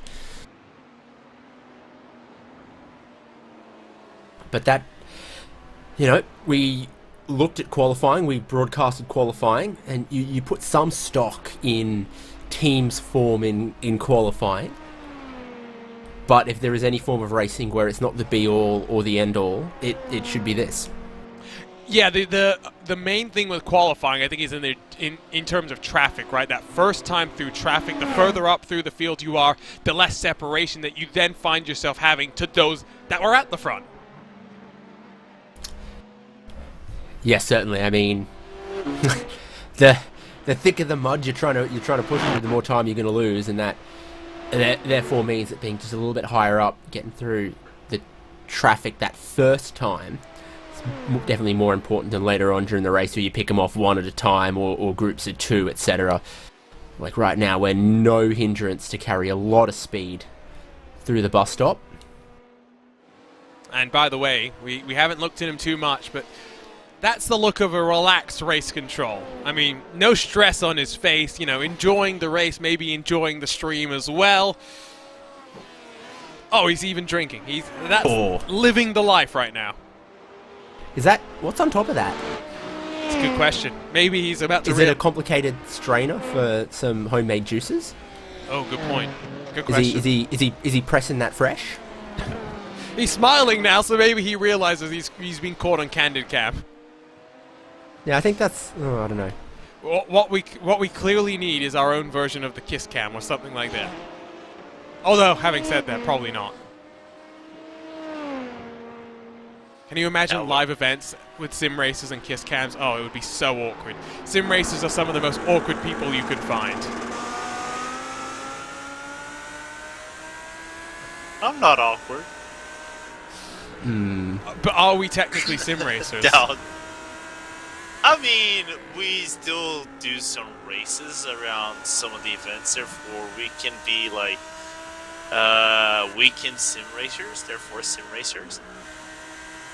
On board with the T3 by Maniti 178, the sole surviving T3 car. They started with 4, they're down to just 1. They're right behind German Sim Racing, and 169, it's Lamborghini versus Lamborghini as they work their way up through the S's. 2 hours, 40 minutes to go. It's basically the regular stint, or regular race for an IMSA WeatherTech Sports Car Championship race. Of course, here at Watkins Glen, it's usually a 6-hour race, but down the inside, nicely done. Not fought hard by the German sim racing car. I think that was pretty clever too. I mean, you saw how early they sort of started rolling out of the throttle into turn number 1, knowing, as we've learned across this race, passing into turn 1 doesn't make a whole lot of sense if you can get that slipstream up the hill through the S's and pass more easily through the bus stop and now exert your pace advantage through the slower bits, the twistier bits, and the more grip-limited bits of the boot. 2 hours, 39 again to go. Red line, 30-odd seconds clear. They're basically now on a nice weekend drive to a championship. Urano still have to fight. They're not out in comfortable waters just yet, but we are from 40, who took to the green flag, down to 25. So still considerable attrition, Lorenzo, when you think about it like that. 15 out of the 40 looking to have retired from this race. Yeah, but then again, we kind of expected to a high attrition track like this. I think some of the other tracks to have some of these retirees of sorts. But still, I would say, so far, I am pleased to see the racecraft out of this race. A few mistakes here and there. I might be cursing this race from now on. I don't know. I hope not. But so far, we've seen some good driving. The major mistakes were more on the drivers themselves committing self-inflicted mistakes. We'll try and get race control in for a word, by the way, before the end of this race. Recap the season, look forward as well, see if they can share any plans with us. Of course, the guys behind SCO still busy. It's not like they're going to be done after today's race. They're still helping to run and manage the Porsche Esports Carrera Cup Great Britain, which you can catch live on Sundays here on RaceSpotTV. I think it's an off week this week, though, so at least they get a bit of respite. But maybe we'll try and convince them about some of our crazy off-season ideas, David. I think maybe we need that. We can get a real good brainstorming session going on because, I mean, what's a good meme combination for Winton, for example? Ooh, Winton. And can iRacing stop scanning Australian tracks that I've never been to? So which ones do you want? I do want Albert Park. The more you know. Now that we've got a beautiful Long Beach and we've had Chicago, and iRacing are getting their swing a little bit more with some of the street tracks. You know, Albert Park is known as, okay, it's a temporary venue once a year for, you know, Grand Prix racing, but the support categories that it's had over the years is a really, really big list, from V8 supercars to Australian GT to S5000. They had TCR once before 2020. You know, the categories of racing that have turned laps around that circuit is opening round of Porsche Carrera Cup Australia at Albert Park this coming weekend as well. So it is, and now in its new updated guise, I think probably a pretty good racetrack for a lot of styles of racing, not just, you know, 1,000 horsepower hybrid Liberty Media machines. Liberty Media machines, I love that. Lorenzo, you like Surfer's Paradise. Give me Surface Paradise, otherwise we riot. And Surface Paradise has a lot of Brazilians, so they all like it. Caipirinha. Does it really? Yeah. Yeah, I had to go down there to do photos of a concert of Gabriel O Pensador, and he sold out a venue on the Gold Coast with his Portuguese language music. Yeah, believe it or not, the biggest concentrations of Brazilians are actually within the Gold Coast. Yeah, it's the Interesting. same weather surprising. and less gunfire. Too real, I can tell you that one. I mean, David, you must be looking forward, though, because weren't you at Albert Park when... I was in a queue Yeah. on Friday morning that didn't start moving when the gates were meant to have been opened, and I said, Dad, should we just get back on the tram and go back to our hotel room? And it's only 10-15 minutes on the tram. If there does become movement, no trouble at all to come back to the circuit, but let's just not wait in line here, and that proved to be a very smart decision, David Haynes. Yeah, clearly.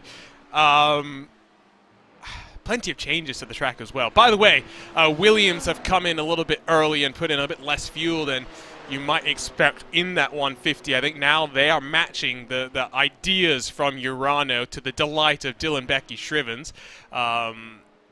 Still working out nicely for that 191, though.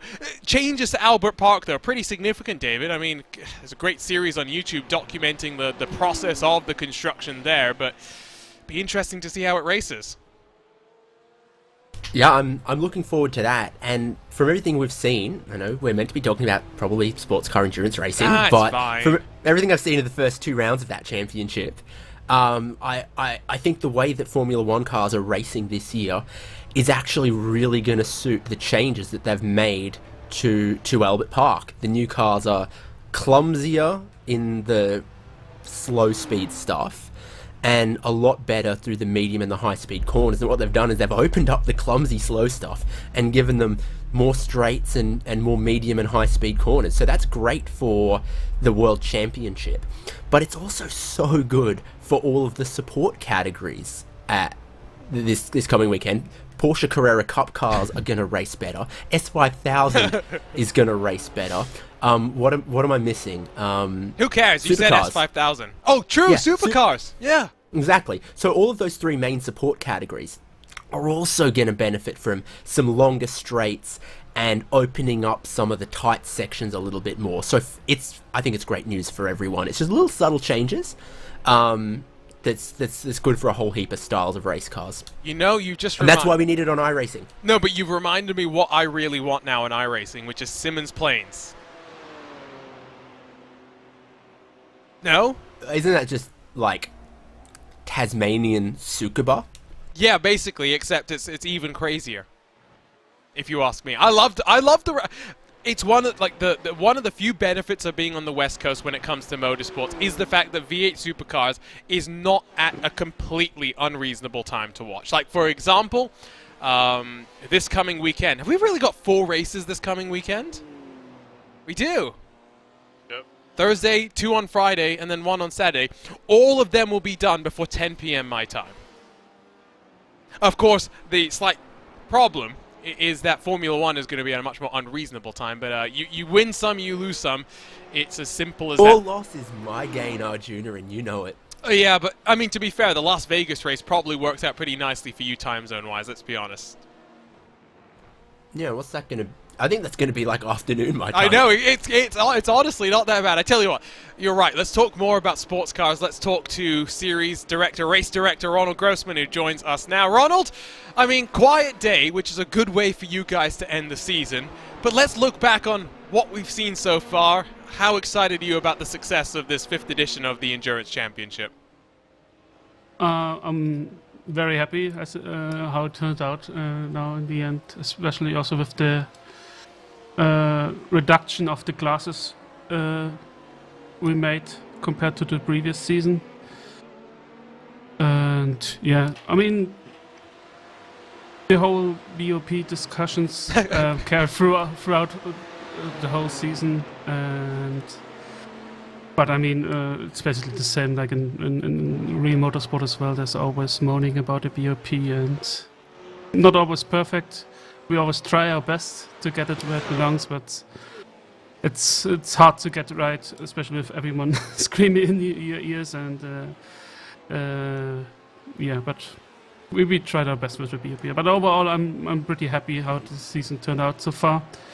The only issue which bothered us a little bit is, of course, the traffic issues with the LMPs versus the GT3s with lapping. Today is somewhat okay, I think, but we are also missing a couple of cars. But yeah, I think so far we don't have had too many protests where lapping LMPs turned GT3s around. Of course, there were a couple of race-ending incidents, but definitely not as high frequent as we saw the last couple of races and throughout the season. I mean, if you're not getting arguments about BOP, are you really doing it right? I think that's probably the way to look at it. And going to the comment on traffic management and traffic standards, I think I said it during Silverstone when I was getting just super frustrated with the teams and the drivers. I mean, they can't expect you to be a strict schoolmaster every single time. They've got to take their own responsibility at this level as well. I think very much you expect teams and drivers to be thinking more about how they are out on the track. Let's look forward though. I mean, historically, you guys have always run stuff during the summer. Last year, you did the Sprint Masters, the Sprint Challenge, and the 24 Hours of Spa. But in years past, you've done some special events. Any clues as to what we're looking at in the future? Yeah, for this summer, we actually don't have something planned yet. We thought about maybe doing another series, but we didn't get any sponsorship again from VRS, so if it would have been a series, then probably without prize money. But I also have to say, personally, I think I kind of need just maybe a normal summer break for once, because I've, especially with my real life office job, I put up a little bit more of my hours there, so I'm kind of, I wouldn't say burned out, but I would love to have like maybe summer without worrying, or like having something scheduled every weekend. So maybe we're gonna take a summer break this time and come back with an SEO 6 in autumn. We already have like a rough schedule planned out, and also some tracks, maybe some new tracks as well. And we were thinking about should the prototypes stay in the series? Should it not? As usual, we also will take a survey after season with our participating teams. Maybe they have opinions on them. So, yeah. So nothing, probably nothing in the summer, unfortunately, from us. But we will start fresh again with SEO6 in the autumn. Yeah, and for those who don't know, I mentioned it earlier, you guys, help run and manage the Porsche Esports Carrera Cup Great Britain.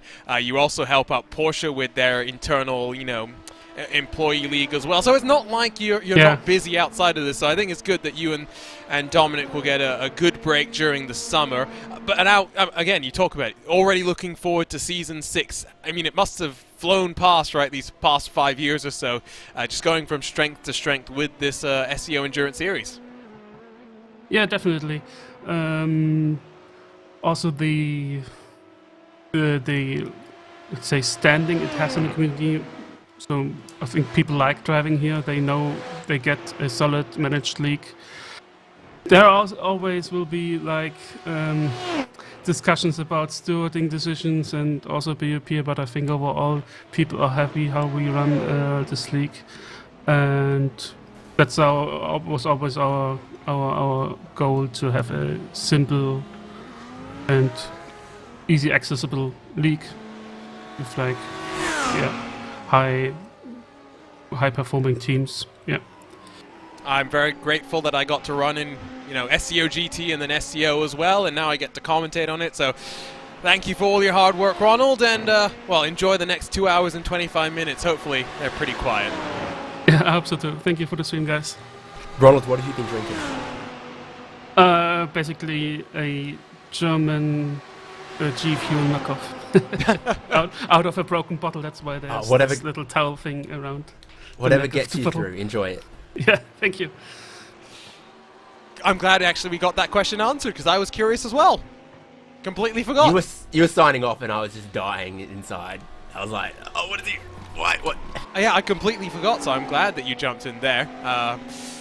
Interesting insight. Yeah, exactly. Alongside Ronald Grossman is Dominic Engel as well, who maybe we'll get the chance to speak with later. We did see a couple of moves. The 25 Fabrizzani SRC Movano Giallo car past Linus Tech now, the Tech Tip Master in that Impulse 56 car. And most recently, we've just seen Gael Valero jump past the German sim racing car. We still have to figure out, guys, what's on his forehead. Do we, though? Yes. I think it's such obvious bait, Arjuna. Is it an FIA sticker?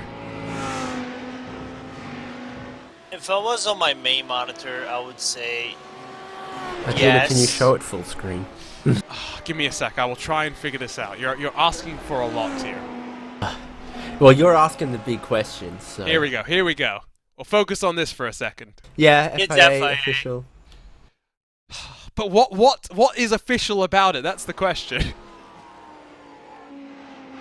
Does it matter? Is it merchandise, or is it an official FIA approved, I don't know, race? I think Gale is grade 3 rated.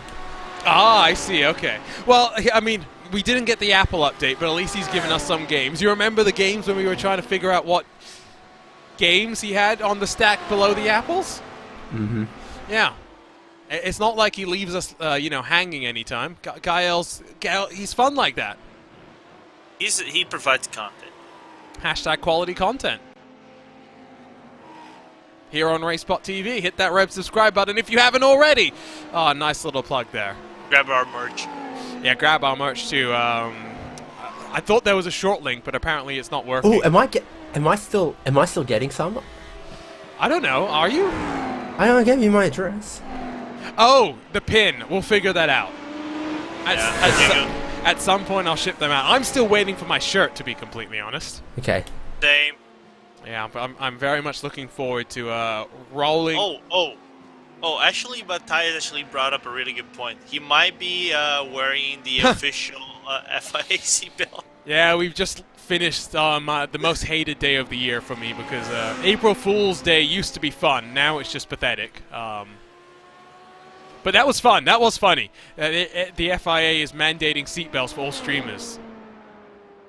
I'm not gonna lie, when I first read that, I was playing CSGO with Josh Thompson and I think Luke McKeown. And I was reading that. I saw the announcement on the page, on the sim racing page. It was like mandated seatbelt. I was like, what the heck am I reading? And then I reminded the poster is from Australia. It was already April's Fools right there, and I was like, did I just fell into the oldest trick of the playbook? And that was actually well played. I never opened the link, even my Tinder matches, so I could not fall into the bait. Yeah, I just don't believe anything on April Fool's Day anymore. It's as simple as that. The only bit of April Fool's news that was not fake and is actually somewhat exciting is iRacing. You know, they made a purchase in 2020 of the makers of Tony Stewart Sprint Car Racing. They're going to, you know, be working in that partnership with that developer, but also alongside the World of Outlaws for an official iRacing World of Outlaws console game. iRacing is for the masses now.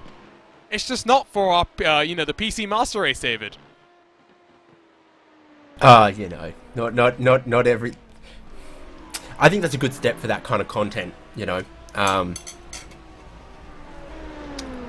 yeah, iRacing has become such a big, broad pond with, you know, road racing, oval racing, dirt road, dirt oval, that it's weird. There are people out there who only do dirt oval, paying for a whole iRacing subscription to only do dirt oval, and it's, you know, I'm not actually some kind of elitist about that. I was going to say, I might get misrepresented. Before Tim Ryan's going to come and from, find you. Yeah. Arjuna, if he can get to me from WA. I just have one request about the World of Outlaws game. Have Dylan Coyle's voice incorporated in it. That's my only request. It's not. You're talking to the wrong person here. No. I'm just saying, if we're gonna, So they can charge DLC to turn it off. Oh my god! Oh, RaceSpotTV's own Dylan Coyle. Although we haven't seen him in a while, he's been busy with his real-world endeavors. Also, World of Outlaws news. Since we're not dirt elitists here, we're just going to make sure that everyone understands that. Not one, but 2 World Championships coming this year.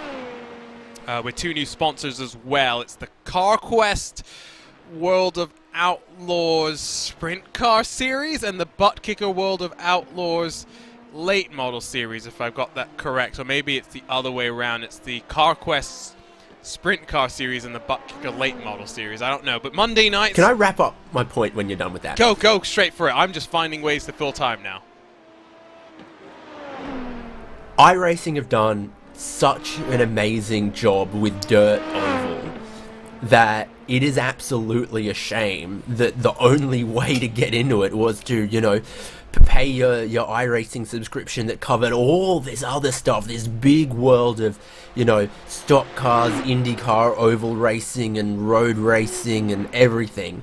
That there are a lot of people out there for whom their local dirt track or dirt track racing is what's most important to them. And iRacing's such a broad, big sheet of paper that having the dirt oval racing taken up just a tiny little corner, it's good that it gets its own spotlight, its own limelight, and becomes more accessible. All the work across probably decades that iRacing have done towards dirt competition. I wouldn't expect it to be the iRacing physics model or anything. I would suspect that it's more likely... I'm not saying it's going to be a perfect carbon copy. I'm saying iRacing have done a lot of work and a lot of research in that space. I think it's more likely to just be a continuation of the previous, whatever you want to call, I forget, Tony Car, Sprint Car series, or whatever the game was called, which it was actually, from what I hear, a very, very fun experience. I just think on a console space, you look at how Assetto Corsa Competizione, for example, is on consoles, maybe you just target the game to that audience. Have a look at something that's happened to the German sim racing Lamborghini, a bit early in the corner, for being honest, and that's Redline, isn't it? Yeah, they lost a second because of that. I mean, when you've got an advantage like Redline has, it's not a big deal, but just right on board with the perspective of Paddy Wolf, who sees the puff of smoke, not sure which way the Lamborghini is going to go, does a good job to scamper on through, but I'm sure that would have been a brief heart-in-mouth moment. And David, I mean, we talked about this earlier, but I'll get your opinions on this too. Matt Farrow, not with Redline, seems a little bit weird now. And the fact that he's gone over to Williams seems even weirder. Yeah, didn't he used to compete in Sports Car Open with Movano? Team Bushfink? Oh, that's true. That? Yeah, no, you're right. Is it his 4th prototype team in SCO competition? So, I don't know, but there's... Yeah. So he's won with Team Bushfink, and I think, in fact, he was, championship winners in 2018, 2019 as well. Then you're right, the next year went to Movano, where he won 3 races on the course to another championship. And then went to Redline, I think, the year after that, and didn't win any races in 2020, 2021. Then won the 6 Hours of the Red Bull Ring alongside Paddy Wolf, but as of the most recent race, has gone over to Williams. You're right, 4 different teams. That's an impressive streak. I mean, I do think that almost the entirety of that winning Team Bushfink Racing lineup did kind of just get redressed in Movano colors. So it wasn't just him; it was that whole team, or that whole working group. So I mean, okay, yeah, officially under a different entry, etc. But I don't consider that a big or surprising switch. Not the only change, but the other one that we talked about earlier, Lorenzo commented as well. But the fact that Yao Vaz, Dean Woods, now racing under the Orion colors, David. I mean, not sure what the future is for Yassi and iRacing specifically, because, you know, their other car isn't racing today, but we still see them in the VCO Esports Racing League. Curious change, and Orion's picking up these LMP2 whizzes left, right, and center. You think back to that Race Clutch team that, after qualifying for the series, then ended up racing under the Orion banner because the support wasn't there.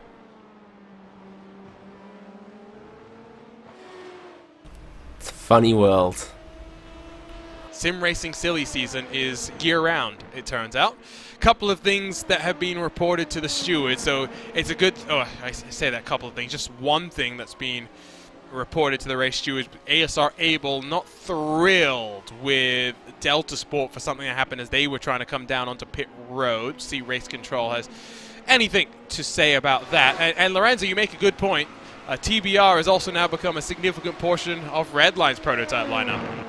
Yeah, because they added up Tom Milshaw more, I think, in the 2019 season or 2020 season. After that, for driving for the LMP1s for them. But, it's a name we haven't seen in a while. Yeah, I think we haven't seen them since last season. We haven't seen them this season at all. If we had seen them, maybe only in the 12 Hours of Sebring, and even then. I mean, he had a big hit with Thrift Shop, and then we just never really heard from him again.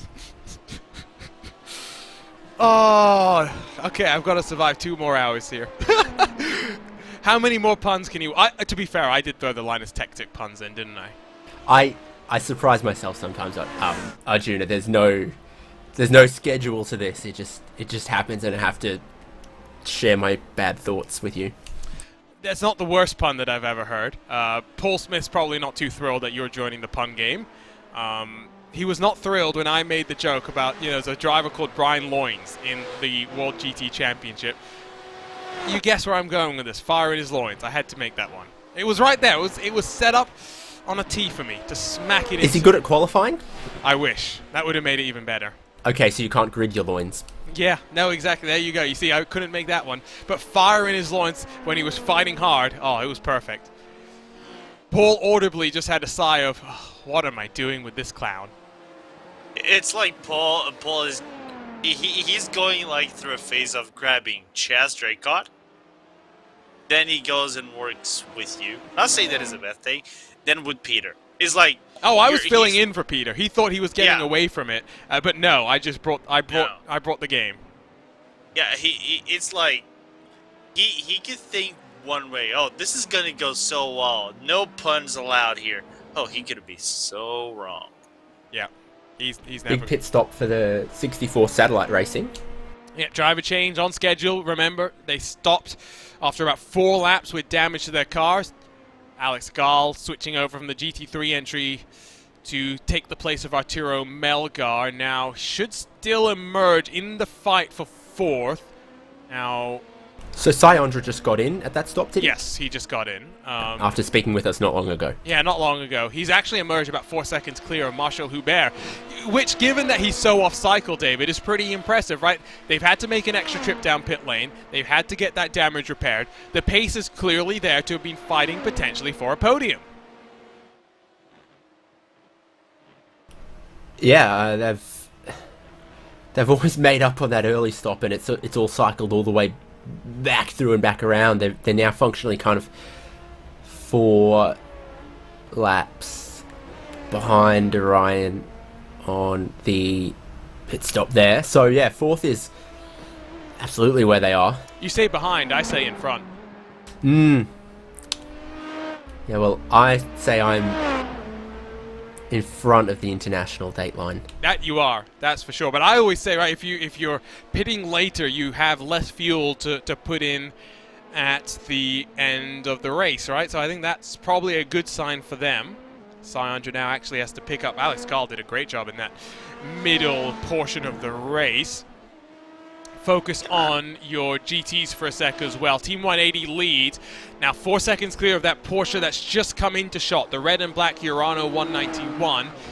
Team 180 is trying to go to the top of the hour here, Lorenzo, with 11 minutes to go. They've been out there for 27 laps. Triton Racing on a similar number to them. Everyone else behind, basically, though, guaranteed to make a splash and dash. This is one car that we wonder how close they'll get. We don't think they'll eliminate that final stop. The question is, how close can they get to eliminating it? I don't think they're gonna be able to eliminate that pit stop. Marcus Hamilton spun. Oops. We'll grab a look at that in a couple moments' time. But I don't think they're gonna make it to the top of the hour. But if they don't make it, I think it's gonna be a very, very short fill for them, because they're trying their best. I think they're trying to pull the Valkyrie strategy, even though they're on 28 laps. If they can make it to 33, doing 144s, 143s, then maybe I can think they're gonna make it like really close to the hour, like 2 minutes, maybe 1 minute and a half to the hour, so they can dream about making it to the end of the race without making a pit stop, but still a long shot. Let's have a look at what happened then to Marcus Hamilton. It's a fight then with the private label Team Hyper. Looks down the inside into 8, into the heel of the boot. Looks okay there. Now is that white and blue gonna... Yeah, not the first time they've tried to go aggressive to the inside. It's Phil Kraus once more. We'll grab a look on board with the Team Hype machine. And is there a space, David? Well, what I couldn't tell from the first angle is that an early turn-in from Movano to try to block or cover off the inside? Or is that their normal line? And I think they've kind of... Private label Team Hyper are always looking down the inside. He's there. always steering left. He's never really opened it up enough to leave a space. So it's I'm, again, glad I'm not in race control, but I see what you mean. I still say that Phil Kraus is going for a hole. A small hole. Play with fire and see how burned your hands get. We'll see what race control thinks of that. We'll see if that even gets reported, if maybe Movano, given the day that they've had, decide, you know what, we'll leave. We'll let bygones be bygones to close the season out. Now, Marcus Hamilton was on that Team Bushfink Racing lineup back in the day as well, wasn't he? That's a good question. Certainly competed in the P1 class in previous iterations of Sports Car Open. Yeah, I'm looking that up right now. No, he was with Movano in that year that Bushfink won. Okay. He was one of the key protagonists against the winning TBL. Yeah, no, he's been in Movano since the start of the SEO back in 2017, 2018, that inaugural season. Now, they did win a couple of races alongside Tommaso Carla, Circuit of the Americas, Interlagos. That was 2018 for for him. They won the inaugural SCO race as well, the Nürburgring race that we had, the 4 hours there. They won the second one. He was alongside Frederick Evers for that one. Tommaso Carlo alongside, though, for that first one. Correct me if I'm wrong, but I do think that he's won a race in all but the last couple of years. He's one of the more successful drivers in series history. I think 7 wins in total for him. Yeah, but it's been a while. The last time he won was Barcelona back in 2019-2020. Today's not going to be the day that breaks that streak. Yeah, no, I think that's obvious. Unless you have 8 retirements up in front of him. I mean, the only sort of more winning drivers throughout the history and the now several seasons of Sports Car Open would have to be some of those pure racing team That's 2. Redline now. Can you guess drivers. the 2? Yes, I can. They would be. Oh man, why am I drawing a mental blank right here? I can see their damn face and I can't pull the name. Okay. Are you gonna put me out of my misery or give me another 2 minutes? Which one do you want? I'm here for you. I want 30 seconds. I'll give you 30 seconds. Yeah, but you're right. Both of them from that pure racing Team Redline camp, but Marcus Hamilton is the 3rd most successful driver. Is one of them Jonas Vollmeyer? No, it's not actually. Jonas only has 4 victories.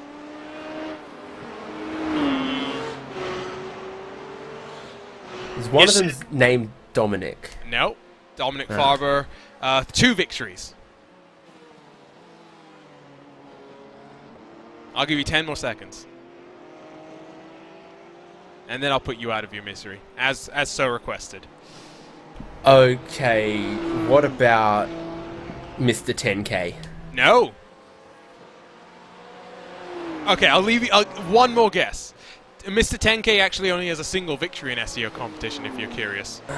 Yeah, okay. I'm trying to think of some of those more dominant, pure racing team. I'll put it this way. Lineups. I'll give is you. One of them Johnny? Yes, one of them is Gianni. Yeah. I was going to say one of them's a GT driver, one of them's a prototype driver. Gianni has 8 victories, but he's not the most successful one. It's the man that leads this race, Paddy Wolf. 10 victories. I was going to say Paddy Wolf is the most successful. You should have jumped in there, Lorenzo. It was right there. No. I kind of knew Paddy. I wanted to know. He was enjoying watching me suffer. That is true. I was wondering who's the 2nd in the GT. I wanted to say maybe from Redline. I wanted to say, not Jonas Vollmeyer. No, Jonas is 4. There are 9 drivers tied on 4 victories. Matt Farrow, Tommaso Carla, Maxime Briant, Alexander Voss, Jerome Kuikel, Jonas Wollmar, Martin van Lozenor, Tim Matska, and Hendrik Kroes. 2 drivers have 5 victories apiece. Now, you guys should know this one. Although maybe not, because it's a long time ago. It is a long time ago. Or Matty Katasoya? He's one of them. Are there any Sim RC drivers? No. It was Kaidasoa's teammate. Let's see if you can get the name, because it's one that I don't think we've seen in a while here in recent history. I know who it is because I just looked on Sim Racing Wiki, but I'm gonna let David take this one. No, dude, I'm all out. All out of ideas. Santeri Kekkonen. They swept all 5 races in the inaugural season of the SCO Endurance Series in the GT class. See, I'm not like Lewis McLeod, who had a big book of bullshit that he brought out to Virtual Le Mans when he was part of the broadcast team for that. But I have my own spreadsheets and data. If you want to know how many different drivers have won races in SCO... Do you need to watch your language just a little bit, Arjuna? No, it's fine. I can't get in trouble. I've got a Simi award that I can wave around. But 79 victories, 79 different drivers have taken wins in SCO history. As it stands right now, I don't think we're going to add to that number. I think Paddy Wolf, Dominic Kaufman looking good. Yes, Dion Fiallo has closed, but that gap is so significant, I don't think it's coming down to the margins that they would need.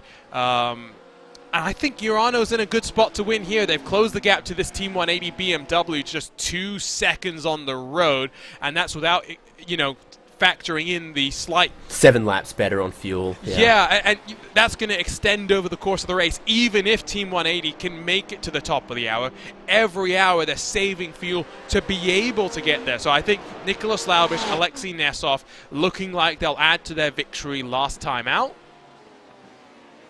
as that gap is now under 2 seconds. I gotta say, some great liveries. That Team 180 livery though, David, it's great. Oh yeah. We've got too many red and black liveries now, though. So if I had to give an award, it'd be to someone with something different. This is different. Yeah, this is different. I don't. The problem is with it, I don't know where I'm looking or what I'm looking at. It's 80% of the way to Jackson Pollock or a camouflage testing livery. That's what it reminds me of, is a testing livery, to be honest. But Or I a like Rorschach's test. Like, if I keep looking, too long, I start seeing my relationship with my mother. Oh, wow, okay, we're getting deep into the psychology. Hey. Lorenzo, best looking car in the field. Good question. I mean, do I have to pick one from each class and overall? Overall, best looking car. Overall. What? No, good question. I want to say BS competition, but all right. I'm gonna go out on a limb and say, just because of the real life parallels, T75 Bernhard by SimRC. Yeah, that new one is pretty nice. Like they said on Even though I like the older one. Do you like the older one better than this one? I do. Interesting. So Batman to Spider-Man. I think I prefer Spider-Man, to be completely honest. I think this one looks good. I will agree. I think BS Competition is my favorite livery, full stop, in sim racing. Dave, other than Artifact Racing, of course, best livery in all racing. David, thoughts?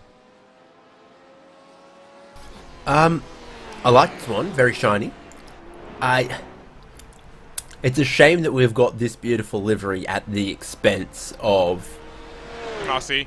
Good old SimRC yellow and black that they ran for a decade and a little more. Oh, this is right before that hour. Yeah, but they're right at that magic number, right? It matters when you leave the pit Right. lane, actually. So they will leave the pit lane past the top of the hour, and we'll be looking at 2 more stints on fuel from here. Now, is Centezone going to stay in, or does Patrick Silva take back over? Because surely this is your last chance to swap it around. I don't think they're doing a driver change, which does surprise me. T3's 178 also into pit lane, so they're going to be able to make it, I would think. As that's a short stop from... That's a 20-second stop. I think they've given up on the fuel saving. Ooh, okay. So maybe this is a strategic play to get the car into a window to make it without taking tires in that final stop, but they'll do a full service and a driver change next time around. What, with 90 minutes to go? Yeah, something like that, yeah. 20 seconds is, yeah, you're right, about half a tank, isn't it? A little bit more. Maybe closer to 55-60% of a tank, but nowhere close to, 3/4, 80% of a tank. Isn't 42 seconds about a full tank? I think that's what it was. I Fair. don't think that the fuel flow rate changed And now they've got quite less as fuel much than as the capacity Right. and fuel economy did.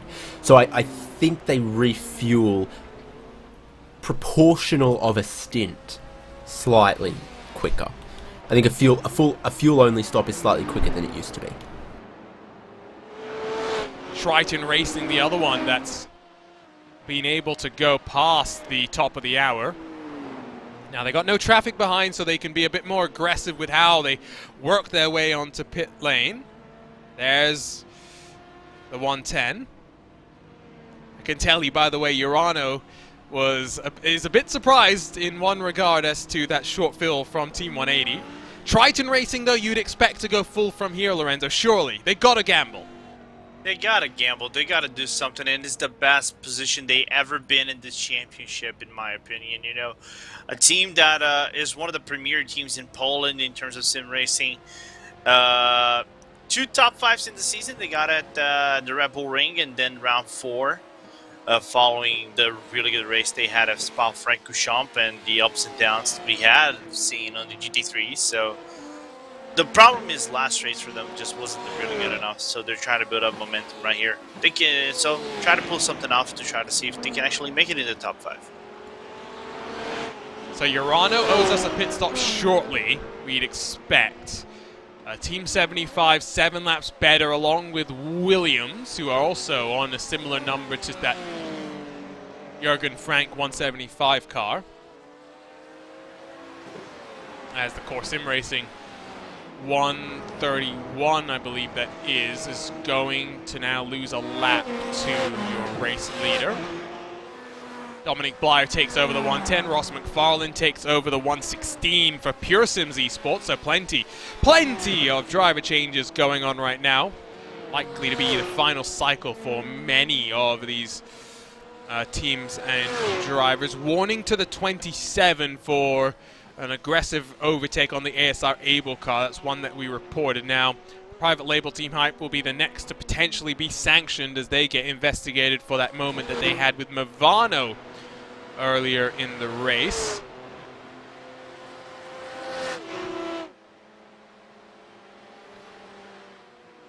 There comes that Pure Sims LMP2 car. Left side again, you can see the drivers behind the wheel of the car.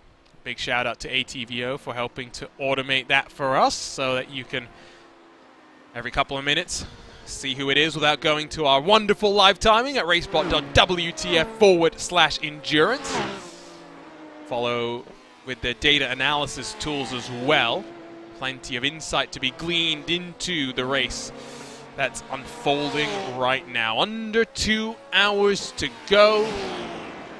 This is going to be a slightly slower end to this race than maybe we'd hoped for, but nonetheless still very, very dramatic. Let's look at those GT point standings once more. We think this is likely how things will shake out when all things are said and done. Urano would win the championship, 12 points clear of that Biela Racing Euronics. Williams, if they can hold on to third, would stay in third in the championship. Second would still only be good enough for third in the championship.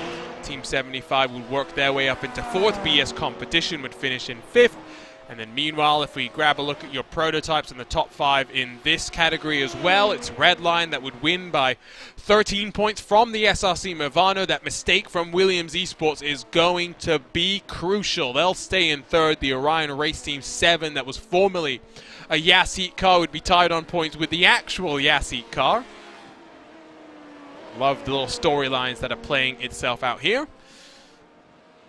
I mean, for Urano again, Lorenzo, I'll mention what we mentioned before. If they had started off this season a little bit more consistent, right? I mean, 22nd, 24th, they really were in the wars early.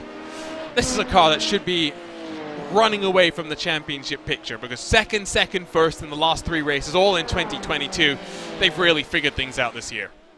Yeah, I think we can.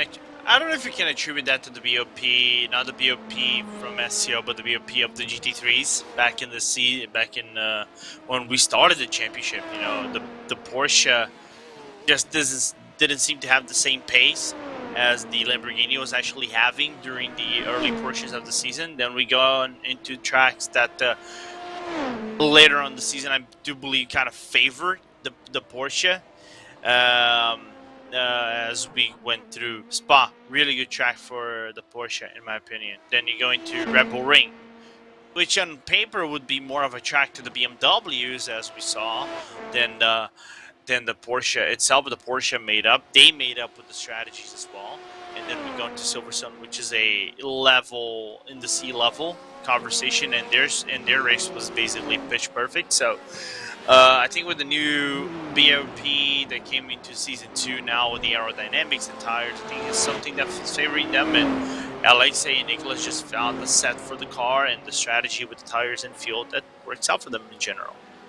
Going to take a RaceSpotTV fan immersion. We've rode on board with a P2 car. We rode on board with a Porsche 911 GT3R. Let's ride on board with Williams Esports and Daniel Pastor in the car that put it on pole but is trying to fight its way back forward. Let's ride around in a BMW M4 here at the Watkins Glen International Raceway. You're watching the final race in the 2021-2022 Sports Car Open Endurance Series. We're here for the 6 hours of the Glen.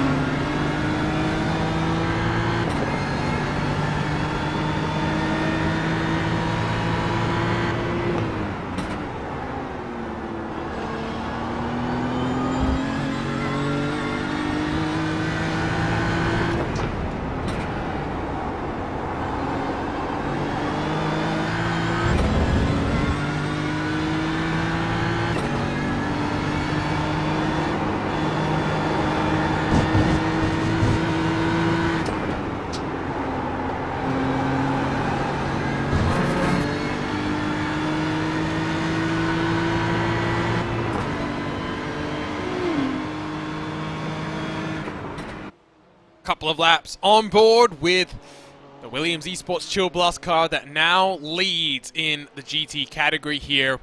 And the 6 hours of Sebring, oh my, I've gone back to 2021 and our season opener. Watkins, Glen, and the final round of this 5th edition of the Sports Car Open Endurance Series.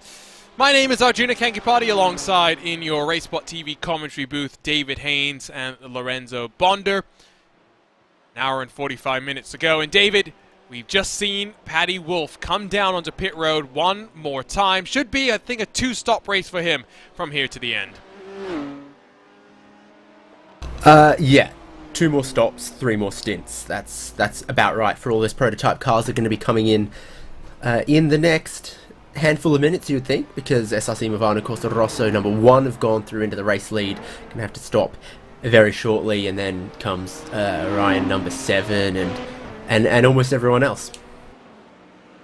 It's a moment as well for the number 7. We did hear making contact with a GT car. We're trying to figure out who it was. We'll get a replay when we can as well.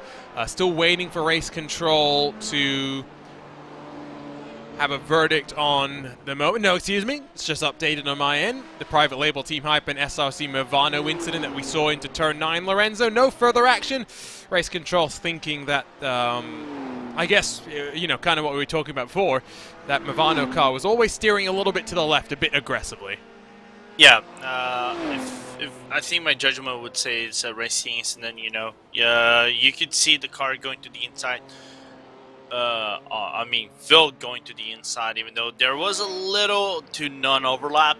You could see that he would have gone for the mover nevertheless, and the tiniest of overlaps might have been enough for him to be within his rights to be in the inside, and to turn in way too early from SRC Movano, I think was enough to the race control to deem that as a racing incident. So let's grab a look. If you're going to defend the inside, defend the inside. If you're not going to, don't. It was sort of half-hearted. Oh, and speaking of half-hearted, is that a slam dunk penalty for Yao Vaz in that number 7 car? So look on board here, David. I mean, he's got the speed, but I don't know.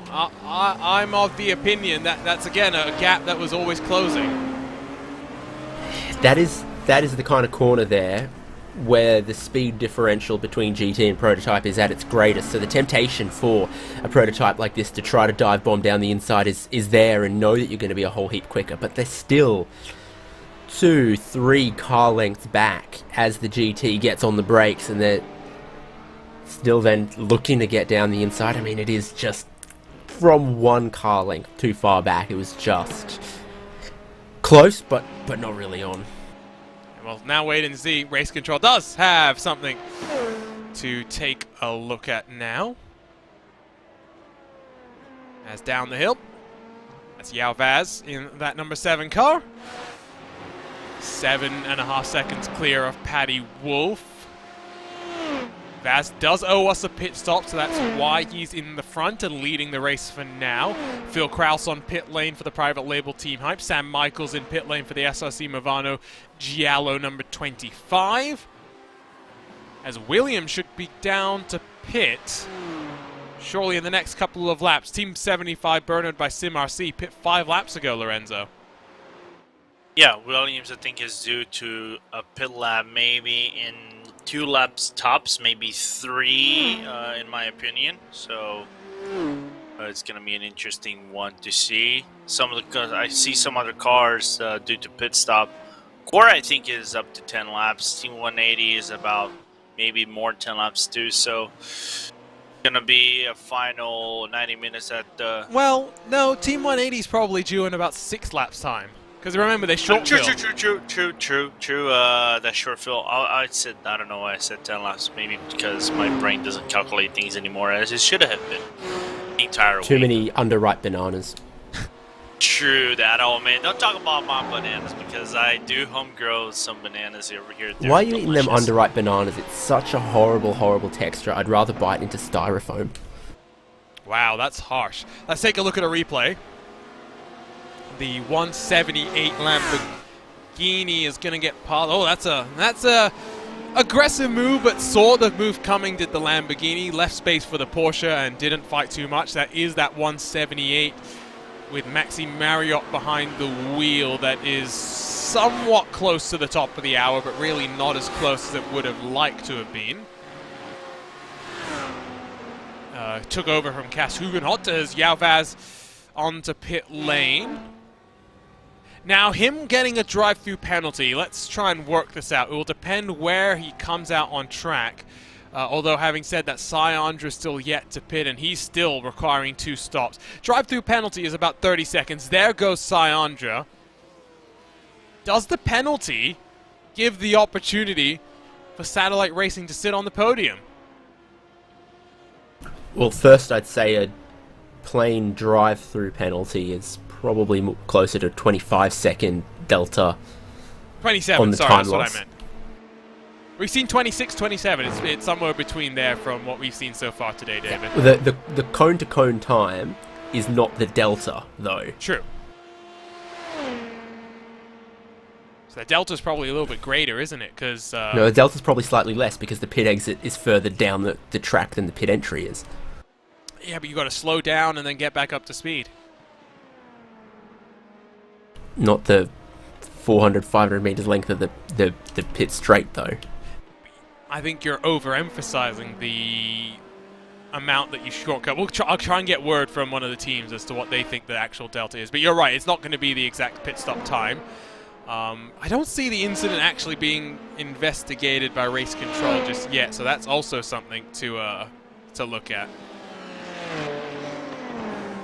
Maybe. I mean, when you're approaching a car at that point of the track, you've got a pretty decent closing speed from having been through the outer loop with its subtle amount of banking and, you know, all of that good grip you get through those faster corners as a prototype driver. So you're really bearing down on them downhill there.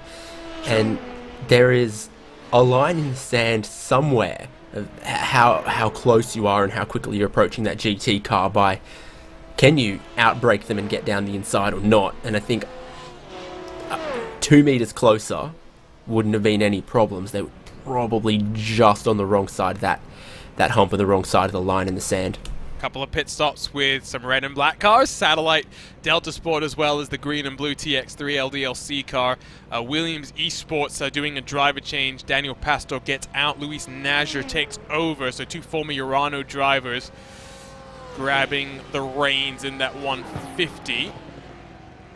As we now wait for the next cars to come and pit, would be Team 180, then Core Sim Racing in turn. Core Sim Racing 22 laps into their stint, likely to come in 10 laps time or so. So we're looking at maybe another 15 minutes for them. Now they've got a rather short final stop. How will that compare with Urano? We'll have to find out very shortly. As Delta Sport right behind that virtual driver's car on the run out of pit lane. They'll emerge in front of the Pure Sims GT machine. Now, slightly short fill from Delta Sport to try and get some track position. They might not have jumped in front, but at least they're now on the coattails of that 22 car, Lorenzo. Yeah, interesting call from them. I'm trying to remember if they'd done something like that at the other league we covered at Watkins, Glen not too long ago, if they'd done a strategy like this to try to get track positions. I don't know if it's going to pay it off at the end of things, but it's a good gamble nevertheless. If I'm them, I would risk something extraordinary at this time of the race. Why not? Bila reporting it's a 20-second delta. That's quite significant. And you follow Sven Haas's logic on that too, is because delta means, you know, the difference in time between the pit lane versus driving down the pit straight. So, like I said, the cone-to-cone time is not the delta. So the delta's got to be the difference between two things. Those two things are the pit straight and the pit lane.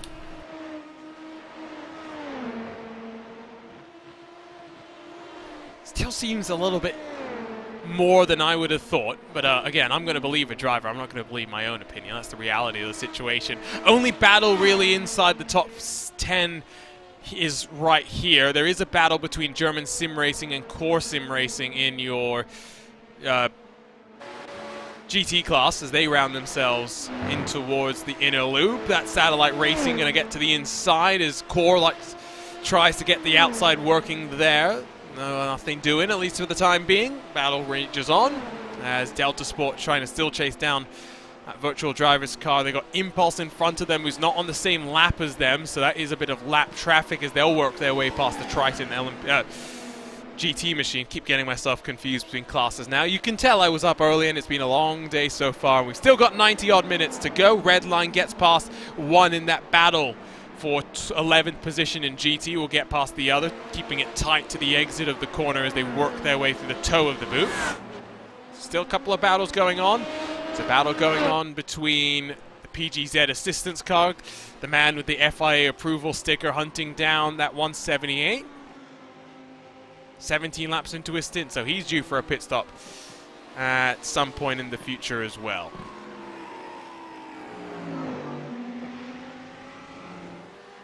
Team 180, 14 laps into the stint. Wait for them to come in. Last time around, 45.6 compared to a 44.5 for Ascari Rene in the Core Sim Racing car, then compared to a 44.6 for Urano. Now, the gap between Team 180 and Urano is at 43 seconds. I'm still trying to make heads or tails of this strategy, Lorenzo.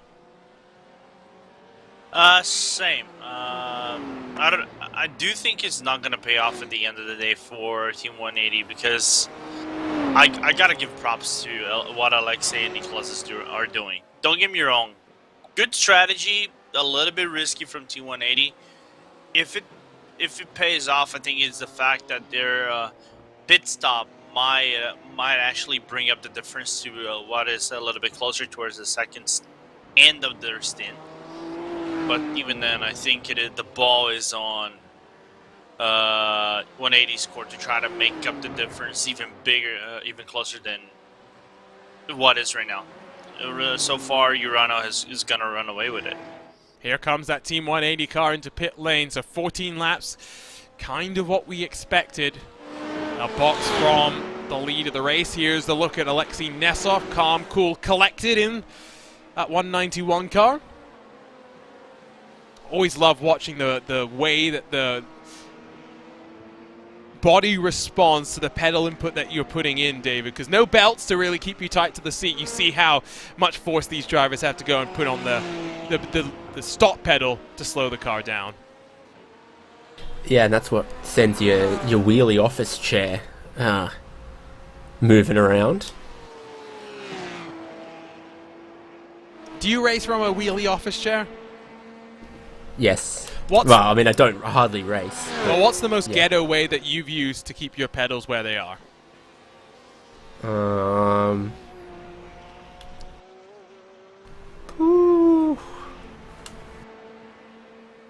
No, nothing really. I mean, good old carpet spikes and the G27 pedals. Have you ever used at a my old box place of Kleenex to prop your pedals up?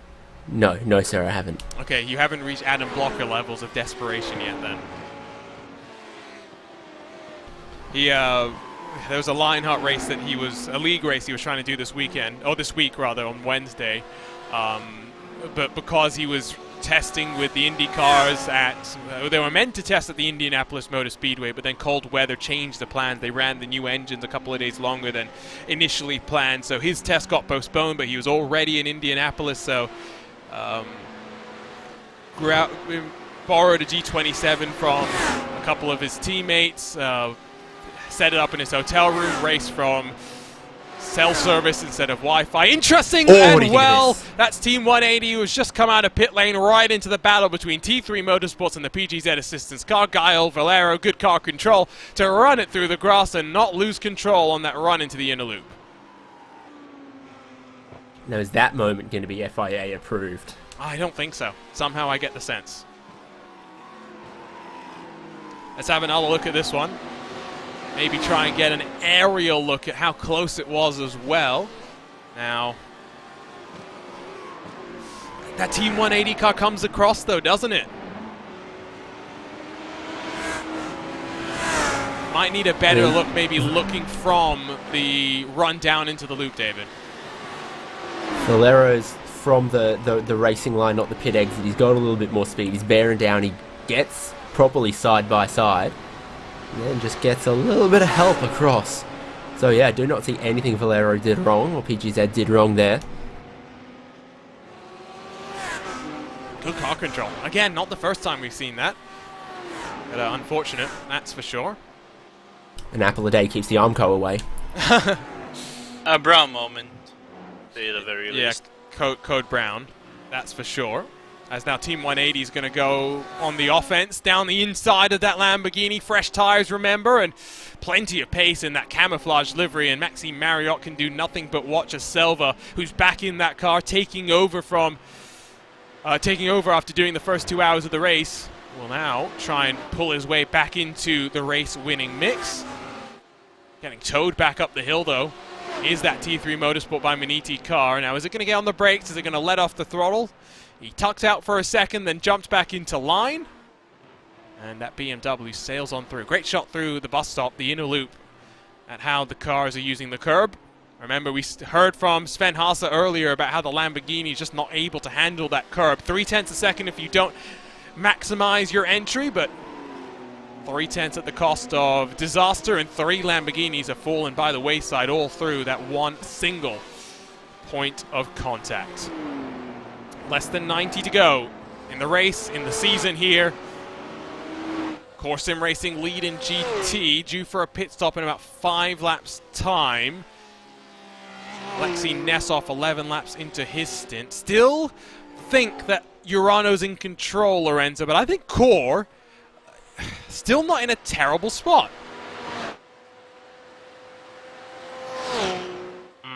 24 seconds, just trying to see how many laps in.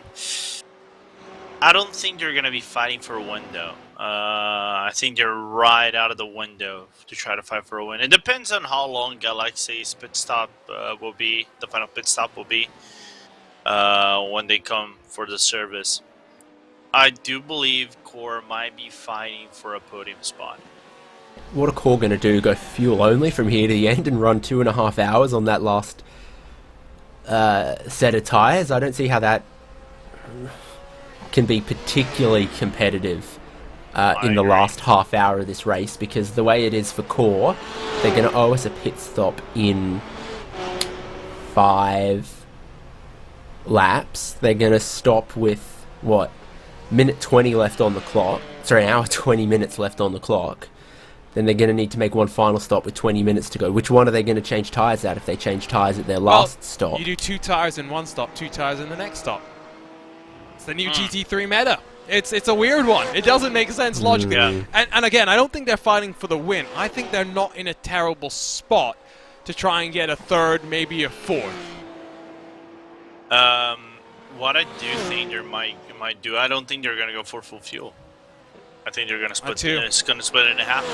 Could do that, makes too. more sense. We are looking at cooler track conditions as well. Although having said that, it's still 47 degrees Celsius. I thought this race was a lot longer, and I thought we were in that final section of the race. But no, it is the warmest that it's been all day, basically. 47 degrees Celsius. We started at what, 36, Lorenzo, something like that at the start when the green dropped. 32. Oh, 32. Okay. Yeah.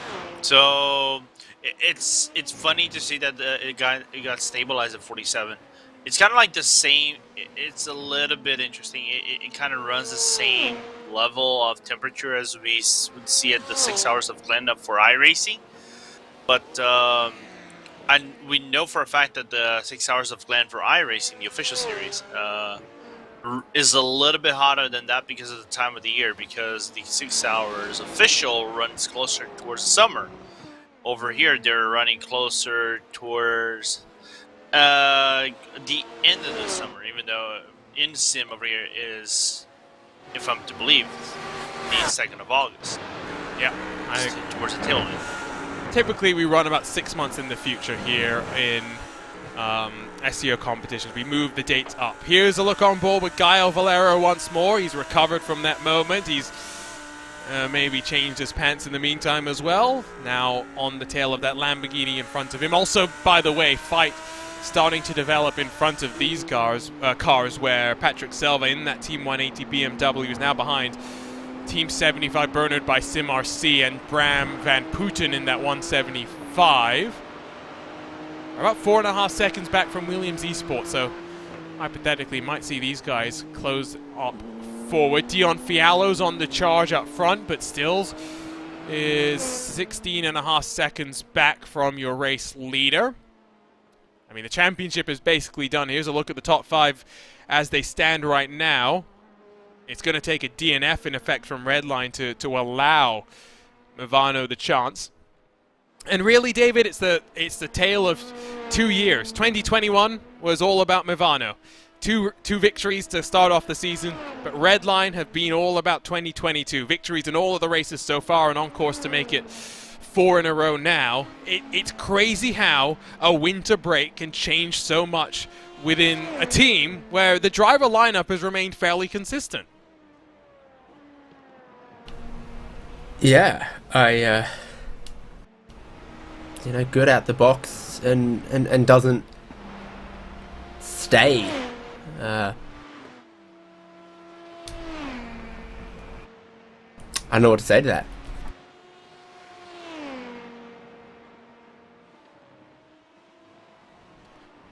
Let's take a look at then swap around as looks like Maxime Marriott has lost a bunch of ground to Gael Valero. I think maybe traffic assisted as well. Might have got a little bit loose through that inner loop. Car looks okay though.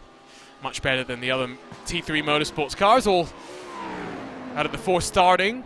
Only 3 still are out there and running. Oh no, I was right. Never mind. Was trying to figure out what happened to them all.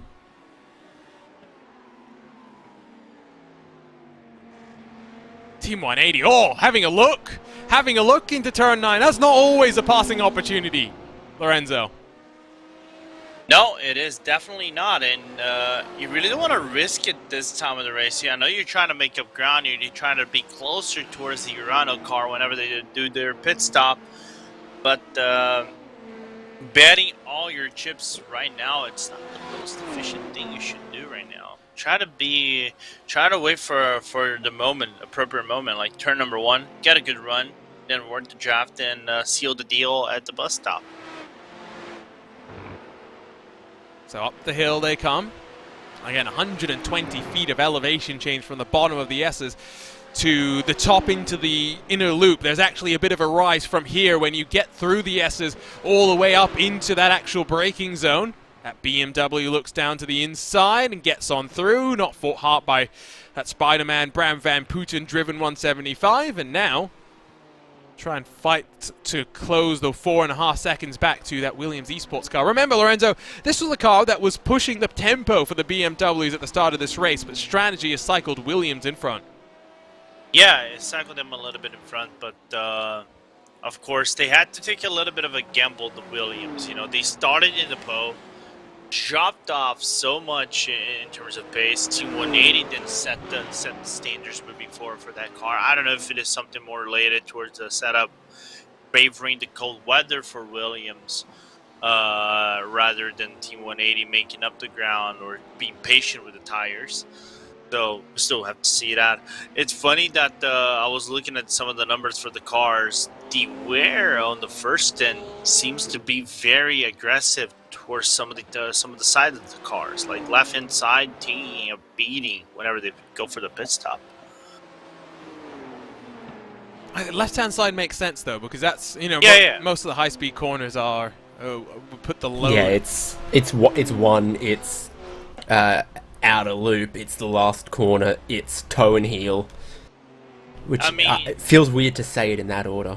Yeah, but I meant more like, we normally would see, let's just say 25% degradation or up to 30%. No, we were talking about nearly 40% degradation in just one stint, which for me, it's rather surprising. You know, you go to 60% in one stint in a relatively cold weather, relatively cold, and then try to do a double stint in it, and your tire is basically upshot, you have no grip whatsoever, and try to make up the ground in terms of difference. It's tricky, man. Ascari Rene comes into pit, so that's Core Sim Racing's penultimate stop. David, did you say it's weird for the toe to be before the heel? To say it like that, I'd more commonly say heel and toe than toe and heel. True. I was going to say you clearly haven't been kicked enough as a kid. I'm very familiar with the toe coming first.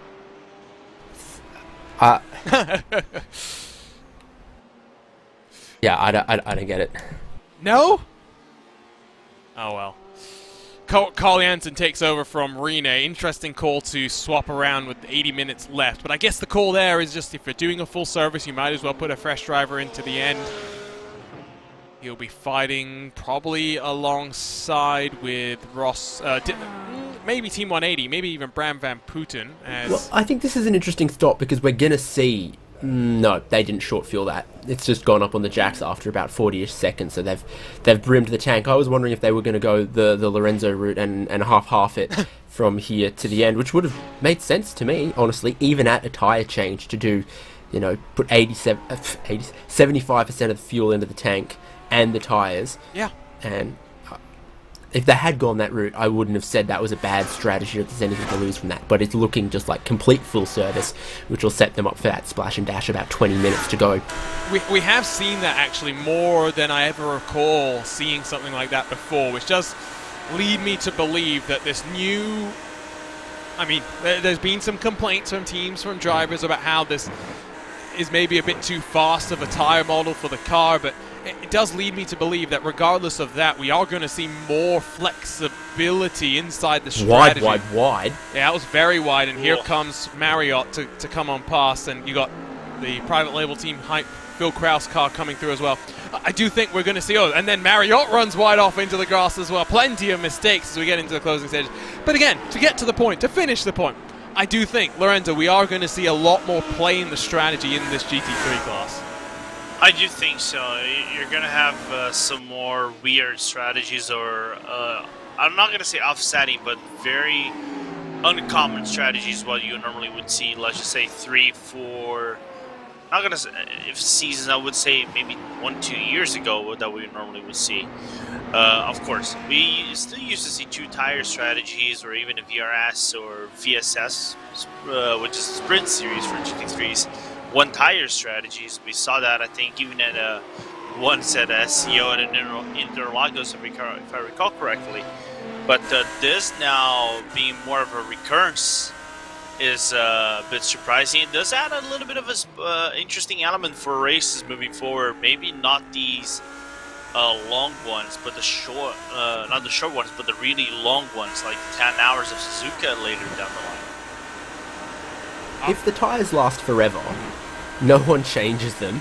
Everyone does the same strategy. If the tyres fall apart after 5 laps, everyone does the same strategy. They change tyres after 5 laps. There's a sweet spot in between where some teams, you know, make double stints or triple stints work, and some teams can't, and you get this difference from how aggressive the teams want to be with their tyre strategy, what they think they can get away with. So tweaks to the tyre performance, the tyre wear, and the profile.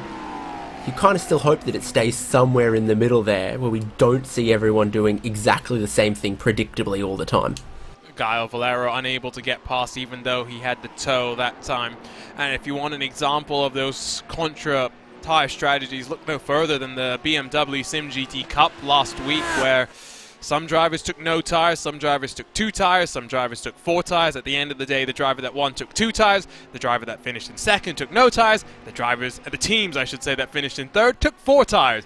It seems like depending on where you were, depending on what track position you were looking for, depending on how hard you pushed the tyres at the start of the stint, at the start of the race, it worked out very differently. And then we did see Danny Elgabe, for example, in that MSI Esports car, when Christian Lamella took over, he was not able to hold the pace like Patrick Holtzman in the red line car, or even RAG was able to do. I think it was Vlad Kimichev at the front of the field there, and eventually ended the race with a meatball flag because his tires had worn themselves to the point where basically they were on all out of all out of rubber, and iRacing basically reports that as 0 tire left in the car itself. This time by 178, getting a better run out of turn 1, and Valero is just a little bit too far behind to tow his way up into the inner loop and sling a move to the inside. He'll have to hold station at least for another lap.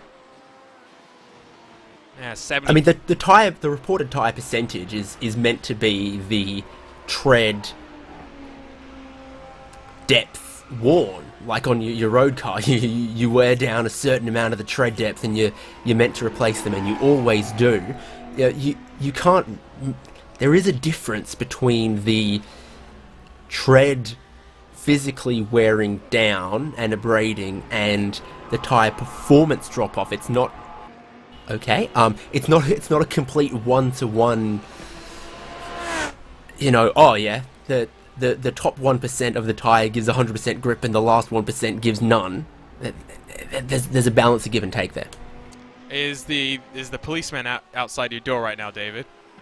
Do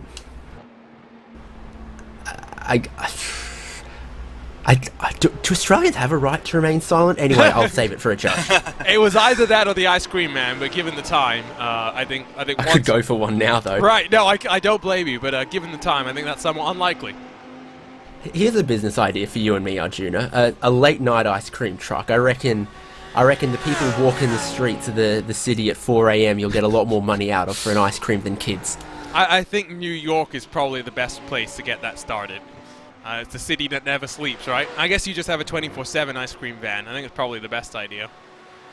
But We'll thumping sound system and lots of LEDs. Exactly. There we go. You need the ambiance. Again, too far back, I think, is Valero to have a look as this battle for 7th continues to go on. An hour and 14 to go. Last pit stop window opens then in about 10 laps time, something like that. As soon as you get past the hour in these GT cars, you might see cars elect to come. Although you really expect that they'd run the tank dry and then just put in as little fuel as they can so that the car is as light as possible, Lorenzo. Yeah, I'm looking over here, 19 laps for Urano. So it's right on the margin, 10 laps, maybe 8 laps, depending on how aggressive you really want to be with the tank and then the timing itself. But I'm not going to let you get away with one thing. Don't you live in San Fran? No, technically no. Oh, okay. Because I was going to say... Bay Area? Yeah, I'm a Bay Area bro, man. Alright, he's in the Bay Area. Because it was like, if it is San Francisco, which is within the Bay Area... isn't the nightlife in San Francisco quite active? Therefore, you could actually run the ice truck idea. San Francisco is a terrible city. Dom Dollar says that San Francisco is where the disco is. Yeah, I mean, I think the last couple of years have really not been kind to the city. I'll put it that way. One final idea on my ice cream truck. Okay. We're going to have big sound system, lots of neon and LEDs. We're going to play West Coast hip hop, and it's going to be called Cash Rules Everything Around Me Ice Cream. I would support that. I like that. I like that. On to pit road comes Dion Fiallo for the penultimate time today. Now, will they do a driver change, or will Fiallo bring this car to the end of the race? No. I know you're disappointed, David. No brioche today. I mean, we've been over this. He's a many times race winner in Sports Car Open in this prototype division, and a previous champion. It does not look like this season it's going to be his championship, and he's not participated quite as frequently as in some previous years. Yeah, of course. Now, Brioche and Fiallo did team up. Returning the favor did Dion Fiallo after we did see Maxime Briant drive with his old crew at Movano a number of times. They teamed up with under the Apex Racing Team banner for the 12 Hours of Sebring. Showed some decent speed. By no means were they slow, but I mean the benchmark now for the Apex Racing Team after becoming the first team to best Coanda at Daytona. It's only the second time that Coanda have not won the iRacing Daytona 24, but it's the first time that they didn't win while actually being on track. They've got a 100% success rate before 2021. The Apex Racing Team become the ones to break that streak. see what the future holds for Dion Fiallo. Maybe more sync-ups with Mr. Brioche. The Apex Racing team so busy that the man who loves an LMP2 drive doesn't necessarily get that as much as he would want. So red line due into pit lane probably this time by, because they're 23 laps into their stint then, Lorenzo. Yeah, let's see what Paddy Wolf's pit stop will be. I think, in my opinion, I would say full service has full fuel. Maybe not tires. Do you really risk not going with tires right now? I think you take tires now, because they didn't take tires last time. So you take tires now, okay, go and for tires. Yeah, and you don't take tires next time, I would guess. It's getting darker now. You'd expect it to cool off, and there we go. It is down to 42 degrees Celsius, so it's dropping off quite precipitously. But don't know how much it's going to really cool off to the point where you'd be willing to risk in effect, a quadruple stint. So, yeah, red line should be in this time. But Paddy Wolf, I'd expect, would stay behind the wheel, Lorenzo. How long did Dominic Hoffman do? About 2-3 hours? Something like it. I'll get you the number of laps appropriately. He did 91 laps. Actually, they're 50% split right now. Paddy's going to do more. We'll find out. Here he comes. Race leader and what is now our championship leader on to pit lane for the penultimate time this season. What a 2022 it's been. Now, after this is over, what does the future hold? We'll talk to them, we'll find out. But into the box slides Paddy Wolf. Does Dominic Hoffman take over to run it to the end, or will Paddy Wolf? No, it will be a driver change. Dominic Hoffman returns to the wheel of the car. And he'll look to build on the speed that he had at the start of this race when he was very much the fastest man out on track, once accounting for the strategy. Back to Gael Valero and the T3 Motorsports battle. He's dropped off very slightly here, but he's still in the mix, David. Yep, and I've seen that the last 2 stints for PGZ have been 33 laps.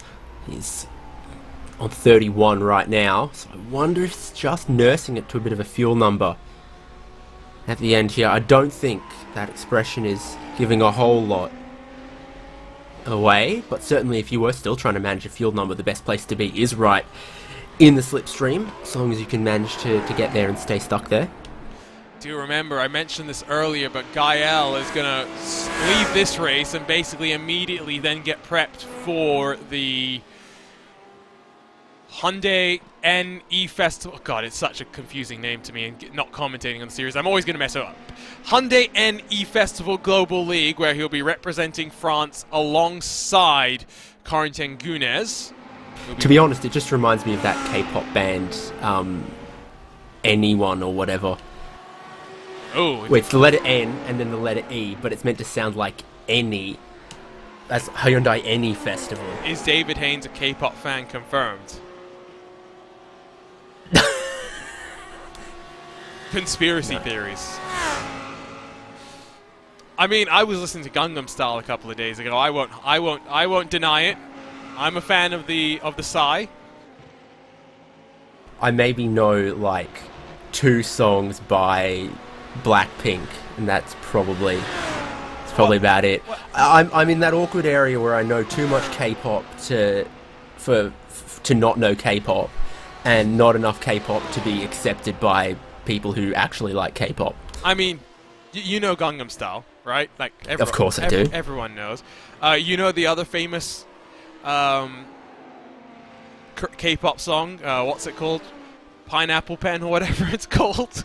Oh no, he's Japanese. Is he? Oh yeah. God. Yeah, Pen Pineapple Apple Pen. That dude actually appeared on a series of TV ads in Australia. Really? For hamburgers, fast food. Where he's like, Hungry Jack's Whopper. You know, he says, I have a Whopper. I have a pineapple. Pineapple Whopper. And that was their ad campaign for you can now get a slice of pineapple on your burger.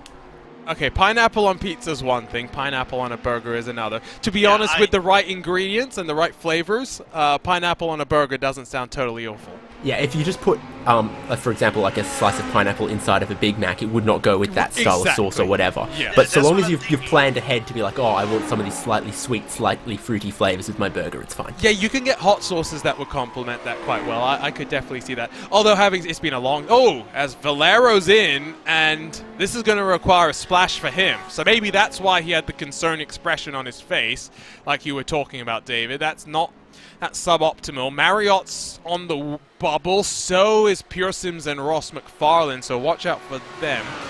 It's just 4 or 5 laps short, isn't it? Because there's Right. 39 laps for the overall race leader left. GT3s in the GT class have been doing about 32, 33 lap stints. So they are just, 5 minutes short, 3-4 laps short, and that's a really just so close but so far awkward place to be in strategy-wise. But going back to the totally off-topic conversation, David, it's been a long time since I was in Australia. Like, we're talking 10 years or so.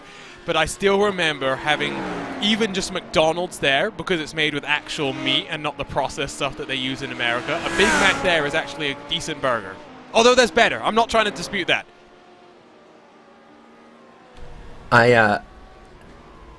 What I am a stand for is Australian KFC with that zinger recipe and those wicked wings. See, again, this is where I wish that we had the best fast food that I've ever eaten is the Singapore McDonald's McSpicy. Those who know. You should fly to Singapore, David, just for that. I promise you it's worth it. Did you know that the first Singapore Airlines flight from Singapore to Cairns was today? Oh, since they opened things back up. Oh, ever? Oh, no, you're right, yeah. Yeah. I think previously that operated with one of their subsidiaries, but it's Silk Air, mainline yep. Singapore Airlines. No, you're right. It would have been Silk Air that would have done it, for sure. Going back to McDonald's real quick, teriyaki chicken with melon Fanta. There you go. You get that in Japan. See, you can't talk about... Oh, okay. Yeah, I was going to say, Fanta anywhere inside America is a bad thing, because they make it with a different recipe that is just atrocious. It is... Yeah, it's horrible.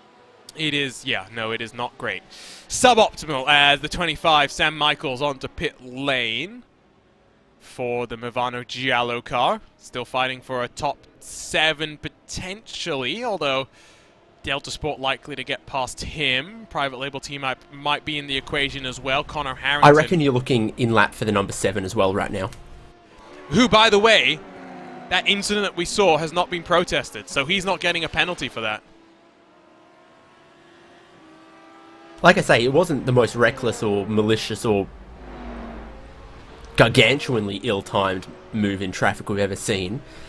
I think it was just at that, do or don't I decision point, and they went for it, and the GT didn't think they were that close or didn't expect it.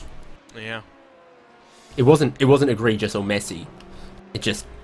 I mean, to be fair, I think the Simpson move was a little egregious. But the Williams move I don't think is that egregious either. Because we've seen cars go around the outside there, Lorenzo. Today, as here comes Yao. Oh! What? What happened there? It's like they were staying out, and then they were going in, and then going out, and then they were going in, and even the line through the final corner before that, do I, don't I commitment was odd. No, I think I know what happened. I think they got loose. Let's have a look. Have a look at the RaceSpotTV replay here. So on the entry into pit lane, things are okay, and there you can see rear end steps around. And that's a nervy moment, to put it mildly. And it did wash out wide before that entry as well. Yeah. Shows you how on the limit they are. So Yao Vaz into pit lane for the penultimate time today. About a 35-40 minute stint length for these P2s, so we know he's guaranteed to come down at least once more. Syandra will come in. They would have been one of the potential recipients of a free place if that Orion car had been required to get a penalty. And as Syandra gets into his box, he's going to do a driver change, is he? Yep, there we go. Alex Gall takes over. Yao Vaz is going up on the jacks, by the way, so he's going to take tires as you suspect for this final 61-minute blast to the checkered flag. Gall going to take the tires as well. 18 seconds at the front of the field, though. Fiallo's been pushing Lorenzo, but Hoffman picking up where he left off. Yeah, it's basically a long shot for Movano Rosso to try to get into the lead. Even then, if they get to the lead, it wouldn't matter anything at all if they make the overtake on red line. Red line can just blink to the right hand side and say, "Oh, you guys can go through. For us, we don't care about it. We're still gonna win."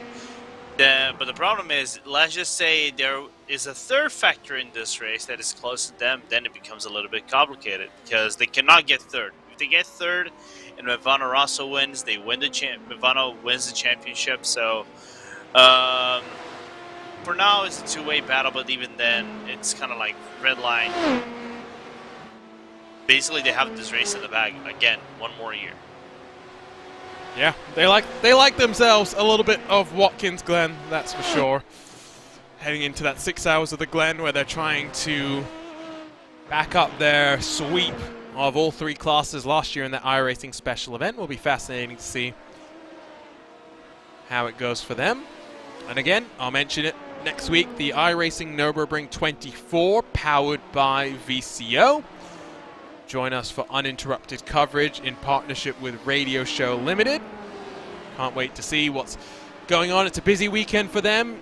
You've got IMSA at Long Beach. You've got Nürburgring Landstraßen Series race on the Saturday as well. I'm sure there's more to the mix, but of course they'll be complemented by our team here at RaceSpotTV. Very, very excited about that. David, is there a Bathurst 6-hour race coming up as well soon? Yeah, Easter Sunday. Yeah, so I think that's the weekend after, isn't it? Yeah, and I think there's another race that weekend. Oh, it's a jam-packed calendar that they've got, because of course there's only so many weekends of racing at Bathurst a year. So Yes. there's the 1,000 weekend, the 12-hour weekend, the 6-hour weekend, and there's going to be an international weekend this year, I think, as well. So a lot of other sort of smaller national categories get stacked in on those weekends. So it's a round of the TCR Australia Championship, which I'm looking forward to because they actually race really well at Bathurst. They're fun to watch. There's S5000? I think Australian. No, not Really? S5000. No, S5000's next round is at the Grand Prix. So I think there's Australian Trans Am and I'm just looking at the schedule. You've got the High Tech Oils Bathurst 6 hours. What a name that is.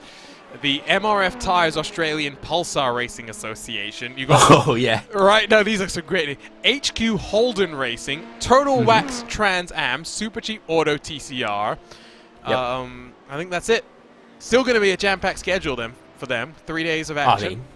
Yeah, of course. I mean, it's so tough to find the space in the schedule to put support categories in when your main class is a multi-class endurance event. So you've got 3, sometimes 4 drivers per team for the 6 hour. So you've got to have time in practice sessions for each of those drivers to get out. You've got to have at least 3 or 4 practice sessions, and then qualifying and a 6-hour race, of course, eats up a whole bunch of the weekend track time. So even with just those categories, they're going to have fun jamming them in. Who needs practice at the end of the day? I think TCR Australia will have 3 races in the weekend too. So. Wow, we take a look, by the way, at Alexei Nesov as Triton Racing comes in 57 minutes to go. So they are not just good, but they'll be able to slightly short fill or go full tank and then full chat from here to the end of the race. So they're looking good for a podium potentially. It'll all emerge on where they come out. They are doing a full driver's change and a full service, so it's going to eat up into the time. The likes of Nesov, the Williams Esports 150, Team 180 will all be doing a slightly shorter cycle on pit lane, so fascinating strategy here with under an hour to go. Lorenzo, you had something to say. I completely forgot. What were you guys saying? Maybe I might remember. We were just talking about Bathurst and production cars and Nissan Pulsars. Oh man, now I completely forgot. But it was something regarding the Australian calendar. I'll eventually remember. So how many weekends exactly do they have at Bathurst, David? 3? 5. Wow, okay. It's more than I thought, to be honest. It used to be not that many, and then I think the Bathurst Regional Council realised it's just a licence to print money. Right. by opening up a couple more weekends a year of racing around the mountain. Yeah, and I mean, I think we understand why there's I limited. remember. Okay, go ahead. Okay, you said who needs practice. At least you're not like MotoGP, who managed to get some of their motorbikes not locked up, but held up at Kenya due to logistical nightmares. And they had to cancel 2 of the practice sessions. And MotoGP at Indonesia was fun, that's for sure. Down the hill comes that Team 180 car right on the back of the Williams Esports gang. 3 laps different on the fuel for these. Williams will be in first. They're 24 laps into their run, and really the most that we've seen anyone do is 32, 33, so read into that as you will. So it'll be a couple of seconds shorter in the lane for that camouflage BMW as they come up on the back of Gael's teammate in the PGZ assistance. It's now Fabio Basuch, or Fabio Bush as his community members call him. Through the carousel, through the outer loop they come. Traffic might play a factor. Yeah, there you go. Lights flashing. That Luis Nasr wants him out of the way stat.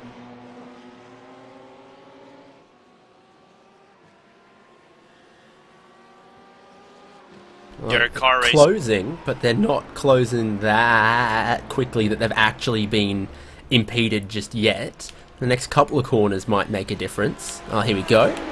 Pulling to the side. You let them go. Maxime Ramstein into pit lane as well for the final time in the Core Sim Racing 131 that is no longer on the lead lap. Of course, that's not the one that was running up at the front. The 132 was that car as Impulse getting a little bit squirrely on the exit out of turn 9. Through turn 10 into 11, trying to find a lane to go. That's going to break this. 2 of the BMWs up very slightly. Will benefit that Williams Esports Chill Blast car on the blast down into turn number 1. Nessoff owes us a pit stop, and it's imminent. 31 laps into his stint, Lorenzo. Right on the money, in my opinion, for Nessoff. So let's see what he's going to be able to do with the final lap, and everybody else should turn into a frantic final hour. I would say not for the battle for the lead, but in battle for the podium. Dion Fiallo, 15.5 seconds. Traffic's helping him out, but he's also on the tear right now. It's a little bit too little, too late. Championship situation, Lorenzo, is if Mivano wins, Redline still finish in 3rd and win the championship. Yeah, because actually they have to finish 3rd and below for Mivano to win. So if Mivano wins, anything that is 3rd or below is for Mivano, because the problem is they didn't get the qualifying points. Like I said, qualifying points matter in this race quite a lot. So it's going to be an interesting final hour. But then again, it would take I think a tragedy for Redline to lose that first spot, because they've been driving safe. We saw Dom's patience with the traffic. He doesn't need to push, even though he's 15 seconds away from Dion Fiallo. So let's see. We still have a little less than an hour to go, but it's Redline's race to lose. It's also Urano's championship to lose, at least as it stands right now, on board with Patrick Selva in that Team 180 car. Great view from the left side of this BMW. Great thing about sim racing is you can place cameras wherever you want. Did a race with a member of the RSL team at Le Mans, and he saw a camera angle that he liked so much that he took a picture and sent it to the TV director at the Circuit de la Sarthe to try and add it for Le Mans in future years. But here comes that run from Selva to the inside. How hard does Nasr need to fight? He decides not to fight just yet, but I'm a little shocked that he didn't dispute that a little bit more. They're not fighting with anyone around them necessarily. And David, I mean, now he's already slipped 6/10 back. Why was he in such a hurry with the traffic to then put up zero fight whatsoever for that position, I'm a little confused. I'm not saying that it's the wrong call to say, maybe not my fight here, but I don't know, the headlight flashing of a couple minutes ago just doesn't seem in step with that defense. Side by side into the 90, Triton Racing down the inside in that 110 with the fresh rubber. Ross McFarlane boxed 5 laps to go and is doing a double stint on his tires. No tires being changed there at all, as Alexei Nesov will pit from the race lead in that 191. Again, Triton Racing for a podium here. They know that they've got to avoid losing time in a battle with McFarlane. Bram Van Putten in the Team 75 car has also finished his final cycle of the race, as here is the Urano 191, stationary already for about 30 seconds and counting. Alexei Nesov's going to stay in that car. There you get the look on board with him. As he's waiting, he's waiting, he's waiting. Is he going to take tires? I think maybe you risk it with a 2-tire stint now. He's at least going to go up for 1, if not 2 here, Lorenzo. Yeah, I would say 2 tires, as you said, is the new meta. Hello, Alex. He probably knows he's being watched over right now. And getting ready to get out of the car and maybe head for a win and a championship clinch. It's a full service. It's a full service for that car. 4 tires and a full tank of fuel to bring it to the end of the race. Nice and tidy then off the pit exit. Going to be important to get the tires into the window as soon as possible. He's about 15 seconds clear of Triton Racing, so that's one benchmark to be thinking about. Next car to come in box will be Williams Esports in their 150.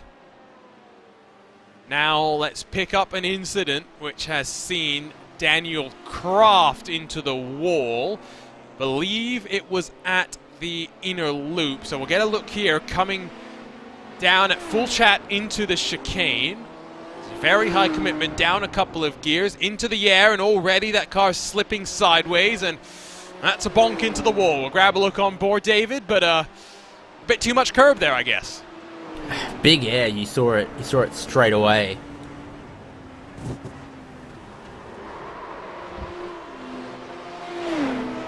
And crumples in the right side of that car. Yeah, it's just locked up the brakes and slid in a straight line towards that with no chance to save it. He's in pit lane trying to get some repairs. Let's see if he makes it to the end of this race. I mean, at worst, he's only going to drop a couple of positions. Did the force feedback spike across the curb do anything weird with the wheel? I did wonder, because we did see the wheel kind of jink to the left, right, in a very unnatural way. I mean, that can, you know, happen. A really large spike of force feedback can, you know, in some configurations of wheel, sort of, you know, overload the power or something. Or knock it off your desk. I don't think. It could do a Jordan Taylor, couldn't it? For those who don't know what I'm talking about, he's got a Simcraft rig, which is motion, and it collapsed. When I mean collapse, I mean broke apart on him during a race. Might have even been during those IMSA Pro, whatever they were called, races that we had with the pro drivers, and I guess it was GTLM cars, the GTEs really. Great video on social media of the aftermath as well. It's got to be a big shock though, Lorenzo. You're driving one moment and then the next you're on the ground. Yeah, it's rather unique. It's a position you rather don't want to be in, or like who had the moment at LM Virtual? Well, which moment are we talking about? Are we talking No, about Simon Pagino. Yeah, Simon you Pagino. mean switching the rigs? Yeah, switching. Oh, my Infanitech is failing. Oh, let me just grab a new one and put it in and plug and play. I never seen that before.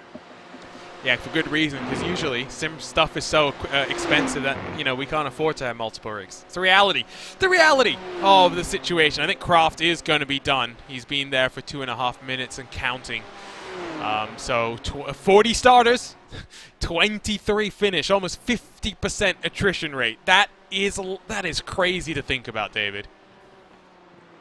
I thought I heard in the first hour you guys were talking about how how clean it was and how little attrition you were going to get. Did you end up being a little bit wrong? There are some shots here where it does look a bit vacant at times. 116 cars took the start of the Champ Car Endurance Series Daytona 14-hour today. You're totally not watching another race at the same time, are you, David? No, I've got that timing screen up, but I've not been watching it. I'm not capable of. Honestly, I'm not capable of that. But there was initially 130 cars on the entry list for that. I think what's the Beetle Fun Cup kind of thing have similar car counts for their Spa Enduros and some of their others. Oh, I can't tell the story just yet about the VW Fun Cup, but chaos is inbound. That is all I will say. I got told by someone in the paddock who I gave a contact info to, there is going to be a revolution. We'll talk more about that maybe in the next edition of the Sports Car Open at the start of Season 6. As they're all going to get Mazda 13B rotary swapped? Oh god, that would be amazing. But no, it's we'd all go deaf. Yeah, we go deaf, but it's even more crazy than that. Here comes Patrick Selva, a bit earlier than I expected, but boxing for the final time. Now, will he dare to not take tires? Will he take 2 tires? Will he take no tires? With 45 minutes to go, you'd wonder if it's worth the gamble. Take a look at your weather again. It has creeped up very slightly because that cloud cover has moved slightly from the circuit. So 30 seconds in the box itself. Left side of your screen on that timing tower, you see the total pit lane time. There we go. That's what I expected. The bold call. Now he's going to be behind Alexei Nesov. Yeah, Nesov will still cycle into the race lead. But now the gauntlet is laid down, David, for Luis Nager to do the same. Yeah, you've kind of got to react to that. I don't mind it when you're looking at this sort of 3/4 of a stint length to go, and it is a shortish fuel. You're going to leave that pit lane on those older tyres without all the weight of a full tank. You'll be, carry that multiplied by 0.75 for the specific gravity of race fuel, 16 kilos lighter, and then get your abacus out for a shorter run. So here comes Nager. Does he box? That's the question. Looks as though I thought he was trying to keep it tight, but he's running it all the way out to the wall. Staying out there for lap 31 on the stint. As indeed we are down to just 10 of your prototypes still out there and running. Just 13 GT3s continue to pound around the track.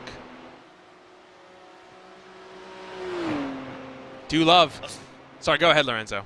I was going to say for Nager, it makes sense. You lengthen up the stint as much as you can with the car very light. Trying to make up the difference to Patrick Selva whenever you come into the pit lane. Through the outer loop they come.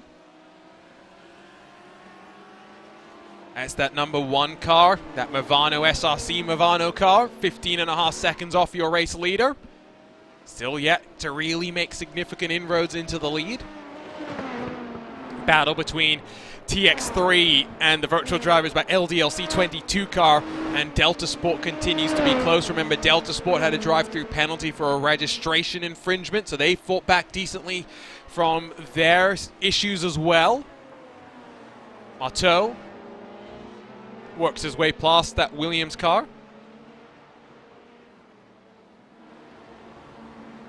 Ronald Grossman wondering if we're going to see some weather madness in the next SCO season. SCO2, which would have been 2018, 2019, saw dynamic sky and time progression come to the sim. Be interesting if weather decided to rear its head midway through the campaign. Lots of work to do. Multiple tire compounds required to support that.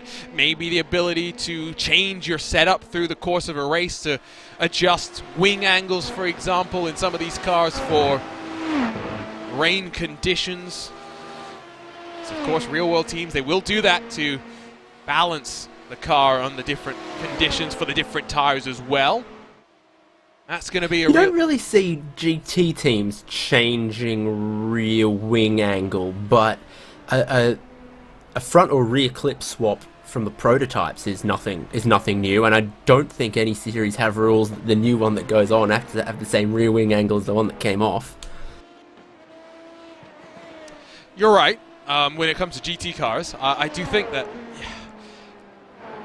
if you had the ability to change setups, it means your preparation becomes very different, right? Because you know that you can have a couple of different setups in the bank, whereas if you're stuck with the setup that you started the race on, understanding the prediction model that iRacing has talked about, the forecasting system, is going to be important, because then you've got to build a setup that's going to work in those predicted conditions in the right windows.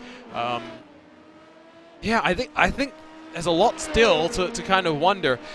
The stream that was announced and the broadcast that was announced, and of course was your race for the National MS Society. That was at the Charlotte Roval. They're going to do something similar this year, but it switches from the Roval to instead the home of Petit Le Mans. We'll go to the Michelin Raceway Road, Atlanta for that. Already confirmed that Steve Myers, Chad Knaus, and Nick Ottinger will be teaming up again, but they're stealing stuff that we've seen in VCO-sponsored charity events before, which is the ability to donate X amount of money for safety cars, for punishments, all sorts of fun stuff. We love a bit of that, don't we, David? Yeah, I can't wait for Steve Meyer to run around the Jimmy Broadbent No Punterino bend. Well, maybe that's a suggestion that we need to send over to Drew at the production studio for iRacing. You got to allow people to buy parts of the track. Here's Williams, by the way. They're on pit lane. They've been stationary for 20 seconds and counting. Will they respond to the challenge laid down by that Team 180 car to put no tires onto these GT3 machines? 32 seconds there. Oh, up on the jacks. There's the answer. At the very least, 2 tires going on, Lorenzo. Yeah, so not phased one bit by what Team 180 is doing. So let's see how it's going to go for Nasher in the final stint. He's going to catch up quick, in my opinion. 50. Well, we did see in stint 1 that it wasn't really such a big gain. Now is he doing a full 4-tire swap? 59.1 when you think that he had to put slightly less fuel into the car. Yeah, I think that's a 4-tire swap, David. That would be consistent with 3/4 of a tank of fuel and a 4-tire swap, which is about the amount of fuel you'd expect them to take with this amount of time remaining. So, a surprise. The track is still cooling off, but not long to go until that checkered flag. I really hope they can light it up out there with those new tyres. Well, maybe it's also risk versus reward. I think maybe that's what's weighing on the mind of this 150 car. So not fighting now for second. Instead, they're trying to just close to third. They're 10 and maybe just over 10 seconds back from Triton in that 110. Interesting call. Interesting call. Let's bring back in, though, a man who we always enjoy a bit of a chat with. Syandra for the Satellite Racing 64 joins us again. Cy, what a fight back it's been. You're really in the mix up there for, at the very least, 4th. It could have been a little different if you didn't have your issues and if maybe the Orion number 7 car had a penalty too. Oh yeah, I keep watching that gap and it's getting smaller and smaller, but it's not quite enough with the amount of time we have left. When I was in the car, it came down from about 30 seconds to about 25 or so, and now that Alex is in the car, it's now down to 20. So maybe if we can get some magic to happen and maybe get some blocker GT3s to show up, hold them up a little bit, maybe we can have a fight for the podium here. You do have a GT3 car out there. Team games, team strategy. Not condoning that. Not condoning that at all. I mean, again, though, we'll kind of rehash a lot of the topics that we talked about earlier, Cy. But, I mean, great way to close out the season, right? I mean, difficult, up and down for you guys for sure, but you've always shown that you've had some pace even when things didn't go your way, and mental fortitude in endurance racing is always important, and that's what you're really delivering right now.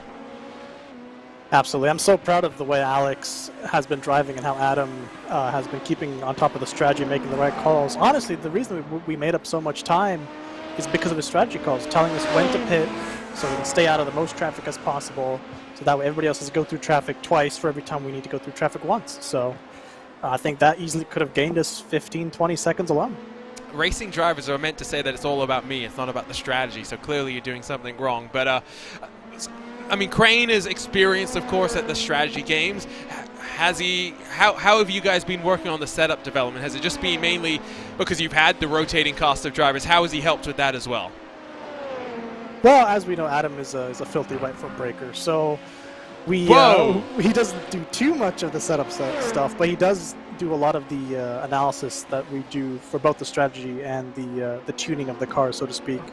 A lot of the ideas and concepts that he comes up with makes its way onto our race setup, and at the very least, his perspective as a right foot breaker does kind of help us building a more balanced and stable setup. You say filthy right foot breaker, I say amazing fuel saver. This is true, yes. So Use all the right foot, leaves your left foot free for bouncing anxiously. Christian Horner style, I guess.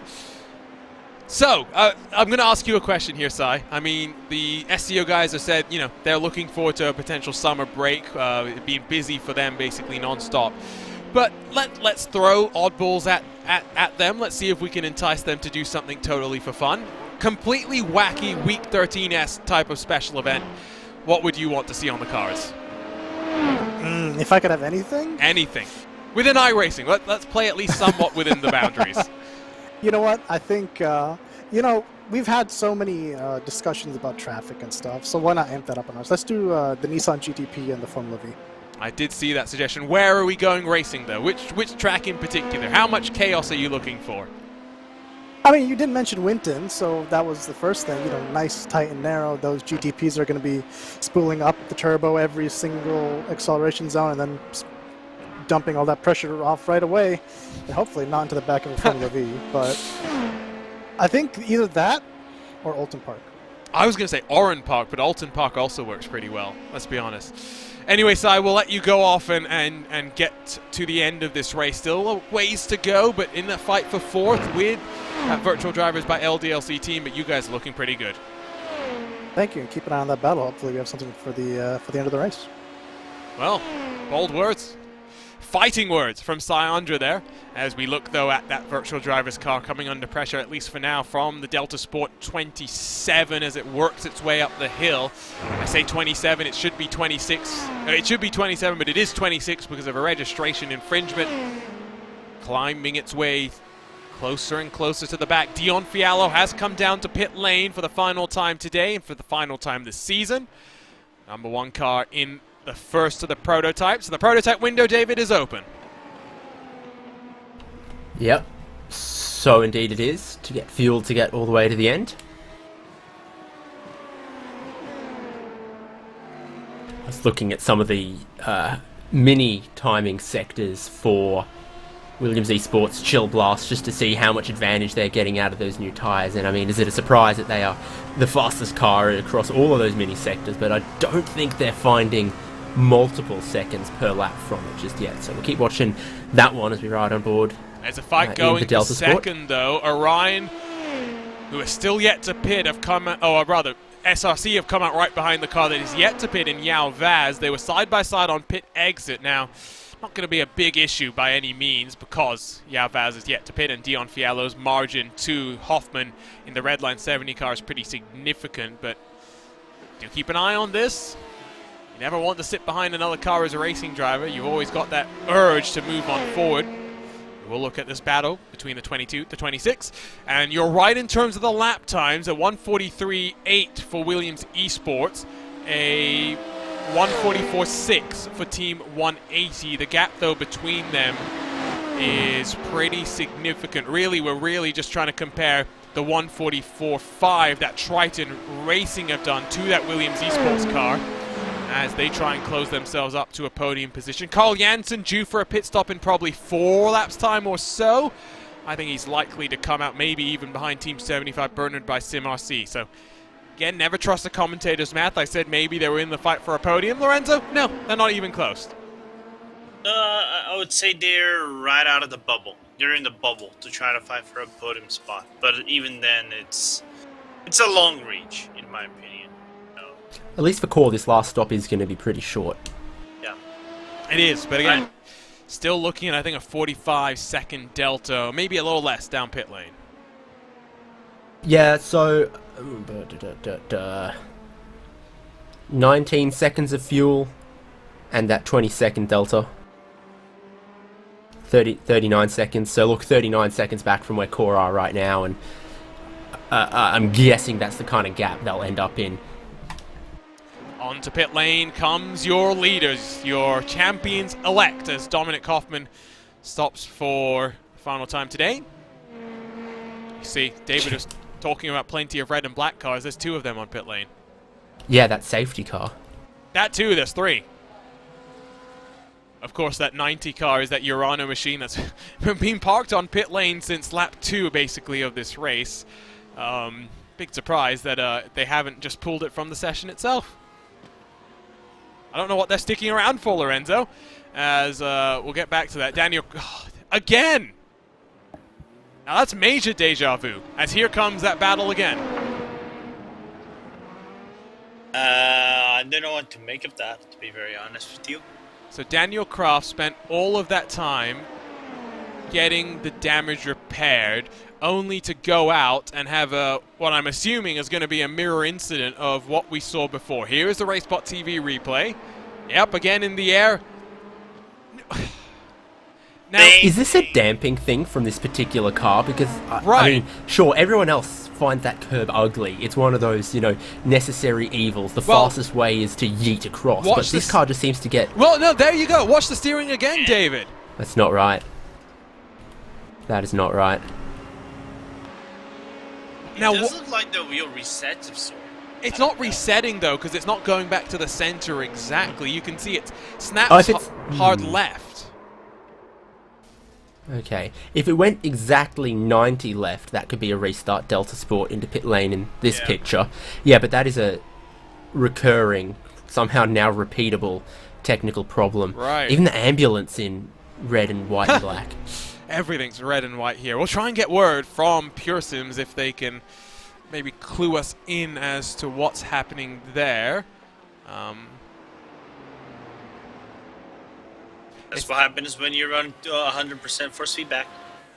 But you got to be a man. You got to run strong. It's, I mean, I'm just kidding. There are sacrifices to be made for the gains, Lorenzo.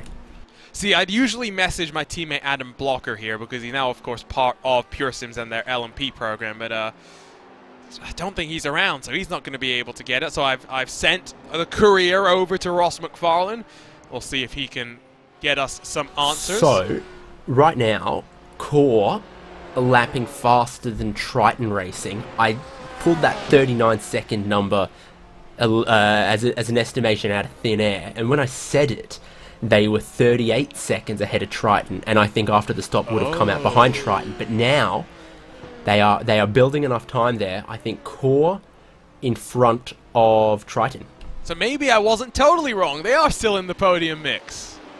I mean, I think it's close. That is going to be exciting, and you're going to want to watch Core's pit stop and outlap, I think. So Triton would have the fresh rubber, but it doesn't look as though they've necessarily got the speed even compared to Williams. So don't count out that Porsche. Don't count out that Porsche. Ross McFarlane is driving. Daniel Ferguson letting us know in the YouTube chat. Daniel, go and figure this out for us, please. We'll get you to go and be our pit road reporter for today, as Alex Gall brings in the Satellite Racing 64. Another red and black car stations itself on pit road, as Delta Sport also roll themselves out of pit lane. They're on their outlap right now. I want to try and make full use of the undercut here to try and get in front of that car, Thibaut Wargny, and the virtual drivers by LDLC. Last time around for Core was a 44.337, so I guess we're really watching the lap time for that Triton Racing BMW here, David, as he rounds himself through turn 9. Yeah, indeed. I see 39.5 from Triton to Core at the minute. Well, and remember, same thing that applies with the drive-through penalty time, right? It's a little bit quicker to get off the lane. So I've calculated all of this with the David Haynes maths and methodology. Okay, give us the insight. Well, I'm just saying when I said 21-second purely pit lane delta plus add 19 seconds of fuel. I mean, I'm sort of including the delta with on the racetrack, but slowing down to pit speed and accelerating up from pit speed to racing speed. So last time for Triton... So I'm all inclusive. Gotcha. So last time for Triton was a 44.4, basically. It's half a tenth between the two of them, so really not much gain for that Carl Janssen 132. Now, he could come to pit road this time by. I think he'll try and stretch it 2 more to make it to 32 laps before he boxes. We'll find out here. Wheeling and of course, 40 seconds is a full drop of fuel. Right. And we're with half of a stint to go here. So I just said half of full drop of fuel, maybe a tiny bit less, because I think they could get away with that at this point. So then 19 seconds is the number I arrived at. Right, yes, Yalvaz onto pit road for his final stop. Releases Dion Fiallo, who is kind of bottled up behind that number 7 and has lost about 10 seconds total to Dominic Hoffman, 5 of which were due to a slightly longer roll down pit road. So Hoffman cutting it a bit closer on the fuel, but maybe they are able to just wind it back in terms of pace in this closing stage of the race. We'll get you the points update in both classes as soon as this car is down on pit lane, because this is the one that's really going to impact how the top 10 look in the point standings coming out of this final race of the campaign. Surely he's down next time, Lorenzo, right? I don't think he'll come down this time. Just seeing 31 laps. He can try to go for 32. They've only done 32 across the last 2 stints, so if it's the same as previous Carly Janssen stints, then it's this is in lap. Okay. Yeah. Remember timing 71. You can follow along with all of these details with their data analysis tools. Very, very wide from that 132. You can run wide. Getting the word from Pure Sims that Daniel Croft's direct drive wheel is having hardware issues when hitting the curb. So it explains a lot, because that was 2 mirror incidents. You watch the steering inputs and they're basically identical. Does the 132 box? No, the 132 stays out. I did think that he was going to try and do 32. It makes sense to go as long as you can on the lower fuel. The temperature rose very slightly midway through this stint as well. Trying to play a bit of a factor in that, Lorenzo. Yeah, 43 degrees. You know, I think I've seen that in the Sebring 12 hours. You know, when you start to expect, oh, the track is going to get colder here, Arjuna. It's 3 p.m. in the afternoon. No, it gets hotter by 2 degrees, 3 degrees. Then it gets stabilized by a full hour. Then it starts to drop. Then it raises back up again to about a degree. So the thermal effects into the track are getting a little bit more interesting in this build as predicted. Getting to 20 minutes to go. What a season it's been. What a race it's been. Started with the 12 hours of Sebring, the longest race of the season. Then we had our first distance-based race in SCO endurance history. 1,000 kilometers at the Circuit of the Americas. That was our final race in 2021. We had almost 6 weeks off before we headed to the Red Bull Ring for the 6 hours there. That was the first week of January. A month later, 1,000 miles at the Circuit de Spa-Francorchamps, the final time that we went racing into the night. Penultimate round saw plenty of traffic chaos, plenty of frustration from me in particular about the LMP2 cars with how they were treating the GTs. And now, 2nd of April, our final race in this 5th edition of the series. There you go. No traffic behind, so Janssen can be a little bit more aggressive with how he wanted to run wide and then cut back down, slowing down onto pit lane. He had a wiggle too. He also had a wiggle on that pit entry. So clearly it's not as simple as people think, especially the speed and the weight transfer that you've got there, David. Yeah, and he's placed it in the pit box slightly angled for a quick exit. So you assume fuel only. Past 10 seconds, thinking going to be less than 20 seconds of service here. If they're aggressive, he's revving it already, ready to go. And well, here comes Triton out of the final corner. Core still yet to roll. Core went up. Core did go, oh, now did they forget to, yeah, that's a one-tire stop, and I think they might have forgotten to disable all the tires given the amount of time they were up on the jacks. So Core will slip to at the very least, yeah, there we go, 6th. So now they've got, that. You see BMW's already on the tail end of the Williams BMW of the Pure Sims car. 5 seconds in front is Triton Racing. I think this Williams car is running out of time, let alone the Core car, David. That confuses me a little bit with 20 minutes to go about that Core pit stop. Slam dunk for Williams to get past Pure Sims there. Yeah, nice and easy. I don't think McFarlane really wanted to fight too hard. Maybe he'll try and follow Naja forward as he hunts down that 110, because that 110 really on a charge. The 150 on a charge compared to the 110. Very short stop, by the way, from Delta Sports competitor, the virtual drivers by LDLC. The 22-21 second stationary comparing to a 30-second stationary time for the 26 means really no battle going on there for 5th spot in your prototype. Is a battle going on here with the 25 and the private label team Hype Lorenzo. Best finish of the season if the private label team can hold on here.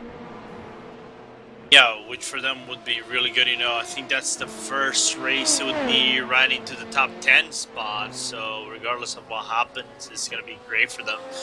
I think they probably want more, a little bit more. I think they probably had the pace to go top 5, and Connor Harrington was Joshua Chin and Phil Krause in Krause's mind. But still, getting into point standings is really good for them. Fabrizzani pops out of the draft, but Harrington holds the inside, the preferred line into the bus stop, and he cuts the nose off of Fabrizzani, who did let off the throttle, but still a decisive defense from Connor Harrington there as we are under 20 minutes to go. Let's look at the point situations in the top 10 for all of our championships. Red line, one hand on the trophy with 19 minutes to go. Movano would move up into 2nd, Williams down into 3rd. The Movano Giallo machine, that's the 33, would grab 4th, while it would be a tie between the Orion Race Team 7, that was formerly the Yassi Pirelli entry. They would be tied with that Yassi Richard Mille. Urano's number 90 in 7th, T378 car would be in 8th. The TX3 machine, well, look at that, gain 2 positions inside of the top 10. They would be tied with the 25 car, so if Fabrizzani can find a point here, they would get at least 9th place in the championship. Over to the GTs, if things hold as they are. Again, Urano on their way to the championship. 78 points for Bila. Well, they'll be slightly disappointed, but I think they always knew it was an uphill battle for them with the car and the BOP and the balance through the bus stop chicane for them. Williams would grab 3rd, BS competition down to 4th. Team 75, 5th. Triton Racing would gain 4 positions to finish in 6th, tied on points with one of the core sim racing entries. Big loser, though, would be Valkyrie Esports in that 157. Looking again at this battle, Fabrizzani has the inside, and Connor Harrington tries to squeeze through the SR-able car. Somewhat inevitable to have some contact there, but they both hold on. No harm, no foul, I guess, David. It's a scary view for the GT, though. The prototype's bearing down. And then a little scary moment for private label Team Hype, who I don't think are happy at all with that Ferrari. Yeah, that was, 3 wide. They're barreling towards the commitment point of the inner loop. And the 2 prototypes make a little bit of contact. Let's grab another look at that, and let's just pick this one apart on our RaceSpotTV replay, so you can see Fabrizzani's trying to squeeze and Harrington's trying to give it back to him, because he knows that if he concedes there, it was always going to be difficult, and I think both played the game pretty well there, Lorenzo.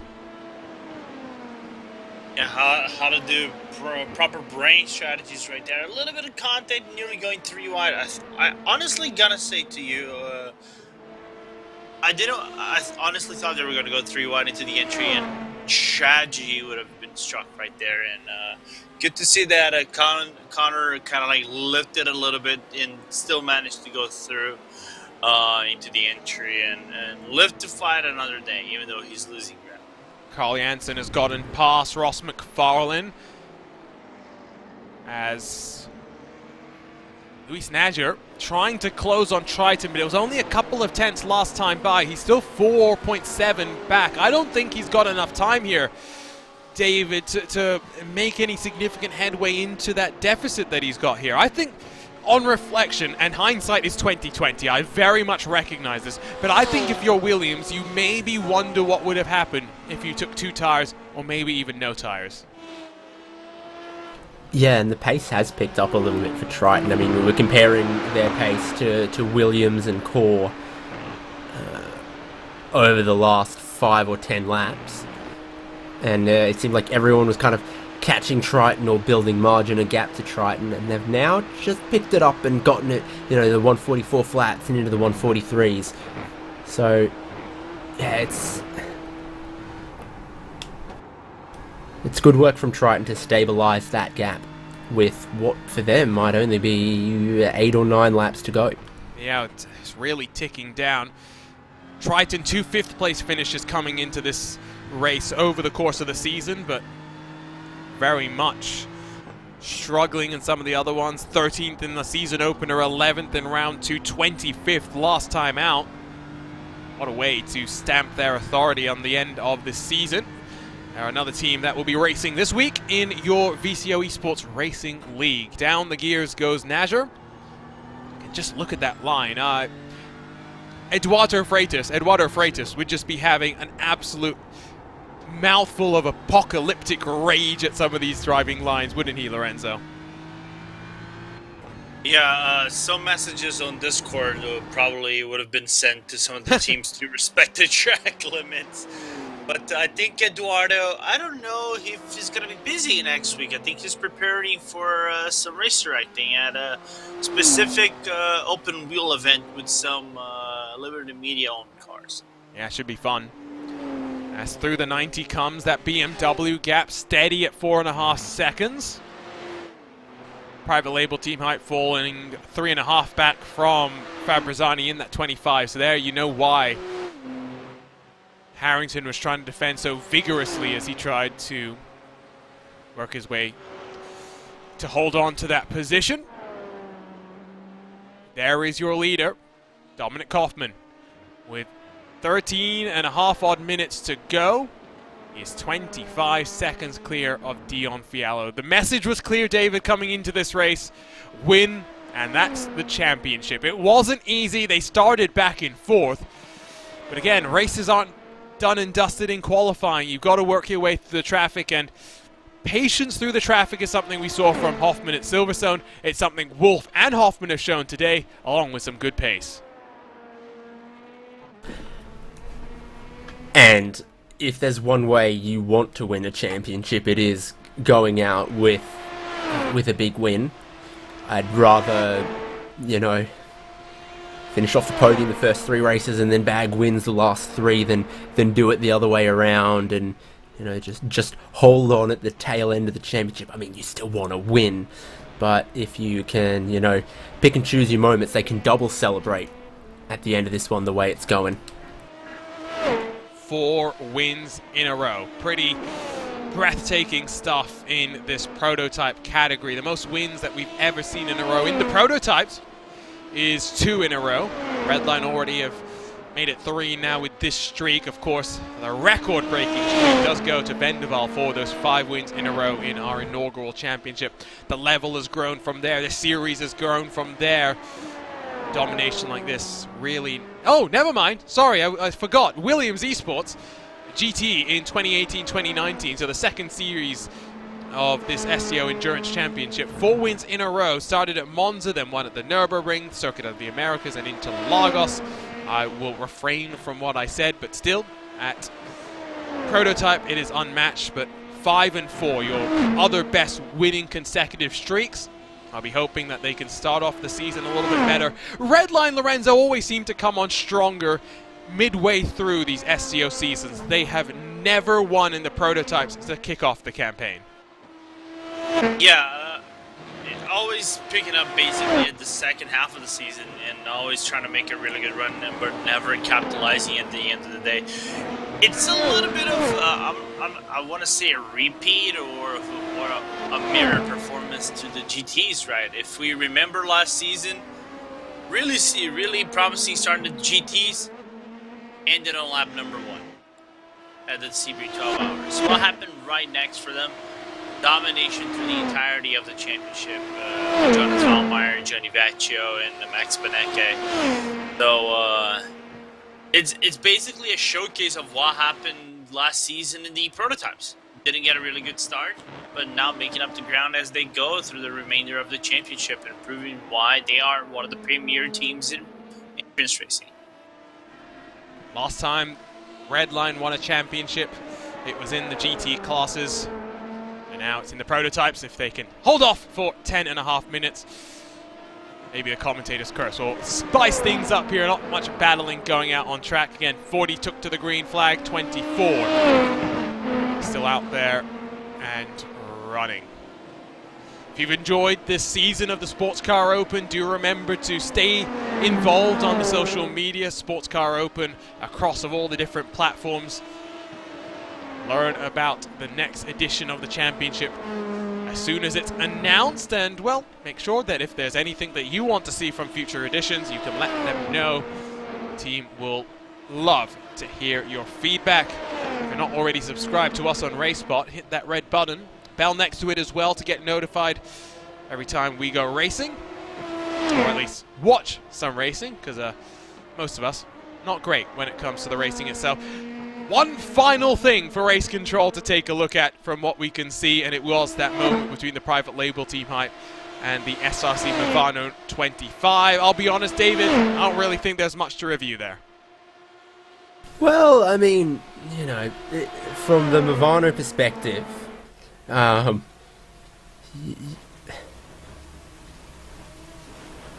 it's always interesting to play just a little bit of chicken with the traffic there, right? And say, oh, traffic's on your side of the road, private label Team Hype, you got a lift. But Movano did come across a little to try to squeeze them into that position and specifically remove a lane past that was open before Movano started squeezing across. So I can see both sides of it, and if they say, which of course is a technical term, I'd feel that's the right decision. But it was just bordering on cheeky from Movano. See, there was I don't think there was ever really a car's width between where Movano had placed their car and where the ASR Able Lamborghini was. So that's why I think it wasn't too bad. Now maybe the steering inputs look a little bit worse, but not sure. Not sure at the end of the day. Movano did get away with a warning on this one. Yeah, no, but I think that's what David said. Probably just the right decision there. Yeah, so it's hard racing, you know, but even then, you got to be mindful of the traffic and all that kind of stuff, like David said. Syandra's expressing his frustration to me right now. They are 17.5 seconds back from Yalvaz, that car in the Orion race team number 7. And they had about 19 seconds of damage repairs in that first pit stop of the race. I think for the Satellite Racing team, finally getting some luck going their way. They are very much heading out of this one with the sentiment that the pace was there. The luck, much like it's not been there this season, has continued to be just on the edges of their grip. 7th and 6th, their best finishes this campaign in the P217. Last year, the best finish again was just a 6th. They finished 10th in the championship. Then in the LMP1 class, finished 11th in the 14 cars, with the best finish being 7th. So they've been growing bit by bit. Maybe next year will be the one where they can race on a race, deliver the expectations that they seem to have for themselves. 7 minutes to go. Gap between Williams and Triton David down to 3.5. A little bit too late, but here comes Najer, bit by bit. Yeah, I've been watching that, and Triton again just managed to find another 3-4 tenths that they've been using that pace across the last bit of this stint, and it's taken away Williams and Core's ability to chip away at them too quickly. I mean, there was only a tenth in it between Triton and Williams last time.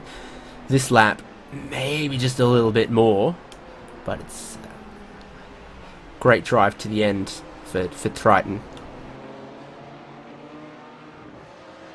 I do like this BMW. One thing you'll notice, by the way, is it doesn't have a front position board on the front of the car. In IMSA spec, which iRacing, of course, does have for the specific IMSA raced series and sessions, it's got the side number board, but as that's a big drift from the 132 as it tries to chase down the Williams BMW. The Porsche does have that front number plate, the position plate, top right from our perspective. 7-segment display. Yes, but you know, the reason why I think it doesn't have it is that position plate at the front of the car is traditionally in other GT3 series, you know, the one that we don't have on iRacing. But in IMSA, it's not on the front, it's on the side instead. But doesn't that other one use 3-digit? I'm not sure. I thought it was this position plate, to be honest. I think they use the. I think the other one. Oh no, they use it front. They use it now. You're right. But when we got, you know, the first GT3 cars coming, when we did have that partnership with that other GT3 series, I think it was the 7 position. You know, the whatever you called it. What's it called? 7-seg. Yeah, that thing. I think then they had this sort of a plate, whereas now you're right, because it also flashes the driver name on the front of the car. Exactly. Right now. Yeah, so exactly. You're right. But I think this was just added as a holdover from the old cars, which makes me wonder why. I don't think the Lamborghini has it either. Oh no, it does. Never mind. I'm wrong. Ferrari's got it. It's only the BMW. Well, not only are they not fitting it with the position lights, they don't even fit them with indicators either. Come on, BMW. Now again, we should point out we got this car as a pre-homologation model. BMW, from what we believe, provided the 3D CAD data to iRacing so that they could bring it in. It wasn't a scan like a lot of the other cars would have been, but that cooperation level was built up, and hopefully it does lead to an LMDH car in a similar sort of vein coming early to iRacing. I mean, that's a Dallara, isn't it? I mean, exactly. Dallara loves iRacing, BMW loves sim racing, so what possibly? It's going to race in IMSA. IMSA and iRacing still seem like they're good buddies. Oh, yeah, decent. I think it's ticking all the boxes, right? BMW Sim GT Cup a week ago, by the way, 6,000 concurrent viewers on Twitch. That, I mean, if you wanted an indication of how committed BMW is to sim racing, I think that's a pretty good number to have. The biggest number I've ever seen for an iRacing event, that's for sure. Love the team at BMW. They're great for us to work with here at RaceSpotTV. They've even added for those BMW Sim GT Cup races live race control, which is something I know people had been asking for a while. So here is Redline about to cross the line with 2 and a bit odd minutes left to go. Now with lap times at 1:33, this should be 2 laps to go, right, Lorenzo? Yep. So, about 10, 11 kilometers left. Where is Alexei Nesov in comparison? So he's actually in the perfect place to be lapped by Redline to make it 2 to go for him as well. Yeah, just coming over the inverted complex of All Rouge Radion. It's a bit of a stretch. I let you get away with saying that once, Lorenzo, and now Now, does he look nervous? Does Alexei... That's the most nervous / concerned I think I've ever seen him. I mean, in a situation like this, you refuse to let your guard down or celebrate too early, right? Yeah, I agree. That's kind of what it looks like. That's true. It does really kind of look like that. Don't look pleased with yourself yet. Don't be pleased with yourself just yet. Don't get ahead of yourself. We've still got some of this race to go. I think you're right. Find something else, anything else to distract you with. You'll be looking twice as often at the relative box, twice as often at the fuel consumption, twice as often at every other little thing that you can check. I will point out, by the way, that for the Urano car, might be the last time we see them in a Porsche for a long old while. Of course, they're now part of the official Mercedes-AMG customer sim racing program. See what that brings for them in the future. But here we go. Dominic Hoffman across the line. White flag flies. 1 lap to go in this 2021-2022 Sports Car Open Endurance Series. Highlight of the season, David, from you. Oh, you've put me on the spot. You know I love to do that.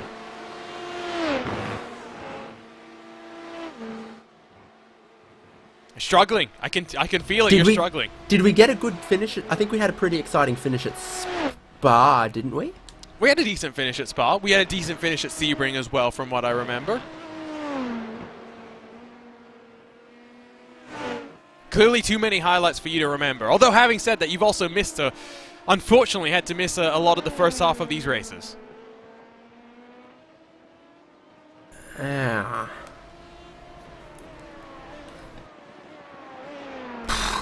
Great question, Arjuna. Fantastic. I wish I had a response to validate such a fantastic question. Well, it doesn't matter what our highlights are. It's been a roller coaster of emotions. 2021, if you said these were going to be the winners after the 2 races we had, we would have wondered what you were on. Redline were looking on the back foot. Urano weren't even in the picture. But as they sweep through the final couple of corners to round out this 5th edition of the Sports Car Open Endurance Series, Redline make it 4 wins in a row and finally win the prototype class in the Sports Car Open Endurance Series. What a day it is for that fantastic red and black livery as it rounds itself across the start-finish line. Here comes Alexei Nesov, and there is the smile.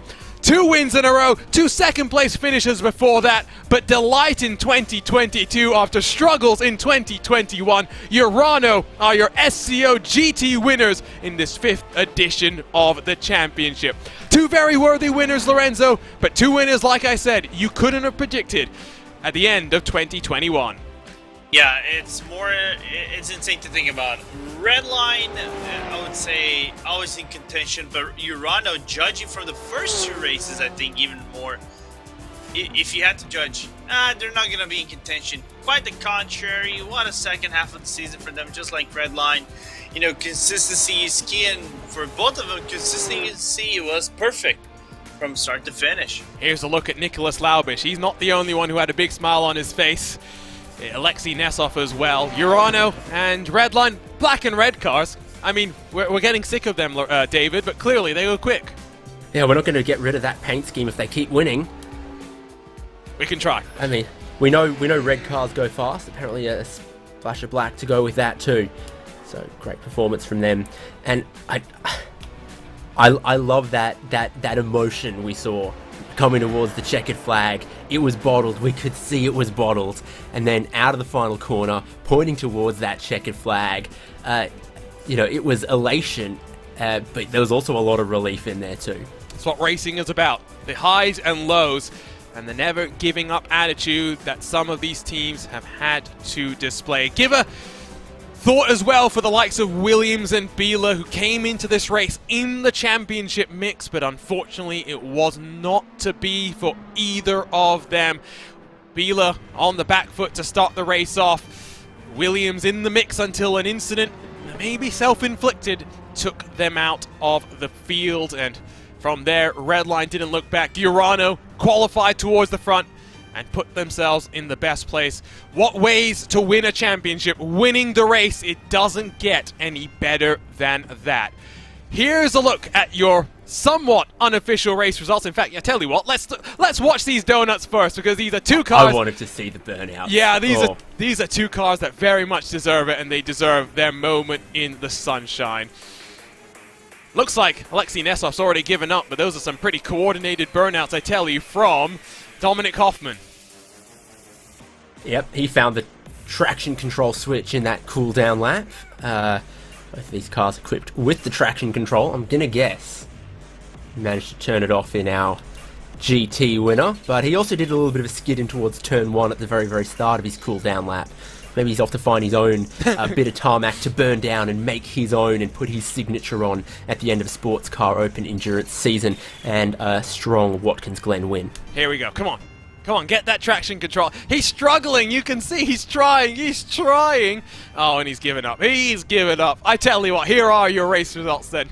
227 laps, 6 hours later. Dominic Kaufmann puts Redline into victory lane for the 4th time in 6 races in this 5th edition of the championship. They work their way into victory lane and into your champions club. SRC Movano, your outgoing champions, put up a fight, but Dion Fiallo, Sasha Gorla could only get that car into 2nd when all things were said and done. New colours for Yao in the Orion race team number 7 along with Dean Woods.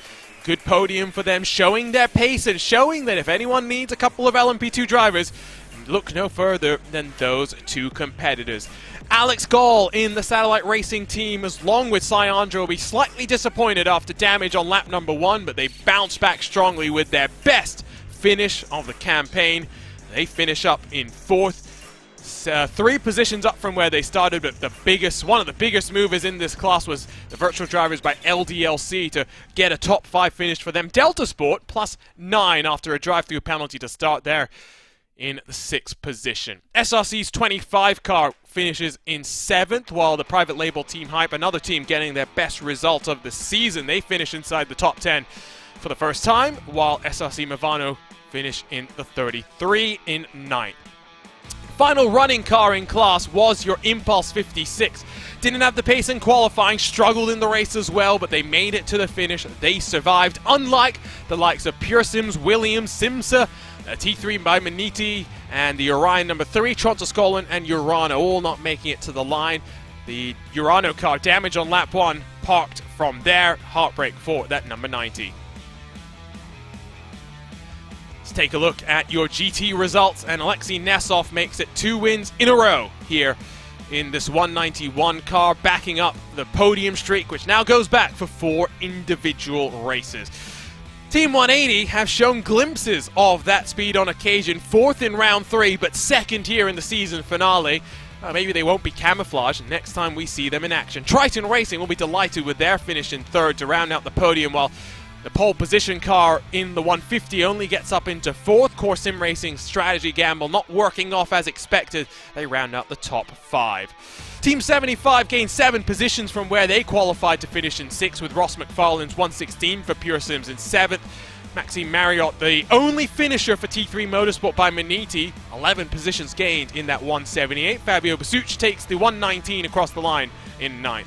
Maxime Ramstein completes the top 10, while German Sim Racing down in 11th with the ASR Able Canadian Lamborghini 127. Satellite Racing GT3's Ferrari, the final of our finishers, while then you get into the graveyard of cars. DC Sim Protostar, Pure Simson's the 117, the BS Competitions 189, T3 and the Maniti 115, the PGZ 114, the Valkyrie Esport BMW, as well as the 101 defending and outgoing champions, Sven Haase in that 145. Multiple drive-through penalties, a big old crash through the inner loop for them as well. The first of the Lamborghinis that kind of set the tone for what else we were going to see from them, as well as Impulse's 105, which did get involved in an incident with that 145 car. Well, straight then, down into the winner's lane, into the Champions Club, and let's start with your prototype winner, and Paddy Wolf joins us now. Paddy, I mean, 2021 was tough in those first 2 races, but 4 wins on the trot in 2022. And finally, after 11 wins in this series, you're now a champion in the prototype class. Yeah, it's incredible. After the first 2 rounds, I think that the sentiment within the team was, okay, yeah, now it's over pretty much, because in Sebring we still managed to salvage a good amount of points, but at Kota we sort of dropped the ball. And then, thanks to our late run, after Red Bull Ring, we were able to recover that, and yeah, after trying for, I think it's like 5 seasons now, finally managed to able to win the whole championship. Must be a special feeling. What was it like working alongside Dominic as well? He really looked very, very quick. You won the first race with Matt Farrow, but from there, Dominic didn't look back. Yeah, I mean, working with the whole team is always a joy. They're great guys, each and every one who's contributed to this championship run, and yeah, they make my job very easy. Well, I do think we have Dominic standing by. Dominic, do you have a copy? I think so, yeah. Ah, there we go. We got you loud and clear. One question for you before we let you guys go off and celebrate. You're not necessarily known too much for iRacing until this past 12 months or so, but what's it been like, part of Redline, growing alongside Paddy? Clearly, you've got plenty of speed. It's just been an amazing, especially the last like 5-6 months. This sort of chemistry and dynamic has really reached a new level every single race, I feel like, and yeah, this to cap it all off with a drive I think we can be very proud of is just amazing, and it just says a lot about how I think especially the two of us have pushed each other to go even to, yeah, well, I can't even find the right words right now, to extract the maximum out of every aspect of the car and the driving and everything. So yeah, to cap it all off with this is just amazing. You guys deserve this, guys. Go off and celebrate and, well, defend this next year. Can't wait to see what's in store. Plenty of excitement, I'm sure. Thank you. Your prototype winners, your prototype champions. Team Redline, Dominic Hoffman, as well as Paddy Wolf. Now, though, let's head over to the GT category where we've got a happy couple of guys in a Porsche. First off, let's chat with Alexei Nesov. Alexei, I mean, 2021, same thing that I just said with Team Redline. Not an easy day by any means, but what a bounce back it's been for you in this second half of the campaign. 2 second-place finishes kind of set the tone, and from there, 2 victories to close things off as well. Pretty nice way to celebrate. Yeah, definitely. Thank you very much. I think after the first 2 races, who could have thought that we will end up here? We were mostly considering this championship like a practice to gain experience and stuff, but I mean, it turned out so well that we didn't expect it ourselves. I mean, now what does the future hold for the rest of the year? I don't think we'll see you too much in a Porsche. We'll see you more probably in a Mercedes, but I mean, come on. For Urano, this has got to be huge. Your first wins in the championship come to close out the season and to make you guys champions. Yeah, this is definitely a huge achievement for us as a team. Basically, the first big achievement for us. Yeah, well, beautiful of the season. Definitely all the special events and big races on Mercedes. But about other series which will turn up, we don't know yet. Well, let's head on over to your teammate then for a couple of questions. Nicholas, I mean, I saw the big smile on your face. It wasn't just the emotion from Alexei that we got to see, but what does this mean for you? You've been with Urano for quite a while, and you got to see this team grow. Yeah, I mean, in the first 2 rounds, as Alexei already said, we never thought that we have any chance to compete for this championship right here. And then we had some extremely good rounds with round 3 and round 4, and round 5 was even better for us. And to top things up, we got another P1 in the round 6, which at the end gave us a title. I think it's incredible to see how the whole team developed through this series and through all the other series, and that we can also now compete with basically every other team. I'm not going to hold you guys too long. I know from the smiles on your faces, you're ready to go and celebrate. Congratulations to the both of you guys, and enjoy this one. Savor it. Thank you very much. Thank you. Alexei Nesov, Nicholas Laubish joining us here. And I tell you what, David, let's have a quick look at our championship standings before we say goodbye here, because enthralling season. I mean, enthralling season amongst it. I mean, you look at these points, 3 teams really not split by much. Williams were in the mix, Movano was in the mix too, but you look at this prototype and you finally think that Redline were able to get it done. I mean, if you look like points per round or some other metric, it'll tell you that even across just 6 points-paying races, it's ups and downs, and you know, Redline have said exactly themselves, you know, we thought we were out of this, and they come back and they win by, you know, what's 13 points there. And that's a story of a lot of teams, is, you know, some very high highs and some very low lows, and it's enough highs across this season that Team Redline take the championship. And a lot of that, big swings in the points, etc., I think comes down to this new class format that we ran with just Prototype and GT, 2 classes rather than 3. You got more cars in Prototype, more cars on track in GT. When you have a good day, those are tougher, but you bag a lot of points. And when you have a difficult day, you're more likely to be out of the points entirely. So it really favoured that consistency and being able to get wins. It was a different points dynamic than maybe in previous years, and you saw that play out. Take a look at the GT Championship standings as well. Remember, the first 5 races, 5 different winners. Urano, your only multi-time winner in this class, in this season. I think that shows just why they were very deserving champions. And again, I'll say it again. Give a thought to Biela Racing Euronics. 2 drive-through penalties, you can maybe say, you know, that's what changed the game for them. But it was clear the Lamborghini wasn't handling the way that they wanted it to work. They may have wanted a bit more from the BOP as well, but we have seen Sven Haase and the entire Biela crew be quite consistent, not in qualifying, but in race trim, and they've got more to fight for the rest of the year. I mean, there's plenty more championships to come. We'll see them in the iRacing Special Eds. Hopefully this doesn't put too much of a downer on the season that they've had. Yep. What a banger of a season. I mean, it's super close all across a whole handful of these, and I think Sports Car Open Endurance Series can only go strength to strength from here. We've heard a lot of good things from all of the teams, from manufacturer involvement and support, and new cars and tracks coming to iRacing. Plus we know rain and more weather is on the way, and weather is always the big if in endurance racing. So I think every single thing that makes this championship great can still get turned up another notch for another season at the end of the year. So one final thought before we say goodbye here, David. If we get rain, how do you decide to pick a car in a GT class? I think Prototype, it's easy. You've got one choice. But in the GT class, there's never any guarantee of rain. What we've seen with BOP this season, I think also makes it a little bit more difficult. Yes, you'll have the manufacturer involvements, but, I mean, there's never 100% perfect choice. It's something that we've seen BMWs, we've seen Lamborghinis, we've seen the Porsche be strong. It's one of those choices where really, you can't go right, you can't go wrong as well.